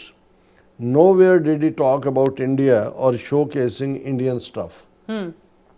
ਵੈਸੇ ਸ਼ਿਵ ਦੇ ਮੰਦਰ ਚ ਓਮ ਨਮੋ ਸ਼ਿਵਾਏ ਵੀ ਕਰ ਆਂਦਾ, ਚਲੋ ਉਹਨਾਂ ਤੋਂ ਨੇ ਉੱਥੇ ਵੀ ਸ਼ੋਅ ਕਰਨਾ ਹੁੰਦਾ. That is the spirit each Sikh ought to have. I am grateful to diaspora Sikhs for keeping distinct Sikh identity alive and compelling Sikhs in South Asia also to maintain own distinctiveness and wear it on their sleeves. ਉਹਨੇ ਕਿਹਾ ਜੀ ਇਹ ਬਾਹਰਲੇ ਸਿੱਖਾਂ ਨੇ ਆਪਣੀ identity ਔਰ ਇਹਦਾ ਪ੍ਰਾਈਡ ਕਾਇਮ ਕੀਤਾ ਹੈ ਔਰ ਇਹਨੇ ਸਾਊਥ ਏਸ਼ੀਆ ਦੇ ਸਿੱਖ ਵੀ ਸ਼ਰਮੋ ਸ਼ਰਮੀ ਇਸ ਪਾਸੇ ਤੁਰੇ ਨੇ. Otherwise Sikhs had become invisible or were reduced to caricatures through comical sidekicks in Bollywood. Otherwise ਤਾਂ ਸਾਨੂੰ ਕਾਰਟੂਨ ਬਣਾ ਦਿੱਤਾ ਸੀ ਇਹਨਾਂ ਨੇ ਬਾਲੀਵੁੱਡ ਵਾਲਿਆਂ ਨੇ ਔਰ ਹੁਣ ਸਿੱਖਾਂ ਦੀ ਆਪਣੀ ਹੋਂਦ ਹੈ. Most Sikhs in India are not even taught about Sikh kings and rulers. ਵੀ ਇੱਥੇ ਤਾਂ ਦੱਸਿਆ ਵੀ ਨਹੀਂ ਜਾਂਦਾ ਵੀ ਸਿੱਖ ਕਦੇ ਬਾਦਸ਼ਾਹ ਵੀ ਰਹੇ ਨੇ, ਸਾਡੇ ਬਾਦਸ਼ਾਹ ਵੀ ਸੀ. Text books cover nothing. We get into information from independent books or social media. ਜਾਣਕਾਰੀ ਕਿਤਾਬਾਂ 'ਚ ਜਾਂ social media ਤੇ ਹੀ ਹੈ. In this sense, modern Sikh achievers and celebrities wearing their roots on their sleeves even at global events is a great thing, and I hope to see Sikhs win and attend Nobel Prize, Oscars, Grammys, etc. also with their identity makers and roots intact someday. ਇੱਕ ਦਿਨ ਆਏ ਕਿ ਇਵੇਂ ਹੀ ਸਿੱਖ ਆਪਣੇ ਬਾਣੇ ਦੇ ਵਿੱਚ ਜਿਹੜੇ ਨੇ ਨੋਬਲ ਪ੍ਰਾਈਜ਼ ਰਿਸੀਵ ਕਰ ਰਹੇ ਹੋਣ, ਆਸਕਰ ਕਰ ਰਹੇ ਹੋਣ, ਗ੍ਰੈਮੀ ਫਿਲਮੀ ਅਵਾਰਡ ਇਹ ਕਰ ਰਹੇ ਹੋਣ. Political sovereignty is a long way to go, but the way Sikhs have reclaimed own soft power and spiritual cultural sovereignty is praiseworthy. ਕਿ ਵੀ ਅਲਟੀਮੇਟ ਸਾਡਾ ਗੋਲ ਤਾਂ ਸਿਆਸੀ ਬਾਦਸ਼ਾਹਤ ਹੈ, ਸੋਵਰਨਟੀ ਹੈ, ਖਾਲਿਸਤਾਨ ਹੈ, ਪਰ ਉਹ ਤਾਂ ਅਜੇ ਸਾਡੀ ਸਟਰਗਲ ਹੈ. ਪਰ ਇਸ ਸਟੇਜ ਤੇ ਐਜ਼ ਏ ਸੌਫਟ ਪਾਵਰ ਹੋਣਾ ਸਾਡੇ ਉਸ ਰਾਹ ਨੂੰ ਹੋਰ ਪੱਧਰਾ ਵੀ ਕਰਦਾ. Sikhs are envied for still sticking to our roots in some way or the other in a way that others do not do. ਕਿ ਵੀ ਸਿੱਖਾਂ ਦਾ ਨਾਲ ਇਹ ਆਪਣੇ ਆਪ 'ਚ ਕਈ ਵਾਰੀ ਉਹ ਈਰਖਾ ਕਰਨ ਵਾਲੇ ਵੀ ਨੇ ਕਿ ਵੀ ਸਿੱਖ ਆਪਣੀਆਂ ਜੜ੍ਹਾਂ ਦੇ ਨਾਲ ਆਪਣੇ ਬਾਣੇ ਦੇ ਨਾਲ ਜੁੜੇ ਹੋਏ ਨੇ. ਫਿਰ ਉਹਨਾਂ ਨੇ ਸ਼ਾਹਰੁਖ ਖਾਨ ਦੇ ਡਰੈਸ ਦੇ ਉੱਤੇ ਕਮੈਂਟ ਕੀਤਾ ਕਿ ਉਹਨੇ ਵੀਅਰਡ ਫਲੈਸ਼ਲੀ ਗੌਡੀ ਕਲੋਥਸ ਪਾਏ ਹੋਏ ਸੀ ਔਰ ਇਸ ਸਾਰੇ ਦੇ it felt proud to read comment saying Diljit posed in better, classier way compared to Bollywood stars, called himself in more sophisticated way and dressed and looked better. ਕਿ ਜਿਹੜੇ ਬਾਲੀਵੁੱਡ ਦੇ ਸੀ ਉਹਨਾਂ ਦੇ ਮੁਕਾਬਲੇ ਉਹਦਾ ਡਰੈਸ ਔਰ ਸਾਰਾ ਜਿਹੜਾ ਸੀ ਉਹ ਪੂਰਾ ਸੀ. Rest of people are insanely jealous to see why their people have abandoned symbols of their culture, whereas Sikhs still something cling to their roots no matter how rich, modern and famous they get. ਕਿ ਸਿੱਖ ਭਾਵੇਂ ਅਮੀਰ ਹੋ ਜਾਣ, famous ਹੋ ਜਾਣ, ਪਰ ਉਹ ਆਪਣੀਆਂ ਜੜ੍ਹਾਂ ਦੇ ਨਾਲ ਜੁੜੇ ਹੋਏ ਨੇ.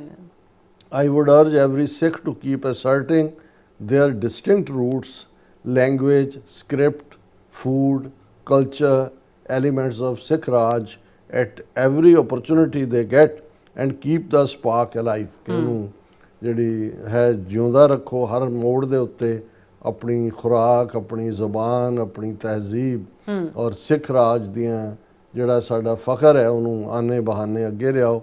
Never merge with any existing majority over reaching cultures. ਵੀ ਇਹਨਾਂ ਦਾ ਮੈਜੋਰਿਟੀ 'ਚ ਗਵਾਚੋ ਨਾ. Diljit's Met Gala costume was a sign of non-violent, subtle but effective resistance against Hindutva majoritarianism and assertion of sovereign, unique, distinct, independent, glorious, autonomous Sikh identity. बहुत खूबसूरत लफ्ज़ हैं जिन्हें इस्तेमाल कीते ने. We are Sikhs, not Indian. ਅਸੀਂ ਸਿੱਖ ਹਾਂ, ਭਾਰਤੀ ਨਹੀਂ ਹਾਂ। Our language is Punjabi and script is Gurmukhi and map is, ਅਸੀਂ ਪੰਜਾਬ ਦੇ ਵਾਸੀ ਹਾਂ, ਸਾਡੀ ਪੰਜਾਬੀ ਜ਼ਬਾਨ ਹੈ। ਨਾਟ ਇੰਡੀਅਨ ਮੈਪ ਔਰ ਹਿੰਦੀ ਲੈਂਗੁਏਜ ਔਰ ਦੇਵਨਾਗਰੀ ਸਕ੍ਰਿਪਟ। ਅਸੀਂ ਨਾ ਦੇਵਨਾਗਰੀ ਨੂੰ ਮੰਨੀਏ, ਨਾ ਹਿੰਦੁਸਤਾਨ ਦੇ ਮੈਪ ਨੂੰ ਮੰਨੀਏ, ਨਾ ਇਹਨਾਂ ਦੇ। That is how it is, that is how it should be. ਇਵੇਂ ਹੀ ਹੋਏਗਾ ਹੁਣ। ਬਿਲਕੁਲ। Sikhs should keep asserting own identity like this, distinct from Indian one, at every opportunity they get. It will pave way for bigger gains in future. So ਬਹੁਤ nice, so ਸ਼ੁਕਰੀਆ ਭੈਣ beautiful. ਹਾਂਜੀ ਜੀ, ਭੈਣ ਇਵੇਂ ਹੀ ਸਾਨੂੰ ਤੁਸੀਂ ਲਿਖਦੇ ਰਹੋ। ਸੋ ਇਸ ਦੇ ਨਾਲ ਵਿਊਅਰਸ ਕੋਲ ਨੇ ਬ੍ਰੇਕ। ਵਿਊਅਰਸ ਸਾਨੂੰ ਇਸੇ ਤਰ੍ਹਾਂ ਬਣੇ ਰਹਿਣਾ। ਮਿਲਦੇ ਹਾਂ ਛੋਟੇ ਜਿਹੇ ਵਕਫੇ ਤੋਂ ਬਾਅਦ।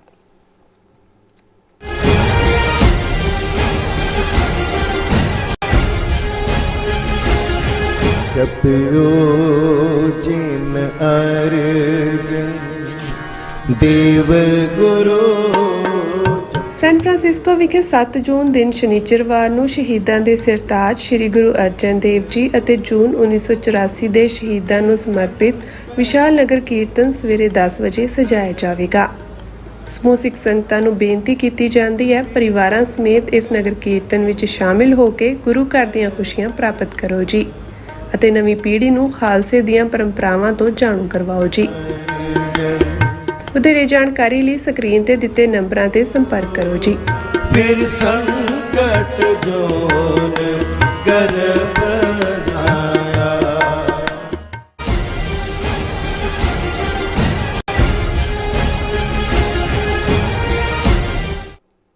Viewers welcome back to programme. So viewers ਅਖੀਰਲੇ ਸੈਗਮੈਂਟ ਦੇ ਵਿੱਚ ਆਪਾਂ ਦੋ ਨਜ਼ਮਾਂ, ਇੱਕ ਜਿਹੜੀ ਹੈਗੀ ਹੈ ਸ਼ੇਰਬਾਜ਼ ਸਿੰਘ ਢਿੱਲੋਂ ਜੀਰਾਂ ਦੀ ਔਰ ਟੋਰਾਂਟੋ ਤੋਂ ਸੰਤੋਖ ਸਿੰਘ ਭਾਊ ਜੀਰਾਂ ਦੀ ਜਿਹੜੀ ਨਜ਼ਮਾਂ ਨੇ ਉਹ ਸ਼ੇਅਰ ਕਰਨ ਜਾ ਰਹੇ ਹਾਂ। ਸੋ ਨਾਲ ਜਿਹੜੇ ਤੁਹਾਡੇ ਲਾਈਵ ਮੈਸੇਜ ਨੇ ਉਹ ਵੀ ਆਪਾਂ ਸ਼ੇਅਰ ਕਰਾਂਗੇ। ਸੋ ਅਸੀਂ ਚਾਹਾਂਗੇ ਕਿ ਤੁਸੀਂ ਇਸੇ ਤਰ੍ਹਾਂ ਬੜੇ ਰਹਿਣਾ, ਦੇਖਣ ਸੁਣਨ ਲਈ, ਲਿਖਣ ਲਈ।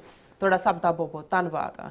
ਜੀ ਡਾਕਟਰ ਸਾਹਿਬ ਕੀ ਕਹਿਣਾ ਚਾਹੋਗੇ ਇਹਨਾਂ ਨਜ਼ਮਾਂ ਬਾਰੇ? ਦੇਖੋ, ਅਸੀਂ ਇਸ ਪਲੇਟਫਾਰਮ ਤੋਂ ਆਪਣੇ ਟੈਲੈਂਟ ਨੂੰ ਰੈਕਗਨਾਈਜ਼ ਕਰਦੇ ਹਾਂ ਔਰ ਇਸ ਪੀਰੀਅਡ 'ਚ ਜਿਹੜੇ ਦੋ ਸਾਡੇ ਸ਼ਾਇਰ, ਇੱਕ ਪੰਜਾਬੀ ਜ਼ਬਾਨ 'ਚ, ਇੱਕ ਅੰਗਰੇਜ਼ੀ ਜ਼ਬਾਨ 'ਚ, ਭਾਈ ਸੰਤੋਖ ਸਿੰਘ ਜੀ ਭਾਊ ਟੋਰਾਂਟੋ ਤੋਂ, ਜਿਵੇਂ ਉਹਨਾਂ ਨੂੰ ਸਾਡੇ ਵਿਊਅਰ ਪਸੰਦ ਕਰਦੇ ਨੇ। ਸ਼ੇਰਬਾਜ਼ ਸਿੰਘ ਢਿੱਲੋਂ, ਉਹਨਾਂ ਨੇ ਵੀ ਅੰਗਰੇਜ਼ੀ 'ਚ ਲਿਖਦੇ ਨੇ, ਪਰ ਜਿੱਥੇ ਆਪਣੀ ਮੂਵਮੈਂਟ ਦੀ ਗੱਲ, ਉੱਥੇ ਉਹਨਾਂ ਦੀ ਜ਼ਬਾਨ ਦੇ ਵਿੱਚ ਔਰ ਉਹਨਾਂ ਦੀ ਪੋਇਟਰੀ ਇੰਨੀ ਇੱਕ ਬੈਲੈਂਸਡ ਹੈ ਕਿ ਉਹ ਸਭ ਨੂੰ ਇੱਕ ਬੜਾ ਲੁਤਫ ਦਿੰਦੀ ਹੈ, ਬਿਲਕੁਲ ਮੋਟੀਵੇਟ ਵੀ ਕਰਦੀ ਹੈ। ਔਰ ਕਿਉਂਕਿ ਇਹ ਨਜ਼ਮਾਂ ਜਿਹੜੀਆਂ ਮੇਰੇ ਕੋਲ 3-3 4-4 ਦੋਨੋਂ ਪਾਸਿਓਂ ਇਕੱਠੀਆਂ ਹੋਈਆਂ, ਅੱਜ ਮੈਂ ਇੱਕ ਹੀ ਸ਼ੇਅਰ ਕਰਾਂਗਾ। ਇਹ ਉਸ ਪੀਰੀਅਡ ਦੀਆਂ ਨੇ ਜਦੋਂ ਕਿ ਭਾਰਤ ਔਰ ਪਾਕਿਸਤਾਨ ਆਲਮੋਸਟ ਜਿਹੜੇ ਨੇ ਉਹ ਗੁੱਥਮ ਗੁੱਥਾ ਹੁੰਦੇ ਡਰੋਨ ਵਾਰ ਔਰ ਮਿਸਾਈਲ ਵਾਰ 'ਚ ਪਹੁੰਚ ਗਏ। ਔਰ ਉਸ ਪੀਰੀਅਡ 'ਚ ਜਿਹੜੀ ਸਿੱਖ ਕੌਮ ਦੀ ਨਿਊਟਰੈਲਿਟੀ ਸੀ ਔਰ ਪੰਜਾਬ ਦੇ ਵਿੱਚ ਨਿਊਟਰੈਲਿਟੀ, ਬਾਹਰ ਖੁੱਲ੍ਹ ਕੇ ਭਾਰਤ ਦਾ ਵਿਰੋਧ, ਉਸ ਮੌਕੇ ਦੇ ਉੱਤੇ ਹੀ ਇਹਨਾਂ ਨੇ, ਸੰਤੋਖ ਸਿੰਘ ਭਾਊ ਜੀ ਨੇ ਨਜ਼ਮ ਲਿਖੀ, ਡੁੱਲਣ ਦੇਣਾ ਨਹੀਂ ਖੂਨ ਪੰਜਾਬ ਦਾ। ਅੰਮ੍ਰਿਤਸਰ ਤੇ ਲਾਹੌਰ ਦਿਓ ਪੁੱਤਰੋ, ਹੁਣ ਵਾਘੇ ਉੱਤੇ ਖੂਨ ਨਹੀਂ ਡੋਲਣਾ। ਤੀਜੇ ਵੈਰੀ ਨੇ ਜੋ ਅੱਧ ਵਿੱਚੋਂ ਵੱਢਿਆ, ਤਕੜੀ 'ਚ ਪਾ ਕੇ ਤੋਲਣਾ। ਸਾਂਝਾ ਵੈਰੀ ਚਾਲਾਂ ਸਦਾ ਚੱਲਦਾ, ਅੱਖਾਂ ਖੋਲ ਕੇ ਉਸ ਨੂੰ ਟੋਲਣਾ। ਦੋਹਾਂ ਹੀ ਪੰਜਾਬਾਂ ਦੇ ਉਹ ਪੁੱਤਰੋ, ਹੁਣ ਵਾਘੇ ਉੱਤੇ ਖੂਨ ਨਹੀਂ ਡੋਲਣਾ। ਨਾਨਕ ਫਰੀਦ ਦੇ ਉਹ ਵਾਰਸੋ, ਇੱਕ ਦੂਜੇ ਦੇ ਖਿਲਾਫ ਨਹੀਂ ਬੋਲਣਾ। ਇੱਕੋ ਖੂਨ ਇੱਕੋ ਜੜ੍ਹਾਂ ਨੇ ਤੁਹਾਡੀਆਂ, ਸਾਂਝੇ ਵੱਡਿਆਂ ਤੇ ਕੁਫਰ ਨਹੀਂ ਤੋਲਣਾ। ਦੋਹਾਂ ਹੀ ਪੰਜਾਬਾਂ ਦੇ ਉਹ ਪੁੱਤਰੋ, ਹੁਣ ਵਾਘੇ ਉੱਤੇ ਖੂਨ ਨਹੀਂ ਡੋਲਣਾ। ਇੱਕੋ ਬੋਲੀ ਇੱਕੋ ਖਾਣਾ, ਸਾਡਾ ਇੱਕੋ ਤਾਣਾ ਬਾਣਾ। ਇੱਕੋ ਬੋਲੀਆਂ ਤੇ ਇੱਕੋ ਸਾਡਾ ਗਾਣਾ, ਸਾਡੀਆਂ ਸਾਂਝੀਆਂ ਨੇ ਖੁਸ਼ੀਆਂ ਤੇ ਮਕਾਣਾ। ਅਟਾਰੀ ਵਾਘੇ ਦਿਆਂ ਬਾਰਡਰਾਂ ਨੂੰ ਖੋਲ੍ਹਣਾ। ਦੋਹਾਂ ਹੀ ਪੰਜਾਬਾਂ ਦੇ ਆ ਵਾਰਸੋ, ਹੁਣ ਵਾਘੇ ਉੱਤੇ ਖੂਨ ਨਹੀਂ ਡੋਲਣਾ। ਭਾਊ ਯੁਗਾਂ ਤੱਕ ਪੰਜਾਬ ਰਹੇ ਵਸਦਾ, ਵੈਰੀ ਨਾਗ ਰਹਿੰਦਾ ਸਦਾ ਸਾਨੂੰ ਡੱਸਦਾ। ਹੁਣ ਕਦੇ ਵੀ ਪੰਜਾਬ ਨਹੀਂ ਰੋਲਣਾ। ਰਾਵੀ ਬਿਆਸ ਤੇ ਚਨਾਹ ਦਿਓ ਵਾਰਸੋ, ਵਾਘੇ ਉੱਤੇ ਖੂਨ ਨਹੀਂ ਡੋਲਣਾ। ਬਹੁਤ ਖੂਬਸੂਰਤ। ਔਰ ਸ਼ੇਰਬਾਜ਼ ਸਿੰਘ ਢਿੱਲੋਂ, ਜਿੱਥੇ ਅੰਗਰੇਜ਼ੀ ਦੀ ਸ਼ਾਇਰੀ 'ਚ ਪੂਰਾ ਉੱਚਾ ਮੁਕਾਮ ਹੈ, ਉਹਨਾਂ ਨੇ ਇੱਕ ਸ਼ਾਹ ਮੁਹੰਮਦ ਦੇ ਉਸ ਕਿੱਸੇ ਦੇ ਉੱਤੇ ਜੰਗਨਾਮਾ ਸਿੰਘਾਂ ਫਰੰਗੀਆਂ ਜਾਂ ਜੰਗ ਹਿੰਦ ਪੰਜਾਬ ਇੱਕ ਕਪਲੇਟ ਛੋਟਾ ਜਿਹਾ ਪੰਜਾਬੀ 'ਚ ਵੀ ਲਿਖਿਆ ਪਰ ਕਿਉਂਕਿ ਭਾਈ ਸੰਤੋਖ ਸਿੰਘ ਭਾਊ ਜੀ ਦੀ ਮੈਂ ਇਸ ਮੌਕੇ ਦੇ ਉੱਤੇ ਜੋ ਉਹਨਾਂ ਦੀ ਲਿਖਤ ਪੜ੍ਹੀ ਹੈ ਤੇ ਉਹਨਾਂ ਨੇ ਜਿਹੜਾ ਮੁੱਠਭੇੜ ਤੋਂ ਬਾਅਦ ਜੋ ਹੋਇਆ ਉਹਦੇ ਤੇ ਉਹਨਾਂ ਨੇ ਕਮੈਂਟ ਕੀਤਾ ਹੈ ਜੀ ਜੰਗ ਹੋਣ ਸੀ ਲੱਗਾ ਪਾਕ ਤੇ ਹਿੰਦ ਦਾ ਛੁੱਟੀਆਂ ਹੋਈਆਂ ਤੇ ਚੜਿਆ ਚਾਅ ਮੀਆਂ ਹੋਣ ਲੱਗੀ ਦਿਲਾਂ 'ਚ ਧੱਕ ਧੱਕ ਚਾਰੇ ਪਾਸੇ ਹੱਦਾਂ ਹਿੱਲੀਆਂ ਤੇ ਕਈਆਂ ਦੇ ਹੱਲੇ ਦਿਲ ਮੀਆਂ ਇੱਕ ਪਟਾਕਿਆਂ ਰਜਵੀਂ ਕਮਾਲ ਕੀਤੀ ਬੁੱਕਣ ਲੱਗੇ ਸੀ ਸਾਰੇ ਚੈਨਲ ਮੀਆਂ ਸਮਝ ਇਹ ਨਾ ਆਵੇ ਕਿ ਕੀ ਲੜਨ ਫੌਜਾਂ ਕਿ ਲੜਦੇ ਪਏ ਨੇ ਟੀਵੀ ਦੇ ਐਂਕਰ ਮੀਆਂ ਉਹ ਟੀਵੀ 'ਚੋਂ ਇੱਕ ਦੂਜੇ ਨਾਲ ਉਲਝੇ ਰਹਿਣ ਸਮਝ ਇਹ ਨਾ ਆਵੇ ਕਿ ਕੀ ਲੜਨ ਫੌਜਾਂ ਕਿ ਲੜਦੇ ਪਏ ਨੇ ਟੀਵੀ ਦੇ ਐਂਕਰ ਮੀਆਂ 2 ਦਿਨ ਤੇ ਧੋਤੀ ਲੰਗਾਰ ਹੋ ਗਈ 2 ਦਿਨਾਂ 'ਚ ਧੋਤੀ ਵੱਢ ਗਈ 2 ਦਿਨ ਤੇ ਧੋਤੀ ਲੰਗਾਰ ਹੋ ਗਈ ਛਾਤੀ 56 ਇੰਚ ਦੀ ਖੁੰਡੀ ਹੋਈ ਧਾਰ ਮੀਆਂ ਫੋਨ ਕਰਕੇ ਆਖੇ ਐ ਟਰੰਪ ਬਾਬਾ ਤੇਰਾ ਮਰ ਚੱਲਿਆ ਗੂੜਾ ਯਾਰ ਮੀਆਂ ਚੀਕਾਂ ਮਾਰੇ ਛਾਤੀ 56 ਇੰਚ ਦੀ ਖੁੰਡੀ ਹੋਈ ਧਾਰ ਮੀਆਂ ਫੋਨ ਕਰਕੇ ਆਖੇ ਐ ਟਰੰਪ ਬਾਬਾ ਤੇਰਾ ਮਰ ਚੱਲਿਆ ਗੂੜਾ ਯਾਰ ਮੀਆਂ 2 ਦਿਨਾਂ ਵਿੱਚ ਹੀ ਇਹਨਾਂ ਦੀ ਬੱਸ ਹੋ ਗਈ ਅਸਲਾ ਫੁੱਸ ਤੇ ਮੁੱਕਿਆ ਸਾਰਾ ਰੋਹ ਮੀਆਂ ਅਸੀਂ 2 ਦਿਨ ਹੀ ਛੁੱਟੀਆਂ ਮਾਣ ਸਕੇ ਦਿਲਾਂ ਵਿੱਚ ਹੀ ਰਹਿ ਗਏ ਦਿਲਾਂ ਦੇ ਅਰਮਾਨ ਵਾਹ ਜੀ ਵਾਹ ਕੀ ਬਾਤ ਇਹ ਹੈ ਜਿਹਨੂੰ ਕਹਿੰਦੇ ਨੇ ਰਿਡੀਕਿਊਲ ਹਾਂਜੀ ਬਿਲਕੁਲ ਰਿਡੀਕਿਊਲ ਜਿਹੜਾ ਹੈ ਉਹ ਬੈਸਟ ਹੁੰਦਾ ਹੁਣ ਮੈਂ ਉਹਨਾਂ ਦੀ ਅੰਗਰੇਜ਼ੀ ਨਜ਼ਮ ਬਰੀਫ 'ਚ ਸ਼ੇਅਰ ਕਰ ਦਿੰਦਾ born of the soul bound by chains ਕਿ ਰੂਹ ਦੇ ਪੁੱਤਰ ਜਿਹੜੇ ਜਿਹਨੂੰ ਜਿਵੇਂ ਪ੍ਰੋਫੈਸਰ ਪੂਰਨ ਸਿੰਘ ਨੇ ਸਪਿਰਿਟ ਬੋਰਨ ਪੀਪਲ ਕਿਹਾ ਪਰ ਕੜੀਆਂ ਨੇ ਚੇਨਸ ਨੇ ਬੇੜੀਆਂ ਨੇ ਗੁਲਾਮੀਆਂ I board to this land with folded hands called it my own, kissed its sands, but faces I thought were kin and kind turned to sneer with scornful mind. ਮੈਂ ਇਸ ਧਰਤੀ ਨੂੰ ਨਮਸਕਾਰ ਕਰਦਾ ਹਾਂ ਆਈ ਬੋਰਡ ਚੁੱਕਿਆ ਹੱਥ ਜੋੜ ਕੇ ਇਹਨੂੰ ਮੈਂ ਆਪਣਾ ਕਹਿੰਦਾ ਇਸ ਦੀ ਮਿੱਟੀ ਨੂੰ ਚੁੰਮਿਆ ਪਰ ਮੈਂ ਕੀ ਦੇਖਦਾ ਕਿ ਵੀ ਇਹ ਜਿਹੜਾ ਮੈਂ ਸਮਝਦਾ ਸੀ ਕਿ ਵੀ ਇਹ ਕਿਨ ਐਂਡ ਕਾਈਂਡ ਨੇ ਇਹਨਾਂ ਦੇ ਫੇਸਿਸ ਇਹਨਾਂ ਦੇ ਵਿੱਚ ਤਾਂ ਉਹ ਸਨੀਅਰ ਹੈ ਸਕੌਰਨਫੁਲ ਮਾਈਂਡ ਹੈ ਗੁਲਾਮੀ I board to this land with folded hands called it my own kissed its sands but faces I thought were kin and kind turned to sneer with scornful mind. They mocked my love and bruised my pride, shoved my dreams and hopes aside. My sleep, no peace, just heavy eyes beneath the weight of silent cries. ਕਿ ਉਹਨਾਂ ਨੇ ਮੇਰੇ ਪਿਆਰ ਦਾ ਮਜ਼ਾਕ ਬਣਾਇਆ ਮੇਰੇ ਫਖਰ ਨੂੰ ਮੇਰੇ ਪ੍ਰਾਈਡ ਨੂੰ ਜਿਹੜਾ ਹੈ ਉਹ ਨੀਵਾਂ ਦਿਖਾਇਆ ਮੇਰੇ ਸੁਪਨਿਆਂ ਨੂੰ ਰੋਲ ਕੇ ਰੱਖਿਆ ਮੇਰੀਆਂ ਆਸਾਂ ਦੇ ਉੱਤੇ ਪਾਣੀ ਫੇਰਿਆ ਮੇਰੀ ਨੀਂਦ ਮੇਰਾ ਅਮਨ ਮੇਰੇ ਜਿਹੜੀਆਂ ਨੇ ਮੇਰੀਆਂ ਭਾਰੀਆਂ ਅੱਖਾਂ ਦੱਸ ਰਹੀਆਂ ਨੇ ਕਿ ਭਾਈ ਮੈਂ ਚੁੱਪਚਾਪ ਬੇਸ਼ੱਕ ਮੇਰੇ ਅੰਦਰ ਕਿਵੇਂ ਹੌਕੇ ਨੇ ਹਾਵੇ ਨੇ they mocked my love and bruised my pride shoved my dreams and hopes aside my sleep no peace just heavy eyes beneath the weight of silent cries. I toiled for parents, for future's thread. Now for my children tears I shed. Yet still I ask, with heart so torn, is it my sin to be Punjab born? ਕਿ ਵੀ ਮੈਂ ਜਿਹੜਾ ਉਹ ਸਾਰੇ ਦੇ ਲਈ ਇਸ ਮਿੱਟੀ ਦੇ ਵਿੱਚ ਮੇਰੀਆਂ ਜਨਰੇਸ਼ਨਸ ਨੇ ਜਿਹੜਾ ਉਹ ਐਫਰਟ ਕੀਤਾ ਹੋਇਆ ਹੈ ਹੁਣ ਮੇਰੇ ਬੱਚੇ ਜਿਨ੍ਹਾਂ ਦੇ ਲਈ ਮੈਂ ਅਥਰੂ ਵਗਾਉਂਦਾ ਹੈ ਉਹ ਮੈਨੂੰ ਪੁੱਛਦੇ ਨੇ ਉਹਨਾਂ ਦੇ ਦਿਲ ਟੁੱਟੇ ਹੋਏ ਨੇ ਕਿ ਕੀ ਪੰਜਾਬ 'ਚ ਜੰਮਣਾ ਕੋਈ ਗੁਨਾਹ ਹੈ I toiled for parents for futures thread now for my children tears I shed yet still I ask with heart so torn is it my sin to be Punjab born? A Sikh I am, so proud, so true, my soul with fire my heart with you, but rights denied, my voice unheard, my soil solid, my rivers stirred. ਇੱਕ ਸਿੱਖ ਦੇ ਤੌਰ ਤੇ ਮੈਨੂੰ ਫਖਰ ਹੈ, ਪਰ ਮੇਰੇ ਅੰਦਰ ਮੇਰੀ ਸੋਲ ਦੇ ਵਿੱਚੋਂ ਅੱਗ ਹੈ, ਮੇਰੇ ਦਿਲ ਦੇ ਅੰਦਰ ਜਿਹੜਾ ਇੱਕ ਉਹ ਪਿਆਰ ਹੈ, ਪਰ ਮੇਰੇ ਹੱਕਾਂ ਦੇ ਉੱਤੇ ਛਾਪ ਹੈ, ਮੇਰੀ ਆਵਾਜ਼ ਬੇਆਵਾਜ਼ ਹੈ, ਉਹਨੂੰ ਸੁਣਿਆ ਨਹੀਂ ਜਾਂਦਾ, ਮੇਰੀ ਮਿੱਟੀ ਨੂੰ ਵੀ ਵੇਚ ਦਿੱਤਾ ਗਿਆ, ਮੇਰੇ ਦਰਿਆਈ ਪਾਣੀਆਂ ਨੂੰ ਵੀ ਲੁੱਟ ਲਿਆ ਗਿਆ। ਇਹ ਸਿੱਖ I am so proud, so true, my soul with fire, my heart with you, but rights denied, my voice unheard, my soil sold, my rivers stirred.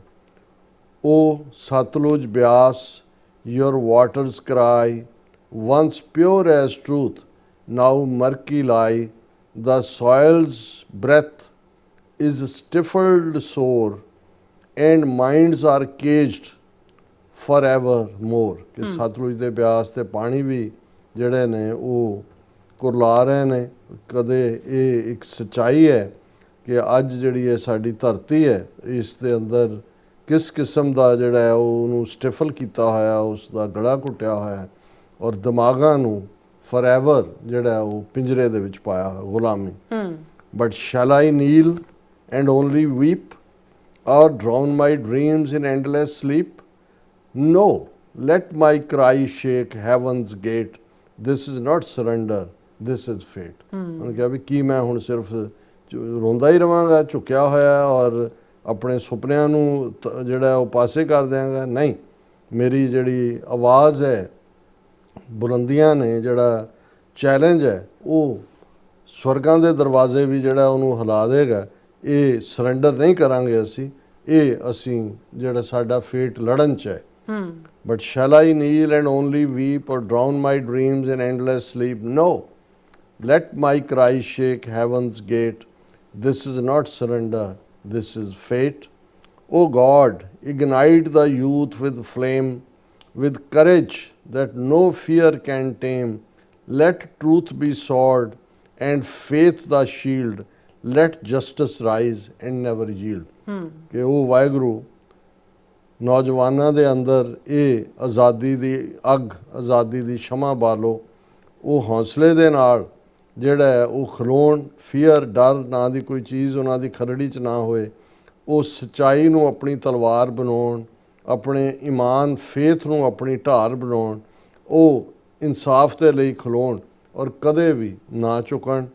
Youth of Punjab, take the reins, break the silence, break the chains, cross the fields of choking gloom, and let your spirit rise and bloom. ਉਹ ਪੰਜਾਬ ਦੀ ਨੌਜਵਾਨੀ, ਖੜੇ ਹੋਵੋ, ਆਪਣੇ ਹੱਥ 'ਚ ਜਿਹੜਾ ਉਹ ਤਾਕਤ ਲਓ, ਚਾਬਕ ਆਪਣੇ ਹੱਥ 'ਚ ਲਓ, ਲਗਾਮਾਂ ਆਪਣੇ ਹੱਥ 'ਚ ਲਓ, ਇਸ ਚੁੱਪੀ ਨੂੰ ਤੋੜੋ, ਇਹਨਾਂ ਚੇਨਸ ਨੂੰ, ਇਹਨਾਂ ਕੜੀਆਂ ਨੂੰ, ਇਹਨਾਂ ਬੇੜੀਆਂ ਨੂੰ ਤੋੜੋ, ਔਰ ਇਸ ਸਾਰੇ ਗਲੂਮ 'ਚੋਂ ਜਿਹੜੀ ਉਦਾਸੀ, ਗਮਗੀਨੀ, ਇਸ 'ਚੋਂ ਨਿਕਲੋ, ਔਰ let your spirit rise and bloom. ਤੁਹਾਡੀ ਚੜ੍ਹਦੀ ਕਲਾ ਵਾਲੀ ਸਪਿਰਿਟ ਚਾਰ ਚੁਫੇਰੇ ਨਜ਼ਰ ਆਏ। The Guru waits with arms so wide, a garland held with saintly pride, march ahead O sons of light, the dawn is yours, just claim your right, shout aloud, let all winds hear, we are the victors far and near, born of fire, we shall not fall, we are the voice, the soul, the call. ਕਿ ਗੁਰੂ ਸਾਹਿਬ ਇੰਤਜ਼ਾਰ ਕਰ ਰਹੇ ਨੇ ਖੁੱਲੀਆਂ ਬਾਹਾਂ ਦੇ ਨਾਲ, ਉਹਨਾਂ ਦੇ ਉਹ ਤੁਹਾਡੇ ਸਵਾਗਤ ਦੇ ਵਿੱਚ ਖੜੇ ਨੇ, ਉਸ ਫਕੀਰਾਂ ਵਾਲੇ ਉਸ ਪ੍ਰਾਈਡ ਦੇ ਨਾਲ ਅੱਗੇ ਵਧੋ, ਉਹ ਰੋਸ਼ਨੀ ਦੇ ਬੱਚਿਓ। ਇਸ ਵੇਲੇ ਜਿਹੜੀ ਸਵੇਰ ਹੈ ਉਹ ਤੁਹਾਡੀ ਹੈ, ਜ਼ੁਲਮ ਦੀ ਕਾਲੀ ਬੋੜੀ ਹਨੇਰੀ ਰਾਤ ਮੁੱਕਣ ਵਾਲੀ ਹੈ। ਆਪਣੇ ਹੱਕਾਂ ਦੇ ਲਈ ਖਲੋਵੋ ਔਰ ਉੱਚੀ ਬੁਲੰਦ ਆਵਾਜ਼ ਦੇ ਵਿੱਚ ਕਿ ਸਾਰੀਆਂ ਹਵਾਵਾਂ, ਸਾਰੀਆਂ ਫਿਜ਼ਾਵਾਂ 'ਚ ਤੁਹਾਡਾ ਮੈਸੇਜ ਆਏ, we are the victors far and wide, far and near, ਕਿ ਅਸੀਂ ਜੇਤੂ ਹਾਂ, ਅਸੀਂ ਫਤਿਹਯਾਬ ਹਾਂ, ਅਸੀਂ ਉਸ ਅੱਗ 'ਚੋਂ ਪੈਦਾ ਹੋਏ ਹਾਂ ਜਿਹੜੀ ਅਸੀਂ ਕਦੇ ਡਿੱਗਣ ਵਾਲੇ ਨਹੀਂ ਹੈ। We are the voice, the soul, the call. ਅਸੀਂ ਉਹ ਰੂਹਾਂ ਹੈ ਜਿਹੜੀਆਂ ਕਦੇ ਗੁਲਾਮੀ ਨਹੀਂ ਕਬੂਲਦੀਆਂ। So nice, beautiful, thank you so much. ਹਾਂਜੀ, ਸੋ ਹੁਣ ਆਪਾਂ ਆਪਣੇ ਜਿਹੜੇ ਵਿਊਅਰਸ ਮੈਸੇਜ ਨੇ ਉਹ ਲੈਣ ਜਾ ਰਹੇ ਹਾਂ। ਸਭ ਦਾ ਬਹੁਤ ਬਹੁਤ ਸ਼ੁਕਰੀਆ ਅਦਾ ਕਰਦੇ ਹਾਂ। ਔਰ SKL ਜੀ ਜਿਹੜੇ ਨੇ ਉਹ ਫਤਿਹ ਬੁਲਾਉਂਦੇ ਨੇ, ਔਰ ਖਾਲਸਾ ਰਾਜ ਜੀ ਵੀ, ਧਰਮ ਸਿੰਘ ਜੀ ਵੀ, ਨਿਹੰਗ ਸਿੰਘ ਜੀ, ਸੋਨਮਾਲ ਜੀ, ਸੁਖਜੀਵਨ ਪੱਚੂ ਜੀ, ਖਾਲਸਾ ਰਾਜ ਇਹ ਪੁੱਛਦੇ ਨੇ ਕਿ ਵਿਸ਼ਵ ਗੁਰੂ ਨੇ ਇਹ ਵਾਰ ਜਿਹੜੀ ਹੈ ਇੱਕਦਮ ਬੰਦ ਕਿਉਂ ਕਰ ਦਿੱਤੀ ਸੀ, ਇਸ ਬਾਰੇ ਕੁਝ ਪਤਾ ਹੈ? ਅਸੀਂ ਤੇ ਰੋਜ਼ ਹੀ ਅੱਜ ਦਾ ਪ੍ਰੋਗਰਾਮ ਸੁਣੋ ਜਨਾਬੇ ਆਲਾ, ਹਾਂਜੀ ਤੁਹਾਨੂੰ ਪਤਾ ਲੱਗ ਜਾਏਗਾ। ਪਤਾ ਲੱਗ ਜਾ। ਮੁਹੰਮਦ ਜਾਕੂਬ ਜੀ ਹੋਰਾਂ ਦੇ ਬਹੁਤ ਸਾਰੇ ਮੈਸੇਜ ਨੇ, ਬਹੁਤ ਬਹੁਤ ਸ਼ੁਕਰੀਆ ਅਦਾ ਕਰਦੇ ਔਰ ਕਹਿੰਦੇ ਨੇ ਕਿ ਬੋਲੇ ਸੋਨਿਆਲ ਸਤਿ ਸ੍ਰੀ ਅਕਾਲ, ਬੋਲੇ ਸੋਨਿਆਲ ਸਤਿ ਸ੍ਰੀ ਅਕਾਲ। ਔਰ ਇਸੇ ਤਰ੍ਹਾਂ ਤੇਰੀ ਆਵਾਜ਼ ਮੇਰੀ ਆਵਾਜ਼, ਖਾਲਿਸਤਾਨ ਖਾਲਿਸਤਾਨ ਖਾਲਸਾ ਔਰ ਖਾਲਿਸਤਾਨ ਲਵ, ਖਾਲਿਸਤਾਨ ਜ਼ਿੰਦਾਬਾਦ। ਔਰ ਫਿਰ ਕਹਿੰਦੇ ਜੀ ਜੀ ਬਿल्कुल 1947 में कहते हैं कि हिंदू ने जड़े मुस्लिम और सिखों को लड़ाया था और हिंदू ने तमाशा देखा था और खून जो डुला था वो सिखा ते मुसलमाना दा सी। सो कुलदीप कौर जी भी और मोहम्मद जाकूब जी फिर कहते खालिस्तान और पाकिस्तान की कहते ने लाजवाब, हाँ कहते लाजवाब जड़ी है दोस्ती है जिंदाबाद। और फिर खालिद जावेद जी भी थैंक यू कहते ने। और फिर मोहम्मद जी कहते हैं कि इंडिया का कश्मीर से कोई ताल्लुक़ नहीं है और लेकिन इंडिया ने ज़बरदस्ती मेरे कश्मीर पर कब्ज़ा किया हुआ है और पंजाब पर भी, और इंडिया ने ज़बरदस्ती कब्ज़ा किया हुआ है इंडिया ने। और राजनप्रीत जी भी और फिर जाकूब जी कहते हैं इंडिया तेरी बर्बादी तक जंग जड़ी है जारी रहेगी और भारत की बर्बादी तक जंग जड़ी है जारी रहेगी। और फिर इसी तरह फिर कहते हैं कि दुनिया भर में 6 जून के दिन इंडिया के खिलाफ प्रोटेस्ट मुजाहरा किया जा रहा है और इंक्लूडिंग न्यूयॉर्क और यूनाइटेड नेशन के सामने और इंडिया कौंसलेट के सामने। और अमरजीत सिंह सानी जी भी खालसा जिंदाबाद कहते हैं और शेर चीमा जी भी डॉक्टर साहब एंड दे डियर होस्ट सानू कहते हैं। और फिर इस तरह बिलहाल अहमद जी भी सानू सलाम कहते हैं कि ब्यूटीफुल मॉर्निंग है कहते लाहौर के विच। और मखरू ਜਿਹੜੇ ਨੇ ਉਹ ਪਾਕਿਸਤਾਨ ਜ਼ਿੰਦਾਬਾਦ ਔਰ ਖਾਲਿਸਤਾਨ ਜ਼ਿੰਦਾਬਾਦ ਕਹਿੰਦੇ ਨੇ। ਔਰ ਫਿਰ ਜਾਕੂਬ ਜੀ ਕਹਿੰਦੇ ਕਿ ਸੰਤ ਜਰਨੈਲ ਸਿੰਘ ਖਾਲਸਾ ਜੀ ਭਿੰਡਰਾਂ ਵਾਲੇ ਜ਼ਿੰਦਾਬਾਦ, ਖਾਲਿਸਤਾਨ ਕੀ ਕਹਿੰਦੇ ਨੇ ਬੁਨਿਆਦ ਇੰਡੀਅਨ ਆਰਮੀ ਨੇ ਰੱਖੀ ਹੈ ਔਰ ਦਰਬਾਰ ਸਾਹਿਬ ਪਰ ਜਿਹੜਾ ਹਮਲਾ ਕਰ इंडियन आर्मी मुर्दाबाद कहते हैं। और फिर कहते चीन और पाकिस्तान को मिलकर कहते हैं भारत माता को सबक सिखाना चाहिए। और ऑलरेडी अजे ਤਾਂ ट्रेलर दिखाया ਹੁਣ ਅੱਗੋਂ ਜੇ ਸਬਕ ਉਹਨਾਂ ਨੇ ਸਿੱਖਣਾ ਹੋਇਆ ਤਾਂ ਜ਼ਰੂਰ ਸਿਖਾਣਗੇ। बिल्कुल। और शेर चीमा जी कहते what a wonderful programme and very informative to the whole Punjabi community across the globe. और Cheema army from Punjab side are side by side will support the Khalistan cause. और फिर इसी तरह मोहम्मद जाकूब जी कहते इंडिया का 40 करोड़ मुस्लिम कब जागेगा। और पाल सिंह गरेवाल जी भी।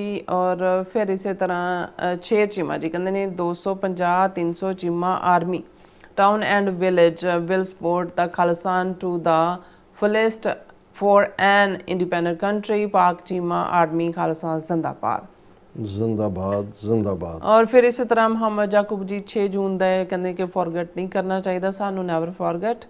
और फिर शेर चीमा जी कहते doctor sahab always pleasure and delighted to watch your wonderful program every single time with a lot of sensible talk and the host is always thrown wonderful questions as well and what a great team, thank you so much।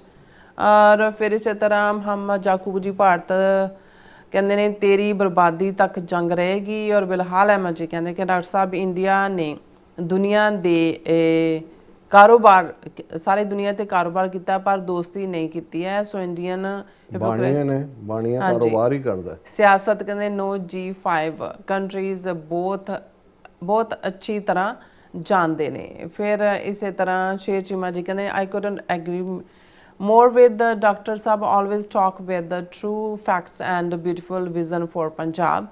और नरिंदर सिंह जी भी और सतनाम औजला जी भी। फिर इसी तरह मोहम्मद जाकूब जी कहते कि India के बदशक्ल लोग जैसे जयशंकर मोदी और अमित शाह, जोगी, राजनाथ ये कहते बदशक्ल जोड़े लोग ने। ਔਰ ਜੋ ਅੰਦਰ ਹੁੰਦਾ ਉਹੀ ਬਾਹਰ ਆਉਂਦਾ। ਵੈਸੇ ਤਾਂ ਸ਼ਕਲਾਂ ਰੱਬ ਦੀਆਂ ਬਣਾਈਆਂ ਹੁੰਦੀਆਂ, ਉਹਦੇ ਤੇ ਅਸੀਂ ਨਹੀਂ ਟਿੱਪਣੀ ਕਰਦੇ, ਪਰ ਜਿਹਦੇ ਅੰਦਰ ਨਫ਼ਰਤ ਹੈ, ਜਿਸ ਦੇ ਅੰਦਰ ਬਦਬੂ ਹੈ, ਜਿਹਦੇ ਅੰਦਰ ਘਟੀਆਪਨ ਹੈ, ਝੂਠ ਹੈ, ਉਹ ਉਹਨਾਂ ਚਿਹਰਿਆਂ ਨੂੰ ਫਿਰ ਹੋਰ ਵੀ ਜਿਹੜਾ ਉਹ ਬਦਸੂਰਤ ਬਣਾ ਦਿੰਦਾ ਹੈ, ਜਿਹੜੇ ਆਲਰੇਡੀ ਝੂਠੇ ਲੋਕ ਹੁੰਦੇ ਨੇ। ਬਿਲਕੁਲ। ਜਤਿੰਦਰ ਸਿੰਘ ਜੀ ਔਰ ਚੀਮਾ ਜੀ ਕਹਿੰਦੇ ਨੇ ਕਿ Indian army will never have ਜਜ਼ਬਾ ਲਾਈਕ ਅਸ। ਦਾ ਜਾਟ ਚੀਮਾ ਆਰਮੀ ਪਾਕ ਆਰਮੀ ਜਿਹੜੇ ਜ਼ਿੰਦਾਬਾਦ। ਫਿਰ ਕਹਿੰਦੇ hop the time have come now to free Khalistan and Kashmir at the same time। ਔਰ ਫਿਰ ਇਸੇ ਤਰ੍ਹਾਂ ਮਨਜੂਰ ਕੋਇਨੂਰ ਖਾਲਸਾ ਜ਼ਿੰਦਾਬਾਦ ਕਹਿੰਦੇ ਨੇ। ਔਰ ਫਿਰ ਇਸੇ ਤਰ੍ਹਾਂ ਸੇਫ ਅੱਲਾ ਸਗਰੀ ਜਿਹੜੇ ਪਾਕ ਖਾਲਸਾ ਜ਼ਿੰਦਾਬਾਦ ਕਹਿੰਦੇ ਨੇ। ਪ੍ਰਭਜੋਤ ਗੇਮਿੰਗ ਜਿਹੜੇ ਬਿਲਕੁਲ ਜੀ ਕਹਿੰਦੇ। ਫਿਰ ਇਸੇ ਤਰ੍ਹਾਂ ਮੁਹੰਮਦ ਯਾਕੂਬ ਜੀ ਮੁਸਲਿਮ ਔਰ ਖਾਲਸਾ जवाब दो कि कश्मीर और खालिस्तान कैसे आज़ाद होगा। और फिर इस तरह बहरहाल अहमद जी कहते हैं डॉक्टर साहब मैं ज़िम्मेदारी से कह सकता हूँ कि पाकिस्तान ने न्यूक्लियर ऑप्शन यूज़ ही नहीं करना। It's early. रब दा शुक्र है कि Pakistan have more surprise toys for India any time anywhere. हाँ बिल्कुल ठीक। और फिर इस तरह मोहम्मद आपस बिलाल जी नाल लगे हुए ने। और खान बनार चढ़े ने खालसा जिंदाबाद पाकिस्तान जिंदाबाद। और नुपा जी कह रहे ने कि डॉक्टर अमरजीत सिंह जी ते सिस नीलम कौर जी मैं नुपा आप के आगे काउटाओ करता हूँ। नहीं ਤੁਸੀਂ ਬਾਬਾ ਜੀ ਅੱਗੇ ਗੁਰੂ ਗ੍ਰੰਥ ਸਾਹਿਬ ਜੀ ਅੱਗੇ ਕਰੋ ਜੀ। ਅਸੀਂ ਆਪਣੇ ਗੱਲ ਵਕੜੀ ਚ ਲਵਾਂਗੇ ਤੁਹਾਨੂੰ ਪਿਆਰੀ ਜੱਫੀ। बिल्कुल। बहरहाल अहमद जी कहते डॉक्टर साहब मुझे ना सॉरी अबाउट दैट। फिर इस तरह मिश्रा सिंह जी भी और जिमी गिल जी भी JSK जी भी ट्रू कहते इन्फॉर्मेशन जी है शो है। और लाडी सिंह जी बलजीत फरैत जी भी और निहंग सिंह जी रियली सचो such great job excellent analysis. और शेर चीमा जी कहते हैं कि डॉक्टर साहब well said about American diplomacy. और फिर इसी तरह बहरहाल अहमद जी कहते कि इंडिया ने तुर्किया का एप्पल जड़ा बैन कर दिया। और डोनाल्ड ट्रंप ने अपना एप्पल बैन कर दिया। पता नहीं की कहना चाहते हैं। हाँ जी। और इस तरह खालसा सिंह जी नहीं कबाल हाँ जी काबल सिंह और फतेह बुलांदे ने। फिर इसी तरह शहबाज जड़े बावा ने वो भी लिखते हैं सानू कहते हैं कि Bharat Indian new mapping and one new country Khalistan or new country Christian and North Eastern हाँ जी Asia states 7 sisters states Manipur Kuki Mizoram Chicken Neck other जड़े है states people want आज़ादी। और फिर इसी तरह अमन सिंह खालसा जी भी और बहरहाल जी कहते डॉक्टर साहब मोदी ट्रंप नो बहनोई भी पता नहीं अपनी पता नहीं की कहना चाहते हैं sorry about that also. And अफसर इकतार जड़े कहते सत श्री अकाल सारे वीर भैनां नूं ते चढ़दे ते लैंदे पंजाब UK US ते कैनेडा च रहिंदे जड़े ने वीर भैनां नूं कहंदे खालसा नूं साडी सपोर्ट ते खालिस्तान बन के रहेगा खालिस्तान। हाँ जी। फिर शहबाज बाबा जी कहते हैं Bharat RSS Hindu only terrorist and terrorism policy and plans but RSS जड़े Hindu new history right only corruption and terrorism think policy make why but Sikh people truth speaking speech।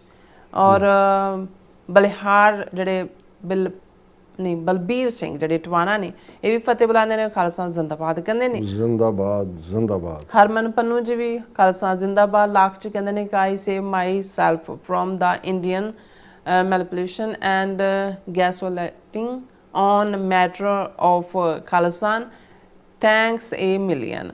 और फिर इसी तरह बिकॉज ऑफ द चैनल उन्होंने लिखा। और फिर इसी तरह क्रिकेट टाइम विद रकाब ये भी खालसा जिंदाबाद पाकिस्तान जिंदाबाद कहते हैं। और इसी तरह शाहबाज बाबा जी खालसा जिंदाबाद। बलिहार सिंह कंग जी भी कहते भाई साहब जी ये भी सानू फतेह बुलाते हैं वाहिगुरू जी का खालसा। हाँ जी। मोहम्मद अमीर जड़े ने ब्रेकिंग न्यूज़ कहते हैं कि someone in the comment section thinks India can take on USA and Pakistan is nothing more than small fish। ਔਰ ਇਸੇ ਤਰ੍ਹਾਂ ਬਿਕਰਮਜੀਤ ਸਿੰਘ ਜੀ ਵੀ ਫਤਿਹ ਬੁਲਾਉਂਦੇ ਨੇ, ਇੰਦਰਜੀਤ ਸਿੰਘ ਸੰਧੂ ਜੀ ਵੀ ਫਤਿਹ ਬੁਲਾਉਂਦੇ ਨੇ, SB ਆਫੀਸ਼ੀਅਲ ਜੀ ਵੀ, ਔਰ ਇਸੇ ਤਰ੍ਹਾਂ ਸ਼ਿੰਦਾ ਸਿੰਘ ਗਿੱਲ ਖਾਲਸਾਨੀ ਜੀ।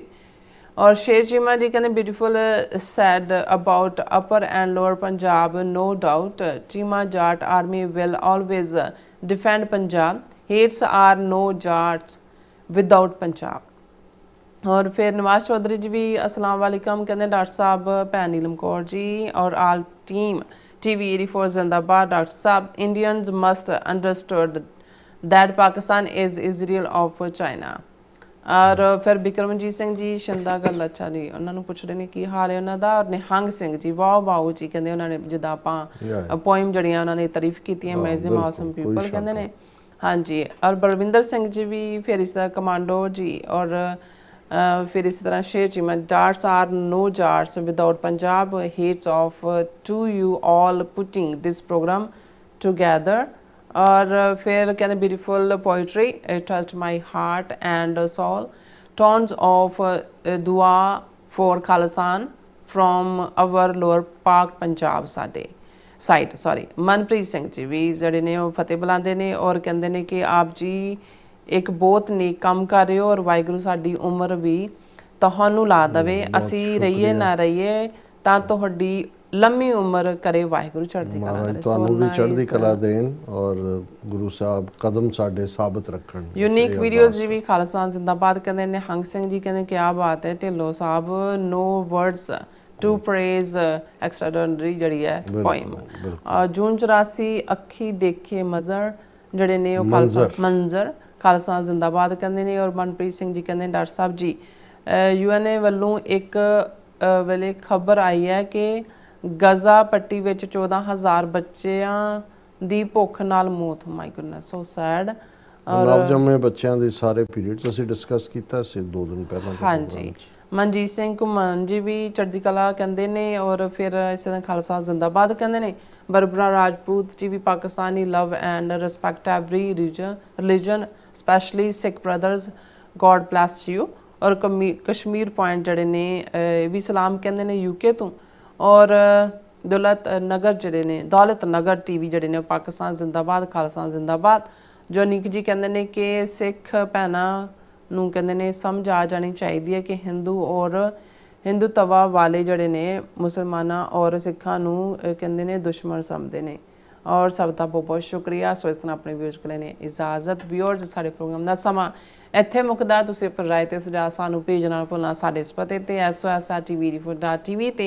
ਅਸੀਂ ਆਪਣਾ ਪ੍ਰੋਗਰਾਮ ਲੈ ਕੇ ਫਿਰ ਦੁਬਾਰਾ ਤੁਹਾਡੇ ਸਾਹਮਣੇ ਹੋਵਾਂਗੇ। ਤਦ ਤੱਕ ਲਈ ਮੈਨੂੰ ਤੇ ਆਪਣਾ ਸੁਣਾ ਗਿਆ ਦੋ ਦੇਖਦੇ ਰਹੋ TV84 ਬੁਲਾ ਦਿਓ ਫਤਿਹ। ਵਾਹਿਗੁਰੂ ਜੀ ਕਾ ਖਾਲਸਾ, ਵਾਹਿਗੁਰੂ ਜੀ ਕੀ ਫਤਿਹ। ਰੱਬ ਰਾਖਾ।